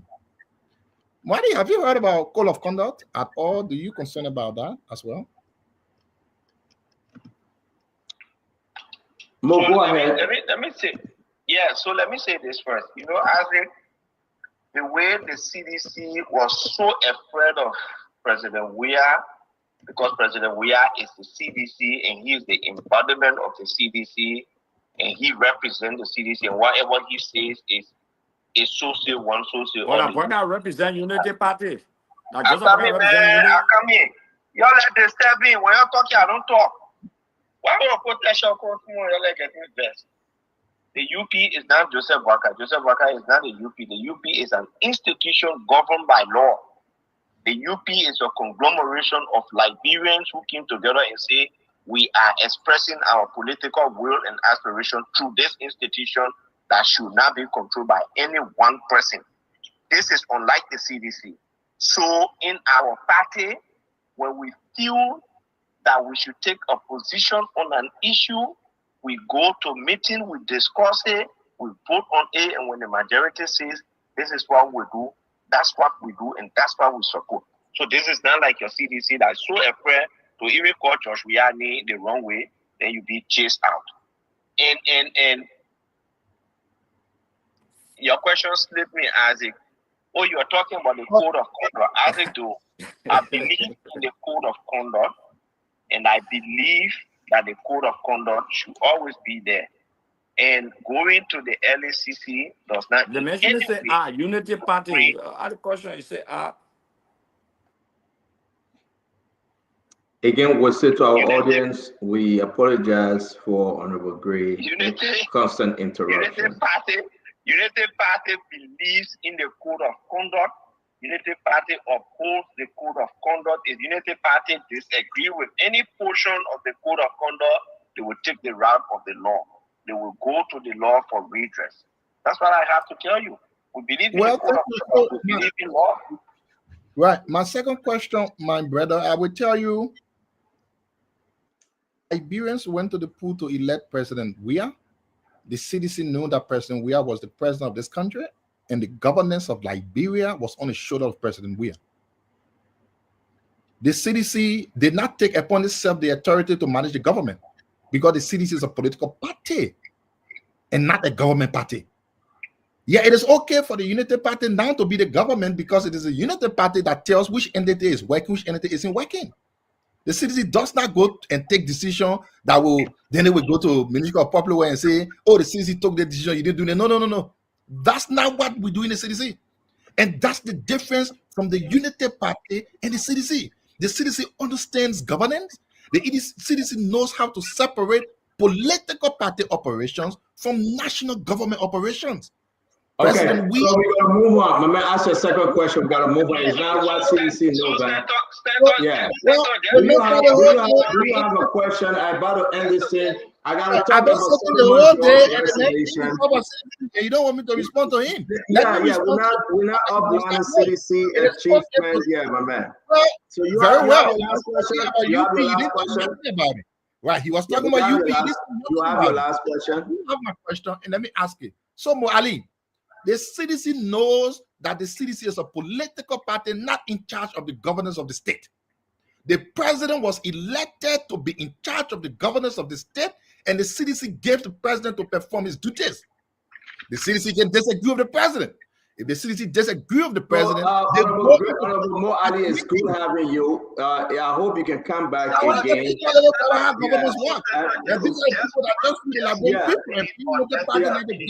Yeah, also we'll come back to you. Go ahead, do your closing, Mo, please. Yeah, you know, this is the reason why now I see one of the clean reason why the CDC was defeated just after one term. As it though the governance of the country does not lie on the shoulder of a single person. That's why the president forms a government. That's why you have the legislature. That's why you have the judiciary branch. 3 branches of government. It can be on one person. There are people who should help the person. And besides that, so Mo, I have to go because we got only a few more meetings till 12 midnight. I don't want to talk about the CDC and the Unity Party indifferences here. I have to go. The Unity Party wrote that communication as a result of a meeting that was attended by members of the National Coordinating Committee, and they took that decision. And that decision is well respected. Our partisans and the Liberian people in general, they believe in that decision, and it's stand by it, and we stand by that decision. Thank you for having me on the show. Mo Ali, thank you, man. Next time you should come in instead of the phone, but we appreciate you tonight. Thanks a lot. Thank you. Yes, sir. All right. I would like to squeeze up, since we totally all of time. Dr. Richardson, I don't know whether you're paying attention to Facebook today. Solomon George went after President George Manneh Weah. This is Solomon George, former representative from District Number 7, the West Point area. You have to read his letter of resignation from the CDC party. This is huge. This is big. I want to read the first 3 paragraphs. We're going to put it up. Let's try to make this our closing topic. Again, the Liberian people, if you know Solomon George, he came on Spoon, we had a heated argument, and it was like, you see woman, you take up transit, he and Swakoko. But Solomon George, a soldier from the CDC government, the man that had the whole District 17 on the lockdown, but he was defeated. He was defeated, and guess what happened, Dr. Richardson? Something is smelling. Like the Iraqis say, are you smelling what I'm cooking, or whatever that phrase word? But now Solomon George is saying, Dr. Richardson, I'm coming to you. Listen to his letter. After taking a deep dive in the ocean of philosophical thinking, I am pleased to do this document as a means of lighting up what has been choking me for the last 5 years. As a member of the Congress for Democratic Change, the CDC, the man said he was choked. Somebody was sucking his vein. There was a vampire out there, Dr. Richardson. He said, I have been truthful, loving, and above all loyal, but with only the opposite coming back to me from most of the senior officials of the party, and most particularly, and this is interesting, the stand-up bearer of the party leader, the ambassador, the former president, George Mane Bakubawia. No one can dispute my loyalty to my party. He said, not even Akaris Gray, not even any sedition, not more about Moduna anybody. And he went on to say, I'll read the third paragraph of the first page. Ambassador George Manawia have at most time lied to me, stopped me in the back, pretended as if we were on the same page in doing the right thing for the young people of the party and the country. But above all, he has been very, very, very disrespectful to me because of my dissent or non-concurrence to issue. Our talk must be handled in a different way. Dr. Richardson, the first 3 paragraphs, he went on to say, which is very important. I beg to read. Let me conclude. In closing, though, this is the last one. Don't give us a closing yet. Don't give us a closing, Dr. Richardson. You're pushing this thing. Any intelligent person can tell that the Congress of Democratic Change had a formidable formation of brains and foes while we were in the opposition than when we were in power or leading the country. Wow, Dr. Richardson, bring in your data ideas here and let the Liberian people. By the way, in opposition, let me read the last paragraph for the Liberian people. Internal wrangling have been the order of the day. I can say without missing of words that some very wicked, evil, ungodly people have joined the party with the intent to misuse the popularity of the political leader, Ambassador George Manawia, for their own personal aggrandizement. A man I've had a stretch of 40 years plus relationship, friendship can be insensitive to spit at such relationship. Wow. It's capable of causing any damage, commotion against anybody just to stay in power. Wow. I'm going to leave the last 2 pages for a little while. I want to ask you, and we'll go to Sister Glennie, no interruption, but let's speak to this issue. This guy, this representative former, he's living with bitterness. He's living with anger. He said, I'm done with CDC, and he has not been quiet. Talk to me, Dr. Richardson. It's important to state that we are discussing this because CDC was the former ruling party in the country, and Solomon George played a crucial role in the party as well. That's why we are discussing this. Number one, I was surprised that he held this for 5 years. He did not express his views as he is expressing it now. That's a long time to hold any kind of agony inside of you. Number two, I noticed that he said he was very loyal. Now, I can't tell that. Only the CDC people on this show can tell his loyalty to the party, but it appears that he was loyal at his own detriment, and which he listed as follows. He said, and he gave us some good insight into the status of the party right now. I know the party members on this show are listening very clearly, And I'm only going to mention the status of the party right now because it raised a lot of concern for me for a party who Isidore just told me a few days ago on this show that they intend to come back. This is why I think the Liberian people should be worried. He said there's a lot of internal wrangling in the party. Okay, yes, most parties have internal wrangling, but I think that the way how he mentioned this one and put the party on record is actually at an interesting level as to how they're going to unify the country. He mentioned that there's a lot of wicked and ungodly people in the party. Who is he talking about? I don't know, but he recognized there's a lot of wicked and ungodly people. People who only wanted to use the popularity of George Weah. Now, we can't vote on popularity anymore in our country, okay? People who want to use the popularity of George Weah to be somebody, we have to rise above that in our country. And I thought that was telling when he said that. He said, then he went specifically, he dug into the president, somebody who we are looking forward to. Isidore told me, I believe that, and he's in Liberia, this person is going to rule. He want to come back. He want to come back, yeah. Because that this man lied to him. Okay, he stabbed him in the back. He was disrespectful to him because he disagreed with him. He said that George Weah was not intolerant, was intolerant of his dissent, his disagreement with him. And that raised another question. We want a country of inclusiveness. We don't want a country of your reaction, your sedition, or whoever you are. And this is where we are coming from as a country. So then he also said that he joined the party, which I hope that nobody in Liberia should be joining a party because of one person. He said he joined the party because of George Weah. Okay? Former President George Weah, let me be respectful here.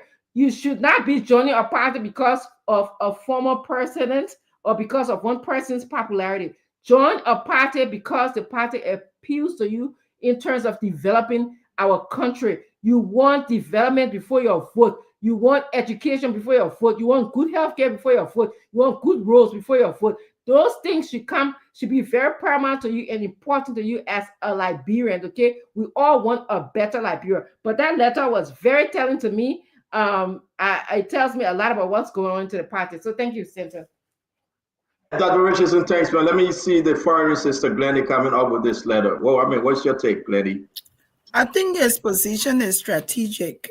I think he's looking for notice from the boycott government. I have no sympathy with Solomon George. Wow. Zero sympathy. This is somebody who is... I say, please leave the hand gesture. Let him speak freely, please.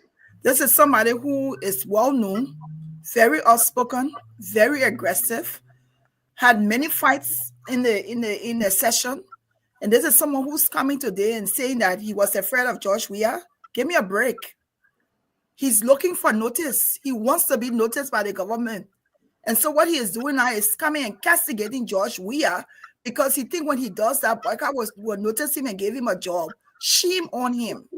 Wow. Shame on Solomon George. I like spoon talk. Everybody can come up from different angle. Wow. To do that. Absolutely. George Weah should not pay him any mind. He should ignore him. That's what he deserves. And if anybody George Weah wants to keep speech from, he should keep it from Solomon George. He's dangerous. A man like Solomon George from Nukutan. West Point. From the boroughs. From Nukutan are boroughs, but West Point. Who is he afraid of? He's not even afraid of Akara Square. Akara Square, they're not even forcing men compared to Solomon George. Yeah. Us here. George Weah should ignore him. Complete seriousness. Thank you very much, Glennie. Wow, I mean, you took that off the cuff, but let me bring it Uncle Sam Jackson. He's going to agree with you tonight, Glennie, for the first time in a long time. Uncle Sam? Well, first of all, I don't pay attention to petty political hurts. People feelings are hurt. They come out and they make a lot of spurious arguments. He would have been a hero if during the administration of George Weah, he spoke out like I did. I spoke out until 2021 June. I excoriated the Weah regime. I blasted them. And the only reason why I came, and I don't want to make this about me, is because the CPP broke up. Solomon George was a coward. is a complete coward. What he's doing now is playing to the gallery. And we are not buying it, because if you're a man of principle, if you're a man with testicular fortitude, you will speak when the iron is hot and when you have something to lose. But right now, he's lost it. He has nothing to lose, and he's looking for political relevance, complete political relevance. And it's unfortunate. So, but where does he stand philosophically with the people of Liberia? I continue to be a populist. The people, the Mawatas, the people from Gaytown, the people from Sunnywan, and I've spoken for them for the last or since 1974, 51 years. I've spoken on their behalf. And I have blasted every government that has come to power, including the one I served, Charles Taylor, and including my cousin George Weah, and Ellen, and everybody. So, but I don't believe Solomon George is doing this because he believes in something bigger than himself. I think he's only playing to the gallery, and I think President Weah should ignore him. Because right now, like Glendy said, I mean, I don't know whether he's trying to get attention from President Boycott, but I don't see what role he can play in the Boycott administration and what he can do in the Boycott administration, because the way it is now, George Weah state commands is significant. And let me just remind him, and those of you who talking about George Weah can come back. Mahama came back. No, we're not there yet, Uncle Sam. Let's move on. I beg you. Let me finish. We are coming back. It is important. We got to put that into context. Let's see what the Solomon George conversation. But within the context of George Weah coming back to power, it is a high probability. George Weah is back already. He's in the country. George Weah is in the country already. He's back already. Yeah, but it's not today because we press against. I'm saying you try. I'm saying you try, but you're not making it tonight.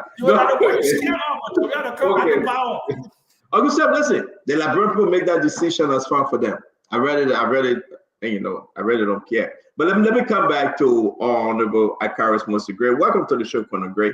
Honorable Gray, I'm going to read the letter, right? It getting more bad, and we have to read it. I'm sorry, Honorable Gray, just give me the chance. It has come to the point whereas he is sending people to come after me. This is Solomon George letter. I have been black in yet all the Congress for Democratic Change chat room. For the last 4 months, it's time to say I am no more needed around. But coming after me as if I am a figurative is the biggest mistake upon. Now, he didn't say former president. He called this man by his former name, upon, we ever make in his lifetime. Because, now he said in closing, I joined the CDC because of Ambassador George Weah. And I am leaving the CDC because of Ambassador George Weah. It is good to note that it is written in the Bible to be specific, Proverbs 6 verse 16 through 9. These 6 things doth the Lord hate, ye 7 are an abomination unto him. We should know that in this topic, there are 7 spirits being discussed. And if we allow this spirit to overwhelm us, we will be doomed because we become enemies of the Lord Almighty. No one can attach me to any of the above spirit because I am cleansed, saved, and wrapped up in the blood of our Lord and Savior, Jesus Christ. Amen. I want you to read the Solomon George letter. Why not? Huh? I got lost in the end of his letter. Under what spirits you Yeah, I don't know, but let me bring in the Honorable Man Akaris Moses Gray. Solomon George, I have the famous video, and Nelson, can you help us? When you and Solomon George stood up together, brothers in arms, to threaten Yeke Koruba that you will kick him out of session because he insulted George Manawea. I heard that you, Honorable Gray, brought Solomon George. And please correct me if I'm wrong. I heard that you, Honorable Gray, champion for Solomon George from start to finish. And together, you guys were defeated 2023. But you are proceeding differently than Solomon George. So sincerely, I want you to speak to this. And all sedition listen to you and no sedition. Solomon George is gone, and he is accusing President Weah of so many things. What say you, Honorable Gray? First and foremost, let me just say the allegations are baseless and unfounded. And I heard that you may bring him on the show. I will rest not to say some things until he appear and have the time to face him one-on-one to have a conversation. But I imagine, in fact, I recruited Solomon George to the CDC by 2007. Okay, when he was working with the Liberian Maritime Authority under B.N. Cassidy.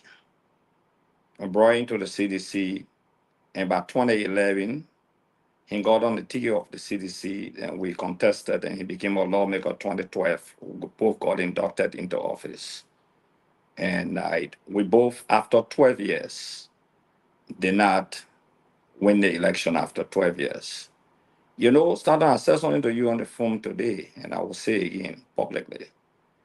You know, ingratitude. For me, I don't betray a friend. When people are ingrates, it's the most dangerous thing I've seen in my life. Or disloyalty. Sis Glenn said something very important. Like 16 years to stay in the CDC, if you knew there were wicked people, there were evil people, 16 years.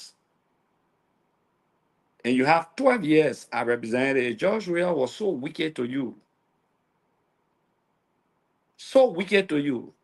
You now have been on the party ticket in 2011 to win the election, to go and campaign for you or in your district. You are now gotten on the party ticket in 2017 with all the power you say President Weah has. And at the end of the day, you say he's a wicked man, he lied to you. 12 years. A political party gives to you 12 years. Take the Standard Bureau over. The party gave to you 12 years. The sons and daughters in the slums community of West Point and other areas. What do you say to them tomorrow? Because you got defeated? Or because it's bigger than what you're saying? Or because you say the president of the Republic of Liberia called you and want you to work with him? Oh, yes, Solomon George told me that the current president called him. Or because our friend, Jeremiah Kuhn, that work together, call you and say, my man, I can find something for you. He told me that. No. Let be slow with that. Listen, Honorable Greg, don't just say that in passing. You are telling us private conversation between you and Solomon George that you were I'm called by not just President telling you Ouattara. private conversation. I advanced Solomon George. Solomon George told me. I'm not saying private conversation is not. So that's what I want to get on record. Did Solomon George say what? Solomon George said President Boyka called him. Okay? And Solomon George told me that Jeremiah Kuhn, Vice President Jeremiah Kuhn, also reached out to him and other people. Okay, yes. I have been reached out to from the end of the Vice President of the Republic of Liberia to other people. I've spoken to the Vice President 4 different times. He's my friend despite my disagreement. No, it's not about you. Let's go back to Solomon George. No, let me go back to Solomon. So the Vice President, the President Joseph Yima Boyka, you are saying, because I'm going to verify that, and I'm going to call Solomon George, that they reached out to him, and Solomon George told you that they reached out to him for what? Let me repeat. When Solomon George told me that, in fact, the current president of the Republic of Liberia had reached out to him, he told me. I told Solomon, I said, Solomon, I understand your situation, your condition. We cannot stop people from working within the government. It's not my function. I personally cannot work in the government, okay, because of my role, my position, the politics I play. I cannot take job from this administration. But if you want to work in this administration, there's a political party that you work with. There's a Standard Bureau that you have. I would advise that you inform them. Nobody will stop you. But do not allow them to use you to bomb off the CDC or the institution you come from. Okay, after 1 week, Solomon was on OKFM. This is not the first of its kind. Probably they didn't even monitor it. I think that almost 4 months ago or 3 months ago, you were on OKFM. Bomb off in the CDC, bomb off in President Weah. Let me tell you today, if you don't know today, in the entire CDC, the only man that has unlimited access to President Weah, his wealth, and his bedroom, that's Solomon George. Let me repeat. In the entire CDC, the man that Joe Weah can call father, I don't care what Solomon George will do, will get annoyed. He will say the man of my pa, that's Solomon George. Okay, sometimes when you're doing things, you got to look back. What do you explain after 12 years if this man hated you so much? So much. 2 times. You know what I mean to be lawmaker for 12 years in the Republic of Liberia? You know what it means? Okay? If things rough on you, I understand. Some people didn't keep things like us. You know, I understand the situation. I really understand that part of it to a greater extent. But don't allow yourself to be used. Don't allow yourself to castigate a friend that you knew beside politics long during those days. They build relationship. They are friends. They are family. Solomon George is a family. The proximity that Solomon George has to President Weah and his wealth, you can compare it to any one of us. I mean, I have a proximity, but that proximity comes from I beg you, Honorable Gray, I have to interrupt you. I beg you because we have the former representative Solomon George on. I beg you. Representative Solomon George, you are live on Spoon, sir. Thank you very much. I was sleeping and somebody called me to tell me that I am a Representative Gray or former Representative Gray is on the air debunking whatsoever I says. I listen to him just. He's doing. Can lower your radio small, please, because or lower your television. Yeah. Let me lower it. He's doing a half-baked, pudding or pie. Gray is not speaking the truth. Let me tell you when I called him, because before I called Gray, I called Jefferson Kushi. I told him that I was called by the president. You see, Gray is a liar. If you look in my letter, you will see there I use a biblical phrase and I spoke about 7 spirits that are in you. When they are in you, you become an enemy of God. I said Proverbs 6:16 to 19. These 6 things that the Lord hates, ye the 7 an abomination.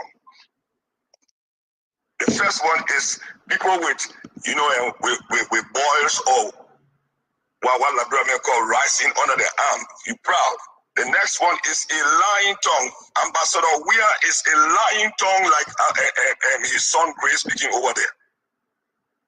Gray told me, and you know your son, call him and tell him because he's a jealous man. The vice president has nothing to do with what is happening in this area. What is happening in this area right now is the president called me on the 27th of September while he was in New York at the General Assembly, and he spoke with me about joining him to help make Liberia a better place. So not to look like a traitor, I called them to tell them, since I called George Weah enemy to him, and Ambassador Honorable Gray just want me to disgrace George Weah. I have a 40 years plus relationship with George Weah. I think I sent you a message that George Weah insulted me, calling me a useless dog. I am not a useless dog like the Ambassador Weah is, because he is the one who takes his spirit and carry it all around town. He want me to tell the people, tell his family about the woman behind the back road there. No, you know, you calling me a useless dog. He wants me to tell them the lies he can tell when he said things. That man for 5 years, he never had a good relationship with me. I had access to him, yes, but it were a dummy access. I advised Ambassador Weir, he refused to accept. I am the only official sitting with the CDC, on the CDC government, that could speak to the ills of the government. I don't want to talk all tonight. I'm starting tomorrow morning with how you call it, Rabbi Sharif, Sekou Sharif.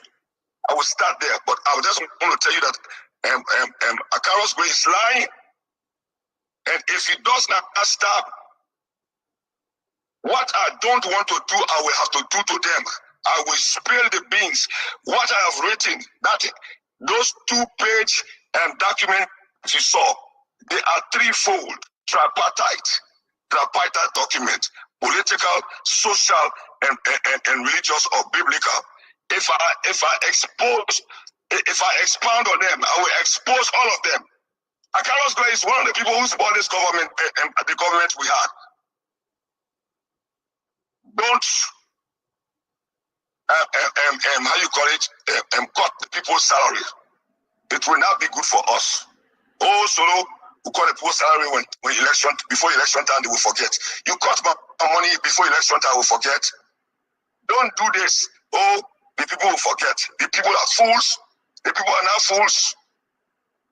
I have a lot to say. I don't want to talk about. I think we're gonna bring you in tomorrow, like you promised me also. So when you do the morning show, we'll bring you in to have a serious conversation. Again, I appreciate you and thank you for always taking my call. We were able to chat briefly this morning, and I know that you are willing to come up. We'll make that announcement. Thank you very much, Young Fue.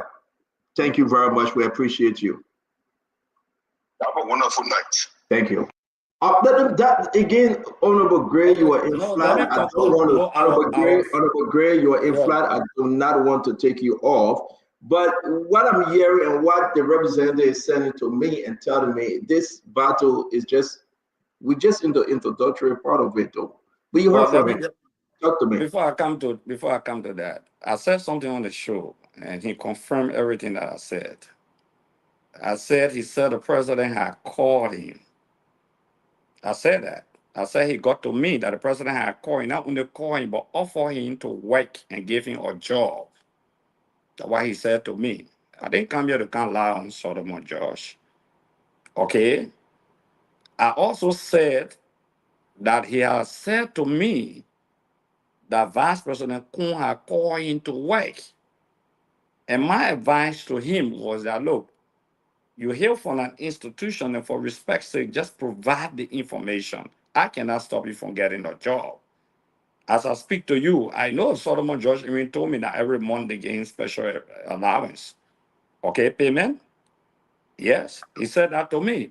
And when Solomon George went on OKFM, and he was saying all kind of things, I called Solomon. I said, Solomon, but you're making error. Do not allow people to use you to say things that you know that are not fire. Let me say this to you, stand up. I want to say this to you.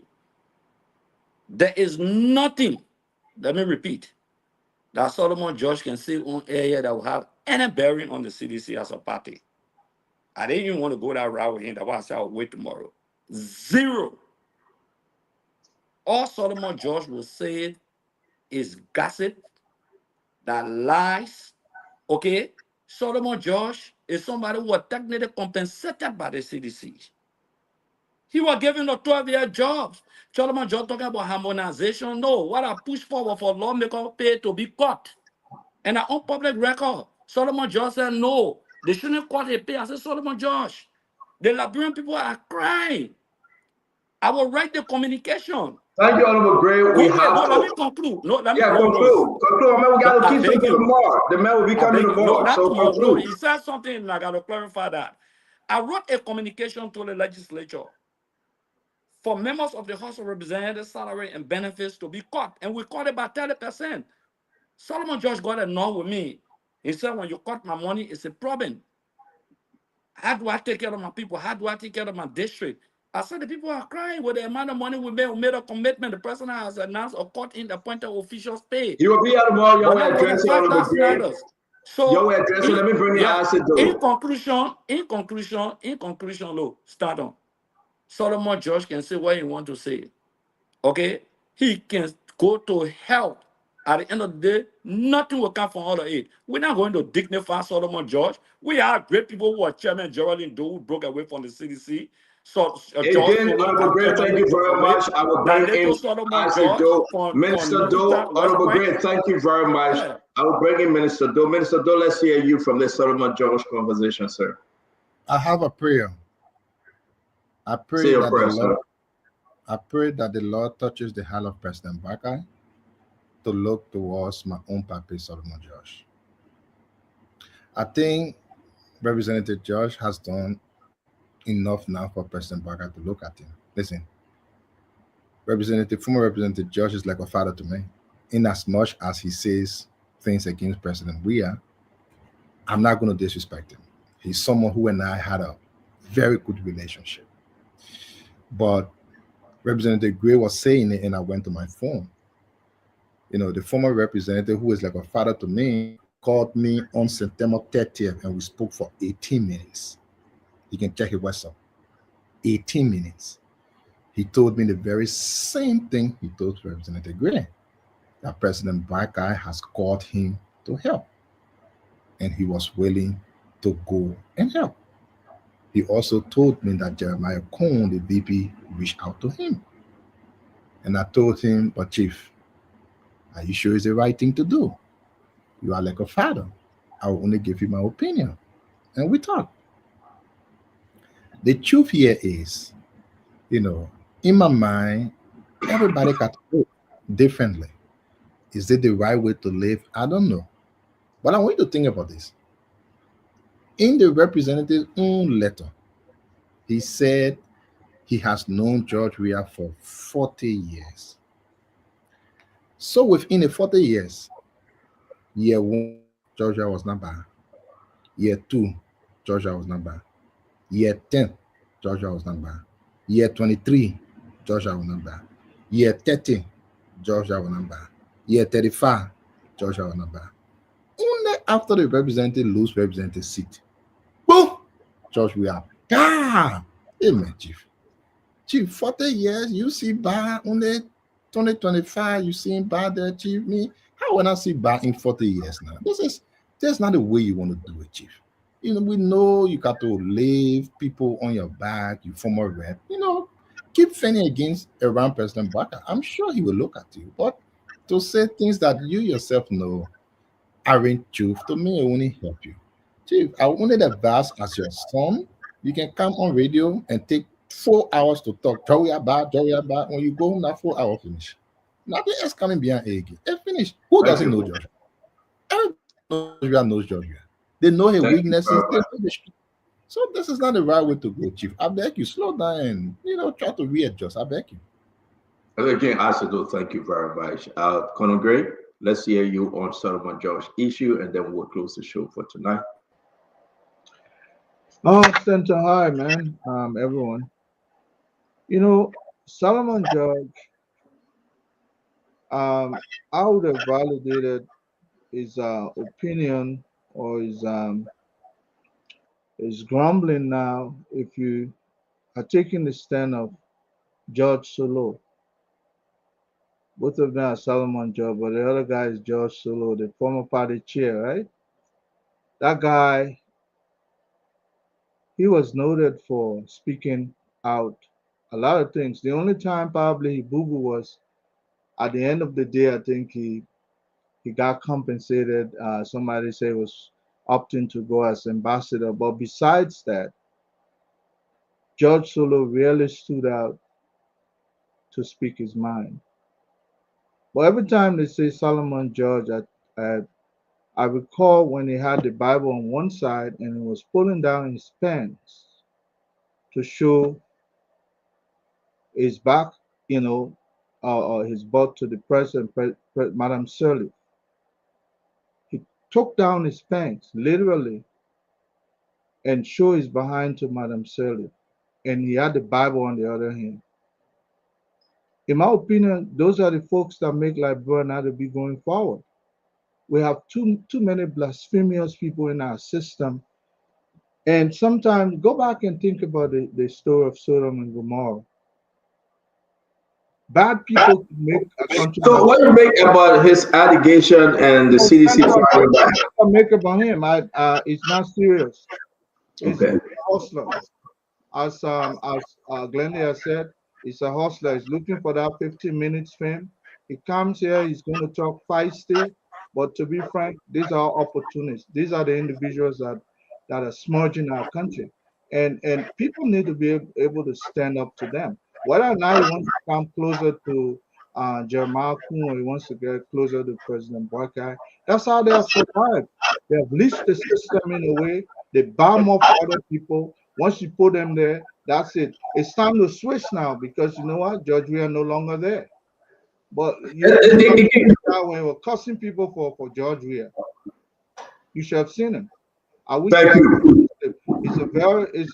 I mean, to me, if you ask me mentally, I don't think he has. Thank you very much. We're not going to his mental state. Thank you very much. Thank you very much, Conor Gray. We're going to bring in Solomon George tomorrow. Again, I want to say that yes, indeed, that he will come and discuss his letter of resignation from the CDC party. I want to hear from you. We're going to take a few calls and we'll close this show. I want to say it was a quite great show on the president. Listen, people got to go to school tomorrow. They got to go to work tomorrow. Benny not too happy. Dr. Richardson is not too happy. Holiday is over. Imagine it's a three plus working holiday year. Asido is in Liberia enjoying himself. And, you know, he's on vacation.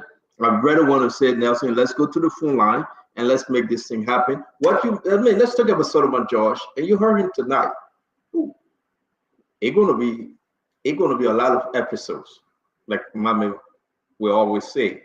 What say you, my fellow Liberians? Solomon George leaving CDC in such a manner. I'm gonna take but few, and then we'll go to you, Nelson. Your name and where you're joining us from, please. Yeah, can you speak into the phone, please? Yeah, I'm speaking to the phone. Yes, go ahead now. We can hear you better. Your name and where you're joining us from. Thank you. Ketama, Mamadou Ketama for you. Mamadou, talk to us, my friend. Yeah, you know, people that Solomon George, they just baffled. As a dude said, in 40 years, you don't know the thing this young man was bad. Only because your own weaknesses, your own failure, make you to lose the election in West Point. Then you want to blame George Weah for that. It was George Weah, all the senators, all the ministers, including Doe, including Gray. It was George Weah's own popularity that carried into 42% or 48%. It was not any of his ministers. It was his own popularity. So what was Solomon George say that would diminish the George Weah's popularity? Gray that in the studio. I said, though, in the studio, they did not do any good help to George Weah. That brought him to where he was in the elections. Thank so you. Solomon George would just be another lead. Thank you. Let me take the next one. Yeah, thank you very much, guys. You got to call. We got to be fast. Let me talk to you, your name and where you're joining us from. Hi, my name is Fumi Masukwe. I'm calling from Baltimore. Madam Masukwe, welcome to the show. What do you make of Solomon George resignation? Oh, look, let me tell you something. I'm here in America and I'm watching everything in Liberia. And first thing, let me say, You watch that on what? On Spoon? Yes, thank you, Santa. Go ahead. Because of us putting this government in power, and I can tell you this, Godju is my uncle, and I'm going to do everything I can for this government to succeed. You know, Liberia something got to change, man. Yep. Let me tell you.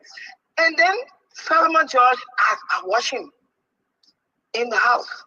You know, he was one of those guys that would just speak any kind of way, including Akaris Gray. And also, let me remind Akaris Gray too. I saw him too. You see, let me tell the Liberian people, we are watching. Yeah, we are watching, and we changing the game now. You know, Not for the Liberian people to sit by and just watch people run the show and mess up things in our country. You know, we're no longer fools anymore. So Akaras Bay, I watch you too when you walk on LU campus with the guys behind you as a representative. What is that? You know, look, CDC, y'all lost their thing, and let me tell you, I'm no partisan here. I have no party, but I want to stand for the truth. That's why I voted. I pay my money, and Stanton, you the cause of me doing this too. I pay my hard-earned money. I even got my brothers to pay into this Joseph Yuma Boycott, you know, campaign thing. So we will not sit by and let this government go down. We'll fight, and we'll fight for the Liberian people. Thank you. Coming, Thank you, 2029 we're coming, and let me tell you now, George, what's his name? George, the guy that was just talking. Solomon George. Right? Solomon George. Solomon George. Yep.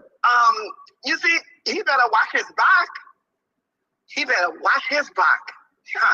I pray for him. He better watch his back. Thank you very much, my master. But that's the right thing. And Stanton, we are praying for you also, okay? Thank you very much, Mana. We appreciate you. Yes, let me take this one. Your name and where you joining us from? Yes, CEO. Yeah, talk to us. My name is Alfred Cowboy. Alfred, talk to us, please. Yeah, I just listened to the last caller just now talking about, I know all the effort that you guys put in bringing the government, but the government has already failed. And listening to Solomon George quoting the scripture, it kind of baffles me. You quote the scripture and only to know that the very scripture you're quoting is going to defeat you. Why quote it if you can't live it? So Solomon George is just trying to do what a normal politicians does in Liberia when they lose power, most of them. So his leaving the CDC, it's not going to have any major impact. The CDC is a movement, and that movement, not an individual, can destroy that movement. Thank you, CEO. Thank you very much, my friend. It's good speaking to you. Ladies and gentlemen, I'm going to take one more call and we'll go to Liberia to hear from our folks. Your name and where you joining us from? My name is Jaya Konowa from Pennsylvania. Talk to us, sir. Stanton. Yes, sir. So just watch your situation. When your situation came about, your personal friends that you used to assist, you saw what it did to you. Solomon George have no guts to come on air to speak against George Weah. But the kind of thing George Weah did for him. 12 years as a lawmaker, I mean, you can sustain yourself just for 8 months. It is a shame. It is a shame being ungrateful as a pastor who stay on the pulpit to preach. I mean, look, today has made me to understand life. Solomon George must be ashamed of himself. He should call George. We have to beg George. You know how many people in West Point wanted that opportunity when George Weah was there, used to go take him and put him up for him to win that district because he was arrogant and they warned him. Now he can't bear it for six years and you want to talk trash. It is unfortunate. It is unfortunate. Thank you very much. Again, thank you very much. Thanks to all our international caller. We're going to go to Nelson to take 10 calls, and from there we close the show. I want to appreciate all of you for being so patient while we make story. And also, while Nelson opening the phone line, the budget is out $2.5+ million for the by-election in Nima County. $2.5+ million. Let's go to the local line, Nelson. 055510175 is the number to call. Hello. Yeah. Good evening. Yes, you're live. Let's hear you. Thank you. Oh, this is Ben Joshua calling from Corway. Yeah, go ahead quickly, Ben. You know, I listened to Solomon George. Men have the right to be friends. And let me say this to my uncle, Ascara Gray. You know, you can't stop Yep. Okay. We lost him. You can keep your calls coming. This person. Hello. Hello. Yeah, please go ahead. Let's hear you. Voicing Nelson. And then open the line. First, can people Marco. My name is Suleiman Bar, calling from District 14. Yeah, please go ahead. Yeah, Salaman Jola, you go sit there and rest. What is Salaman Jola doing in Washington? All of the 12 years. I live in Washington for 2 years. That's it. There you go, rest. Thank you. All right. This person. Hello. Yeah, go ahead. You're live. This is Abbott Kemoga in well. Yeah, go ahead. You know, Solomon Jones hitting Akara Gray, they got scared. There's a man that know former president we have for 40 years to expose that man. It takes Solomon Jones less than 5 minutes to check class president we are. And we have serious impediment on the coming election. As far as the election has slipped from John we are here, and the man said you will not contest. So after Solomon Jones have exposed him, you will you will not contest again, and Akara Gray will be out of job completely. Maybe you will be cut low at the end. Thank you. Let's show you this 0555. Just go to the issue 555-101075. Hello, you're live. How you doing, sir? Yeah, go ahead. I'm Ben calling from Panosville. Okay. Yeah, the issue was Solomon Jones. And the thing that I know that senior brother is not a serious matter, man. Even if you look at it from a basketball days, you are coaching, you are managing a team. And up to date, that team has not been able to make standards in the league. Okay. So someone just back to criticize us. We are from 40 years means he had no iota of truth. Thank you very that's much. yours. Caller number 5. Hello. Yeah, how you doing, Damo? This is Nelson. Go ahead. Oh, Nelson. Sorry. How you doing, Chief? Your radio. Hello. Hello. Okay, please go ahead quickly now.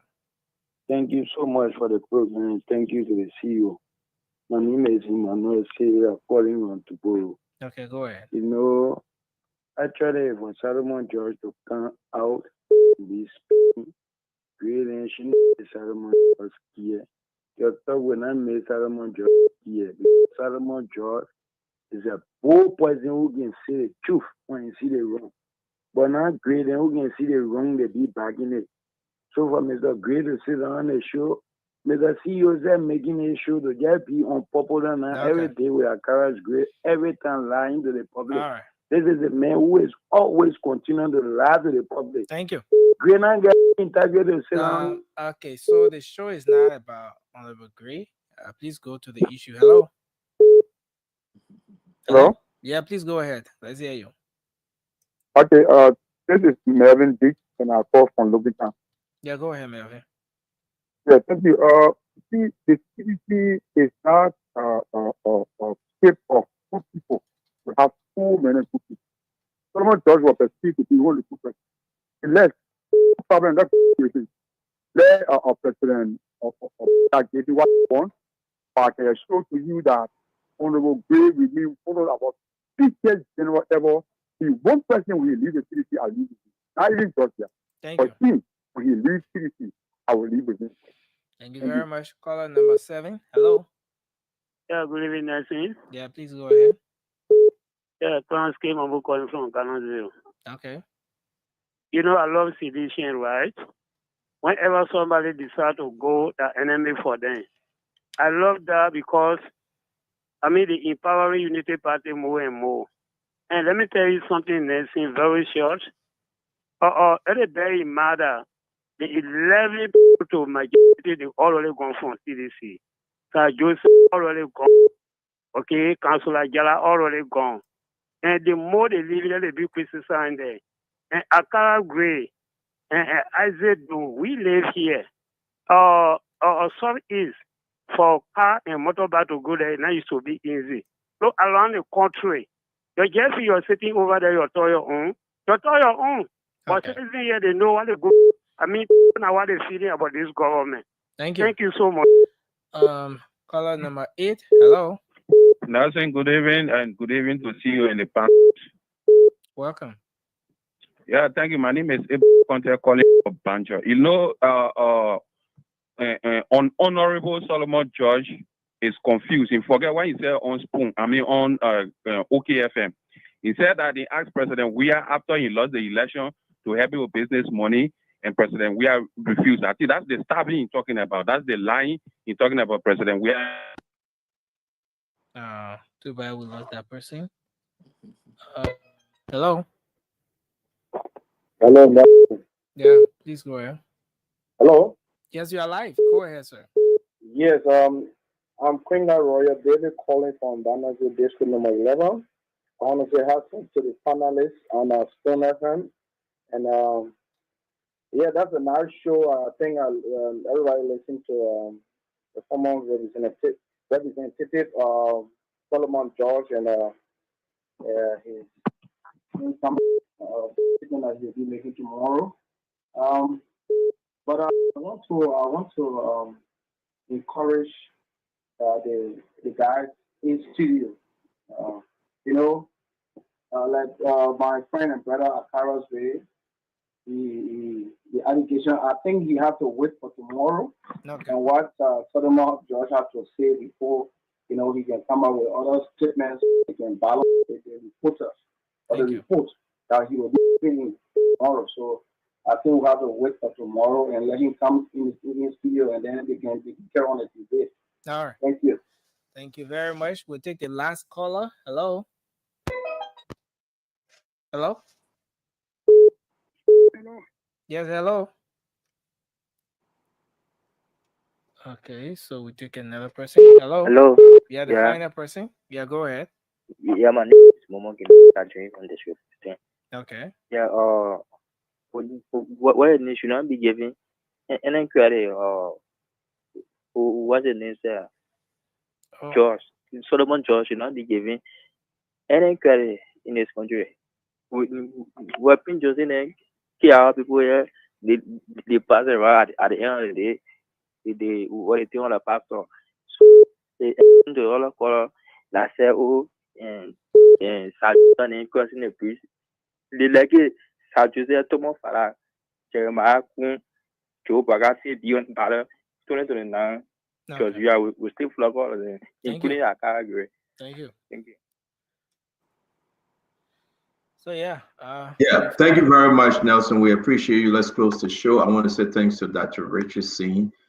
Thanks to Glendy, Honorable Gray, Connor Gray for joining us. Likewise, Sado, Uncle Sam, a beautiful How of the Year President Day over here in the United States. And to you, as you get ready to go to work tomorrow morning, to go to school, be blessed, be safe. We're going to give ourselves 1 minute each to close the show. Don't forget, like I announced, the National Election Commission, $2.5 million plus just for the by-election, scheduled for April. Again, so many people jumping in this race for the chance to replace Senator Prince Yedo Johnson, the late. We have a story on that actually. I'm hearing that Prince Johnson's wife, the late Prince Johnson's wife, want to jump in this race as well, and they are denying their support for Samuel Koga. When I received the information, we tried to place phone call, but this again, those are information coming up. We sort of released that the widow of Prince Johnson have endorsed Samuel Koga, but that was on the contrary. She have not taken any position. We can announce that she have not taken any position to support Samuel Koga, but they are saying that probably she herself going to be in the race to replace her late husband. So again, who endorsed who? The Samuel Koga team just came up with a story. We will be speaking to this issue tomorrow. Don't forget, we also said we're going to have James Collette today.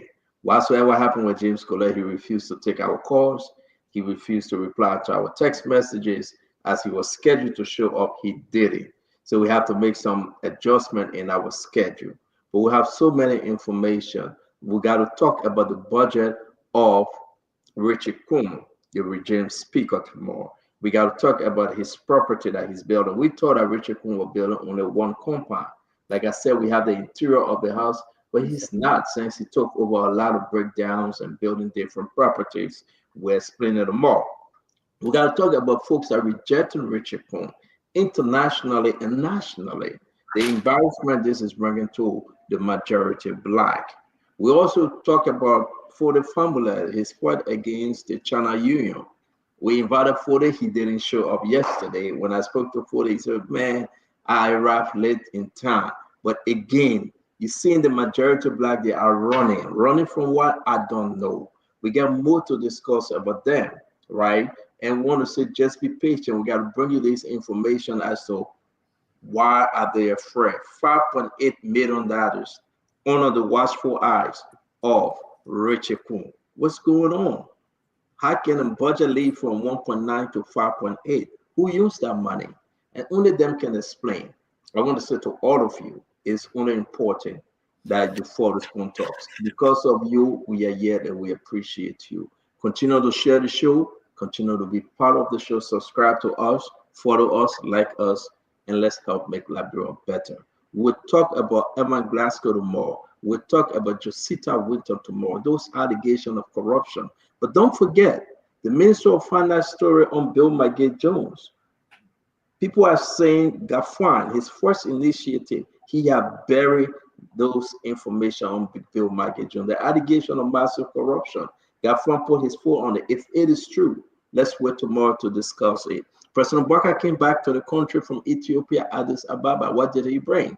Did you follow Spoon today to listen to the president arrival question and answer? It is important. We want to refer you to our page. Follow us and just listen to what the president say. President came back with a message. What's going on with our country? What's going on with the Asada Mita and the HPX first? Follow the news. HPX and Asada Mita begin to fight. What's the government position on it? A lot more to discuss, my friend. But we love you and we wish you well. Let's have a beautiful evening. Dr. Richardson, let's take 1 minute only, please, to close our show. Yes, thank you. Great topics for tomorrow. I'm just asking Liberians to be tolerant. I heard many people called and wonder why we have Honorable Mr. Gray on the show. You know, even though Mr. Gray was in opposition to Spoon, and that's his right, but I think he provides good insight into how the government works and also how the legislature work. I really think that we all need to be educated and know, or at least know his point of view so that we can research to find out where he's telling the truth or where he's not being truthful to us. We started out talking about the letter to LCC from the Unity Party. I'm happy that the letter called for further investigation. I'm certain that the president was in the know, as Mo Ali said here. Now it is up to the LCC to continue the investigation, even though we know that the Unity Party does not unilaterally have any undue influence on them. They were just like any Liberian citizen, in my opinion, was following up and asking the LCC to investigate and explore even more. It is up to the Liberian people to hold LCC feet to this fire. They shouldn't drop the ball. They should continue to inquire. The Solomon George letter, again, I would say, to me, show the internal party wrangling that's been going on. You can see when Solomon George called, he said that Honorable Gray was a liar, and all of the different things that have been happening in the party. We even saw Isaac Doe, who's also a CDC member here, praying for Solomon George. And then we also saw Mr. Moses Gray saying that Solomon George was an ingrate. He didn't really appreciate. So to me, we all can see. In fact, one caller even said that everybody's leaving the CDC party. So Joseph gone. He said somebody else is gone. So this is telling to us we should pay attention to this as Liberians. Okay, we do not want a party where the leaders seek to disunite Liberia. We want a unified Liberia. We want an inclusive Liberia. So your party is the CDC party to me is very telling. It seems like one person, George Weah, people are attracted to him because of his popularity and not because of what the CDC can do for Liberia. You did come on a mantra of change. Okay, Liberian people told yesterday they didn't see sufficient enough of change. That's why they voted you guys out. We don't want opportunists. We don't want people who are looking for jobs. We want people to create jobs for Liberians. We want people to fight for Liberians. want people who can talk about better schools and minutes. Okay, I don't want to use the words of sometimes that we apply to Mr. Cummings, talk and do. There's a lot of talking in the CDC, but not a lot of doing. We want better health. We want somebody to fight for better roads, and want somebody to fight for better economy. So, Stanza, thank you. It's a great show, and definitely tomorrow we'll see you guys. Yeah, thank you, Dr. Richardson. Thank you for this. This week we want to have Dr. McIntosh to come and talk more about Mr. Cummings and his letter. Thank you for reminding me, Dr. Richardson. Sis Glendy, before you come to the people, excuse me? I said, I want to remind you about Mr. Cummings. Oh, yeah. Sis Glendy, before you come in, the people are in demand of your video. Let's watch it.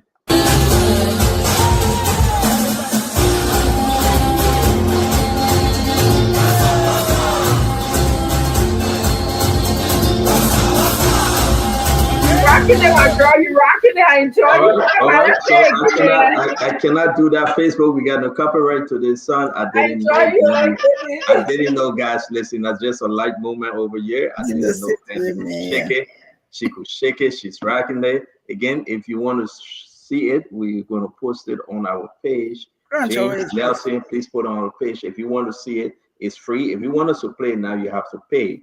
I don't want you to pay, so you got to go on our page to watch it. Nelson, please put this on our page. We're just going to do another 5 seconds of it real quick. Give it your best look now.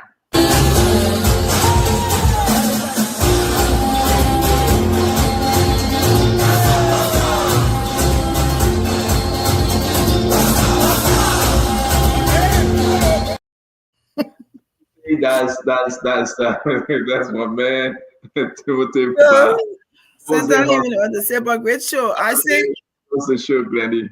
Isaac Doan, I was in chat yesterday. I'm telling you, the guy is hilarious. I'm not even going to say, but I laughed my heart out. But it was a good show. Glad you got to Liberia safely, Isaac Doan. I wanted to say 2 things. I would think that there's a cliche that goes around that if you're friends with somebody for more than 15 years and you're no longer friends, your brothers, your sister. And I said what I said about Solomon George. I think he's trying to gain sympathy from the Boyka government. If he was referred to by President Weah as a father, then I suggest that this line of discussion he's doing is not going to do him any good. Because regardless, I'm not a George Weah supporter when it comes to governance, but I'm a supporter of Weah when it comes to football. We all grew up with Opon. So there are people that love this guy tremendously. And what he's doing now, there may be people that will be interested in it, but I don't think it's a good line of conversation especially with some of the things that he even said here. So I will hope that he will have a change of heart as a father and not do what he's going to do, because when he does that, of course, there will be people from President Weah former President Weah that's going to come out and counteract him like we're already seeing here. So the other thing I wanted to compliment, this is not a please center, I have to say this. There's a group of descendants of Grand Bassa tomorrow that's going to do a groundbreaking on a project in Grand Bassa County at the Farmington Bridge. I want to send a shout out to all of the descendants of Grand Bassa. If you're not a part of that group, reach out to me, join us. We want to continue to uplift our county. We want to bring change to our county and development. So it's not us against them. It's one group of people coming together to bring some development. So congratulations to this group. Tomorrow we'll do our groundbreaking on a new welcome sign. And we're looking forward to other developments that we're going to do in the county. Thank you, Stanton, for letting me say that. No, thank you very much, Glendy, and thank you for saying that. We appreciate you a lot. And again, beautiful rocking, beautiful shaking, beautiful dancing. Please dance with your own. Leave Ose husband alone. Your sister Ose. Honorable Gray. I enjoy the dance, but for the last 20 years. Exactly last 20 years, I've disagreed and differ with the Unity Party-led administration. If there's one character that has remained consistently consistent as the Northern Star, that name will go down into history. And I can understand because I'm the perfect medication for the Unity Party. So whenever I appear, not only unique to this station, everywhere I appear, whether in the communities, whether on radio stations, they fear me most. Because the thing is that we're not one of those people that Unity Party will come and get me sweeping statements. In fact, interestingly, the Unity Party, some of the leadership and I, in the past, that way more parenting, we always classmates. Okay, not just schoolmates, but we all were classmates at the University of Liberia. So they know our output. There's not something they can sit on a show and boast about after 12 years of disagreeing with Unity Party. But look, this governance we have been discussing here. For somebody to come on this platform and don't even know that the GAC audit report or the GAC reports to the legislature and not directly to the LACC, then the essence of being in government is questionable, which is very essential. When you write the LACC and ask for the LACC to look at other audit reports, corruption is not only on the basis of audit reports. They can be on different accounts. Take, for example, somebody spending $500,000 with a budgetary approval and making a request. You don't need an audit report for the LACC to investigate such a matter. You don't need an audit report of the Ministry of Finance, for example, for Bill McGill to be invited by the LACC.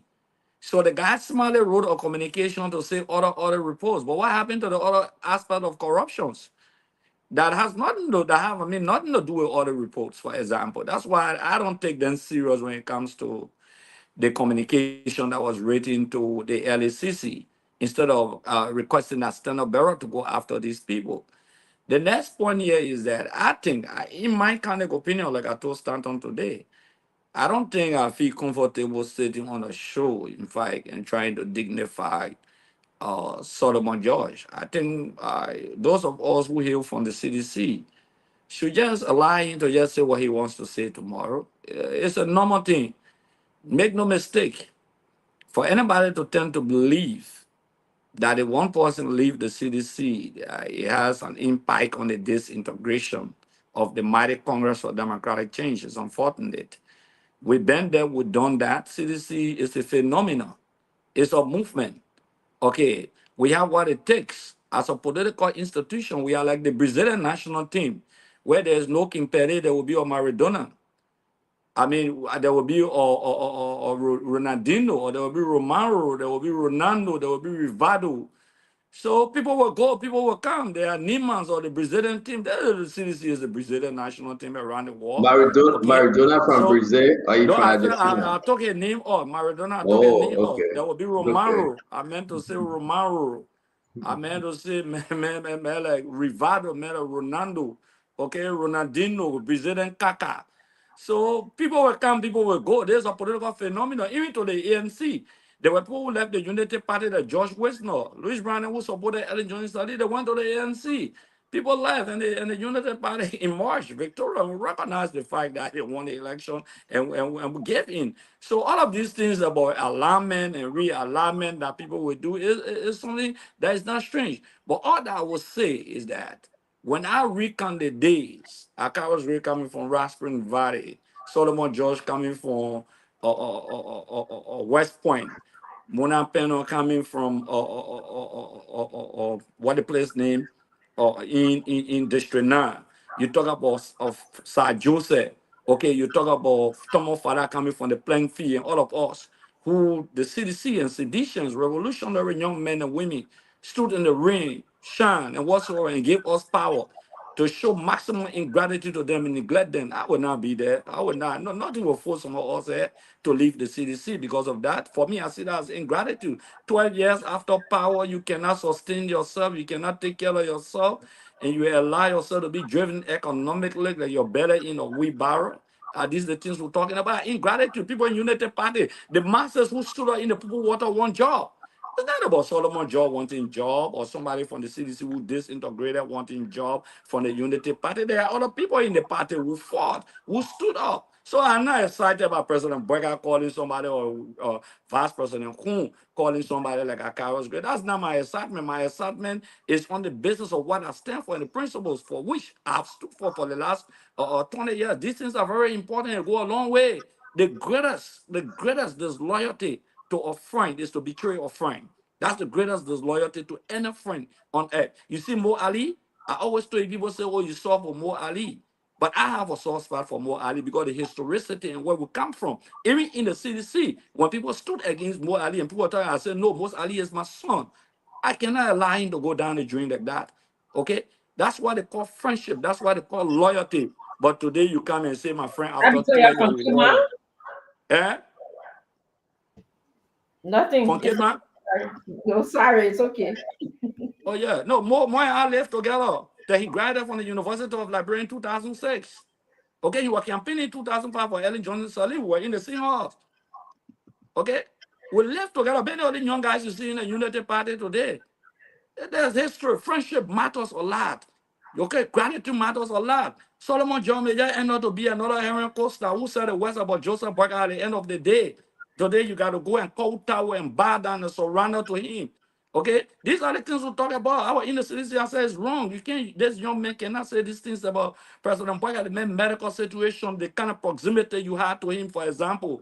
Okay, what did they do? Did they stop him from becoming president? So Solomon Joe will just become another history after tomorrow. I don't think we should dignify him. Thank you very much.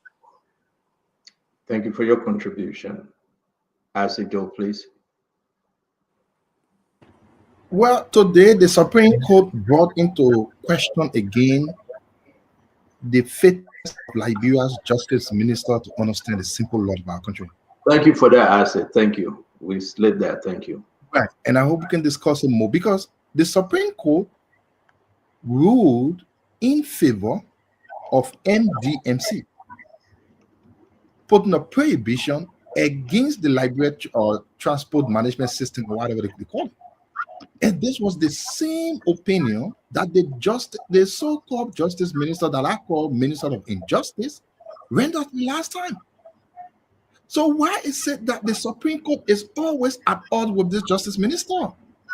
And I know Stanton, you don't like to say, and I always want to ask, because we didn't know these people. Personally, I don't know him. And I always want to question myself, what's the qualification from this man? How did he go to school? How did he graduate? How did he do his assignment? He's been loyal, representing other people. Has he represented any client to win a case in a court? What is it? Because it is very troubling and very questioning that every time the justice ministers come to give an opinion and the person goes to the Supreme Court or takes a decision different from what the justice minister says. He was all around here sending a letter that the people should do all the business with FTMI and all that kind of thing. The people went to the court said different thing. Just the same way he did with the ruling at the legislature. So what kind of a man it is? And we are just hoping that this government, for one time, will respect the decision of the Supreme Court. The Supreme Court ruled today and gave all rights to operate for MDMC, and we are hoping they will do. Very hopefully they will do. Very, very hopefully. And then there has been this question all around Liberia. We have not seemed to get any answer yet. Did President Boyka speak at the AU summit? We have not seen any picture, any video, anything. Maybe he did. What did the president say? Did he really speak really truth? Or was it a paper he gave? I think the executive mansion owes it to the Liberian people to ensure they are in the know of. I'm not saying he didn't speak. I don't know about it. But I'm only saying people. We should have question all around. Who asked the question? I didn't receive that question. Well, I'm not sure if people will call your phone to ask you, but unfortunately, you are not in Liberia. You can come and walk on the street and listen to radios when people call in. You hear people go on Facebook, read comments, read posts. People are concerned. Did the president really speak? Why there is no picture, there is no anything. Usually, if the president is speaking, executive mansion folks go live. Why the one is different? And lastly, from my end, I mean, this thing, I really want us to discuss it tomorrow because I've always said, my actual quote, you can lie to come to power, you cannot lie to govern. I listen to United Party people talking about AU has endorsed a Liberia or candidacy for for the UN, what they call the Security Council, and they are showing it as if it was President Boakai who made that happen, when this entire thing was closed all the way from 2023. I thought that would be a disservice to the CDC government. Many honor our Ambassador Maxwell Kemia, who, when you can go on the Permanent Missions website today, Liberia in the US, he's quoted. He's quoted by Ambassador Fenia or something, who said it was because of his instrumentality that endorsement came to fruition. How can the Boakai government come to power today and just sidestep everything and try to present it as if they did something? I sent you screenshots of news articles, Panto. I also sent you screenshots of statements from the permanent site, the Liberian Permanent Mission, when all of these deals were closed back in 2023. So we asked this government, you cannot govern in lies. Yes, you have won the election in lies. No, you cannot govern in lies. There are records that will hold you. Please give credit to where it's due. We will give you credit because government is continuity. But to come and present it as if AU endorsed Liberia because of your workings, it's a disservice. Give credit to Maxwell Kemia. Give credit to President Weah's government. That's where it came from. That was a closed deal. Don't reinvent the wheel when you know there was no wheel to reinvent. And I hope we can talk this more. And we, come here with evidence, with facts, so that our people can definitely know what obtained before now. And please, UP, stop this. Thank you very much, Isaac. I say St. Liberia, by the way, he took a lot of luggages, like 9 of them. Don't forget, he got a lot of stuff for you. If you know Isaac, please go and get your late. He will be leaving next week. Try to make it possible to get to Isaac. He took his vacation. He took his serum pay. But who says Granny was just the way so?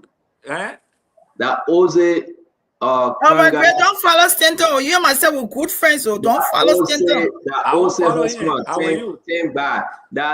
youngly sis, that youngly brother-in-law. Okay, they are all family. Oh, I know. That's all you want to say? You're good now, yeah. I say I will call you so you can bring something for me, yeah. Conor Gray got to talk. Conor Gray, not finished. Sorry. Yeah, Stanton. If one thing we know, the Unity Party, I'm not a member, I've never been a member of mostly any political party besides rubbing shoulder 1 or 2 times with the ANC. But the Unity Party sometimes has a reputation for standing to their own standard bearer. They've done it before. And so that posterity sometimes you will not see the party and did not distance itself from the ruling, because there's this constant battle between the standard bearer president, the presidency, and the party. Unity Party has demonstrated that in spite of all the odds, and now people want them to poke in every issue. Imagine if you're a political party and you're the ruling party. How many issues can you bring to light at one point that will sustain the tranquility, the peace and quietness of the party? You have to cherry pick. Well, at least they had that courage to cherry pick. And one may say probably because those individuals are spoiling the party's name, because whatever performance comes up from the ruling establishment, it affects the party somehow. But in the end, people will say, but what did you do? And Unity Party has a record of showing what, they were able to do at some point. Other parties have not had that privilege to say, we stood up, even when people were saying, look, do a reshuffle, do this, do that. So at least posterity can hold you, on the right side of history tomorrow. Some people were adamant. So I think no matter what Unity Party should have done. At least they have demonstrated that, look, sometimes to prosecute corruption in a country like ours, you need voices to come in your ears. And not only one person. And the fact that the United Party was able to look at the LACC and say, look, prosecute this. I don't think they were dictating to them. They were just saying that you got our support, you know, and if the LACC had any apprehension of prosecuting those things, you got the United Party support. And so do many of us, because we want to see people get prosecuted. Even if they cited one case, at least they included the telecom LTA. That's one issue. We've been singing song here. And to go back to the other issue, the JC commission, this and that, you know, yeah, they'll go there, but how much fight they'll pick with their own government at one time? At least they had the courage. What I would say about Solomon George, you know, again, when parties sometimes are disintegrating or when they lose election, they have to go through that test. And when they emerge from that test of you know, going apart, most parties have not survived that test. Whether you go to NDPL, you go to Charles Taylor Party, you just look around. But once they lose elections, sometimes they're not able to regroup, as putting it in my own words. But at the end of the day, I think the CDC has a much stronger grip to their party than just any ordinary party, because the way they came to power and the era they came to power. And so, but I think Solomon George should not have to go there for him to gain favor from the ruling establishment of President Barker. He can still go in there if he has something to, you know, quietly, but to come in the opening and start, you know, tearing people apart, that's what children do. That's what teenagers do. You understand? Look, you suck up if you're an adult and move on. But to come and, you know, you want to throw jive here and there, look, some of us are not interested to know anything extra about Mr. Weir, former President Weir. He is who he is. And you know what? You get angry with him, but remember now, you guys were eating from the same bowl. So they say you didn't talk when you were eating. Now that the food the bowl is empty, you understand? You make him force. Why are you forcing with George Weah? George Weah and Solo, they come a long way. Remember IE days? those two people. But Solomon should be the mature guy here, and they'll move on. If he wants to join the ruling establishment of President Barker, he shouldn't have to badmouth someone, especially if that person was there for it. Look, these are the people George Weah made too. A lot of people George Weah made. You can hit him. It's not in my corner. But a lot of people who sing his song who got relevance today was through George Weah. Leave the man alone. You know, leave the man alone. If you angry with the fact that he lost election, hey, come back and run. You could win, but you don't have to badmouth someone. Show some maturity, Senton. That's how I would tell me. So that's it? Yeah, that's it. All right, thank you very much. Thank you very much, Conor Gray. Thank you very much, everyone. We appreciate you. Nelson, you want to come on that to Richardson? See you tomorrow. Glennie, see you tomorrow. Conor Gray, Honorable Gray, and Isaac Joe. Have a safe trip, Isaac. I know you're in Liberia. I know it's hot. But be careful. You know, meet the president, have your strategic meeting, meet all your folks, and give us the good news. Nelson, it's always good to be here. Guys, thank you very much for joining us. You say your own, I say my own. The Liberian people say their own. Have a wonderful evening. Thank you very much. Yes, sir. Yes, sir. Nelson, thank you for producing tonight. Till we meet again, may God save our state. May God be with us all. Have a good night, Nelson. Yes, sir. All right. Wishing you a good night as well. Yes, sir. Yes, sir. I know what you're saying. I understand Capricorn, but I leave it alone. Have a good night. You're bad again. Well, folks across the world, thank you for being on tonight. It's been a great show. We appreciate all of you for always taking up your time to watch Spoon. Spoon is Spoon because of you. We acknowledge and appreciate your respective contribution to the program every night. Some of you were followed from the field, doing the different reports in the course of the day, and you come on here during the nighttime and just get the updates, the analysis, and the agreements and disagreements. We appreciate all of you for always making up time to be here with us. Thanks to our folks across Radio Land, joining us on Spoon FM 107.5, on Fabric Radio 101.1, on our affiliate stations across the country, Trust FM in Bomi County, Premier FM in Bong, Trend Radio in Grand Crew,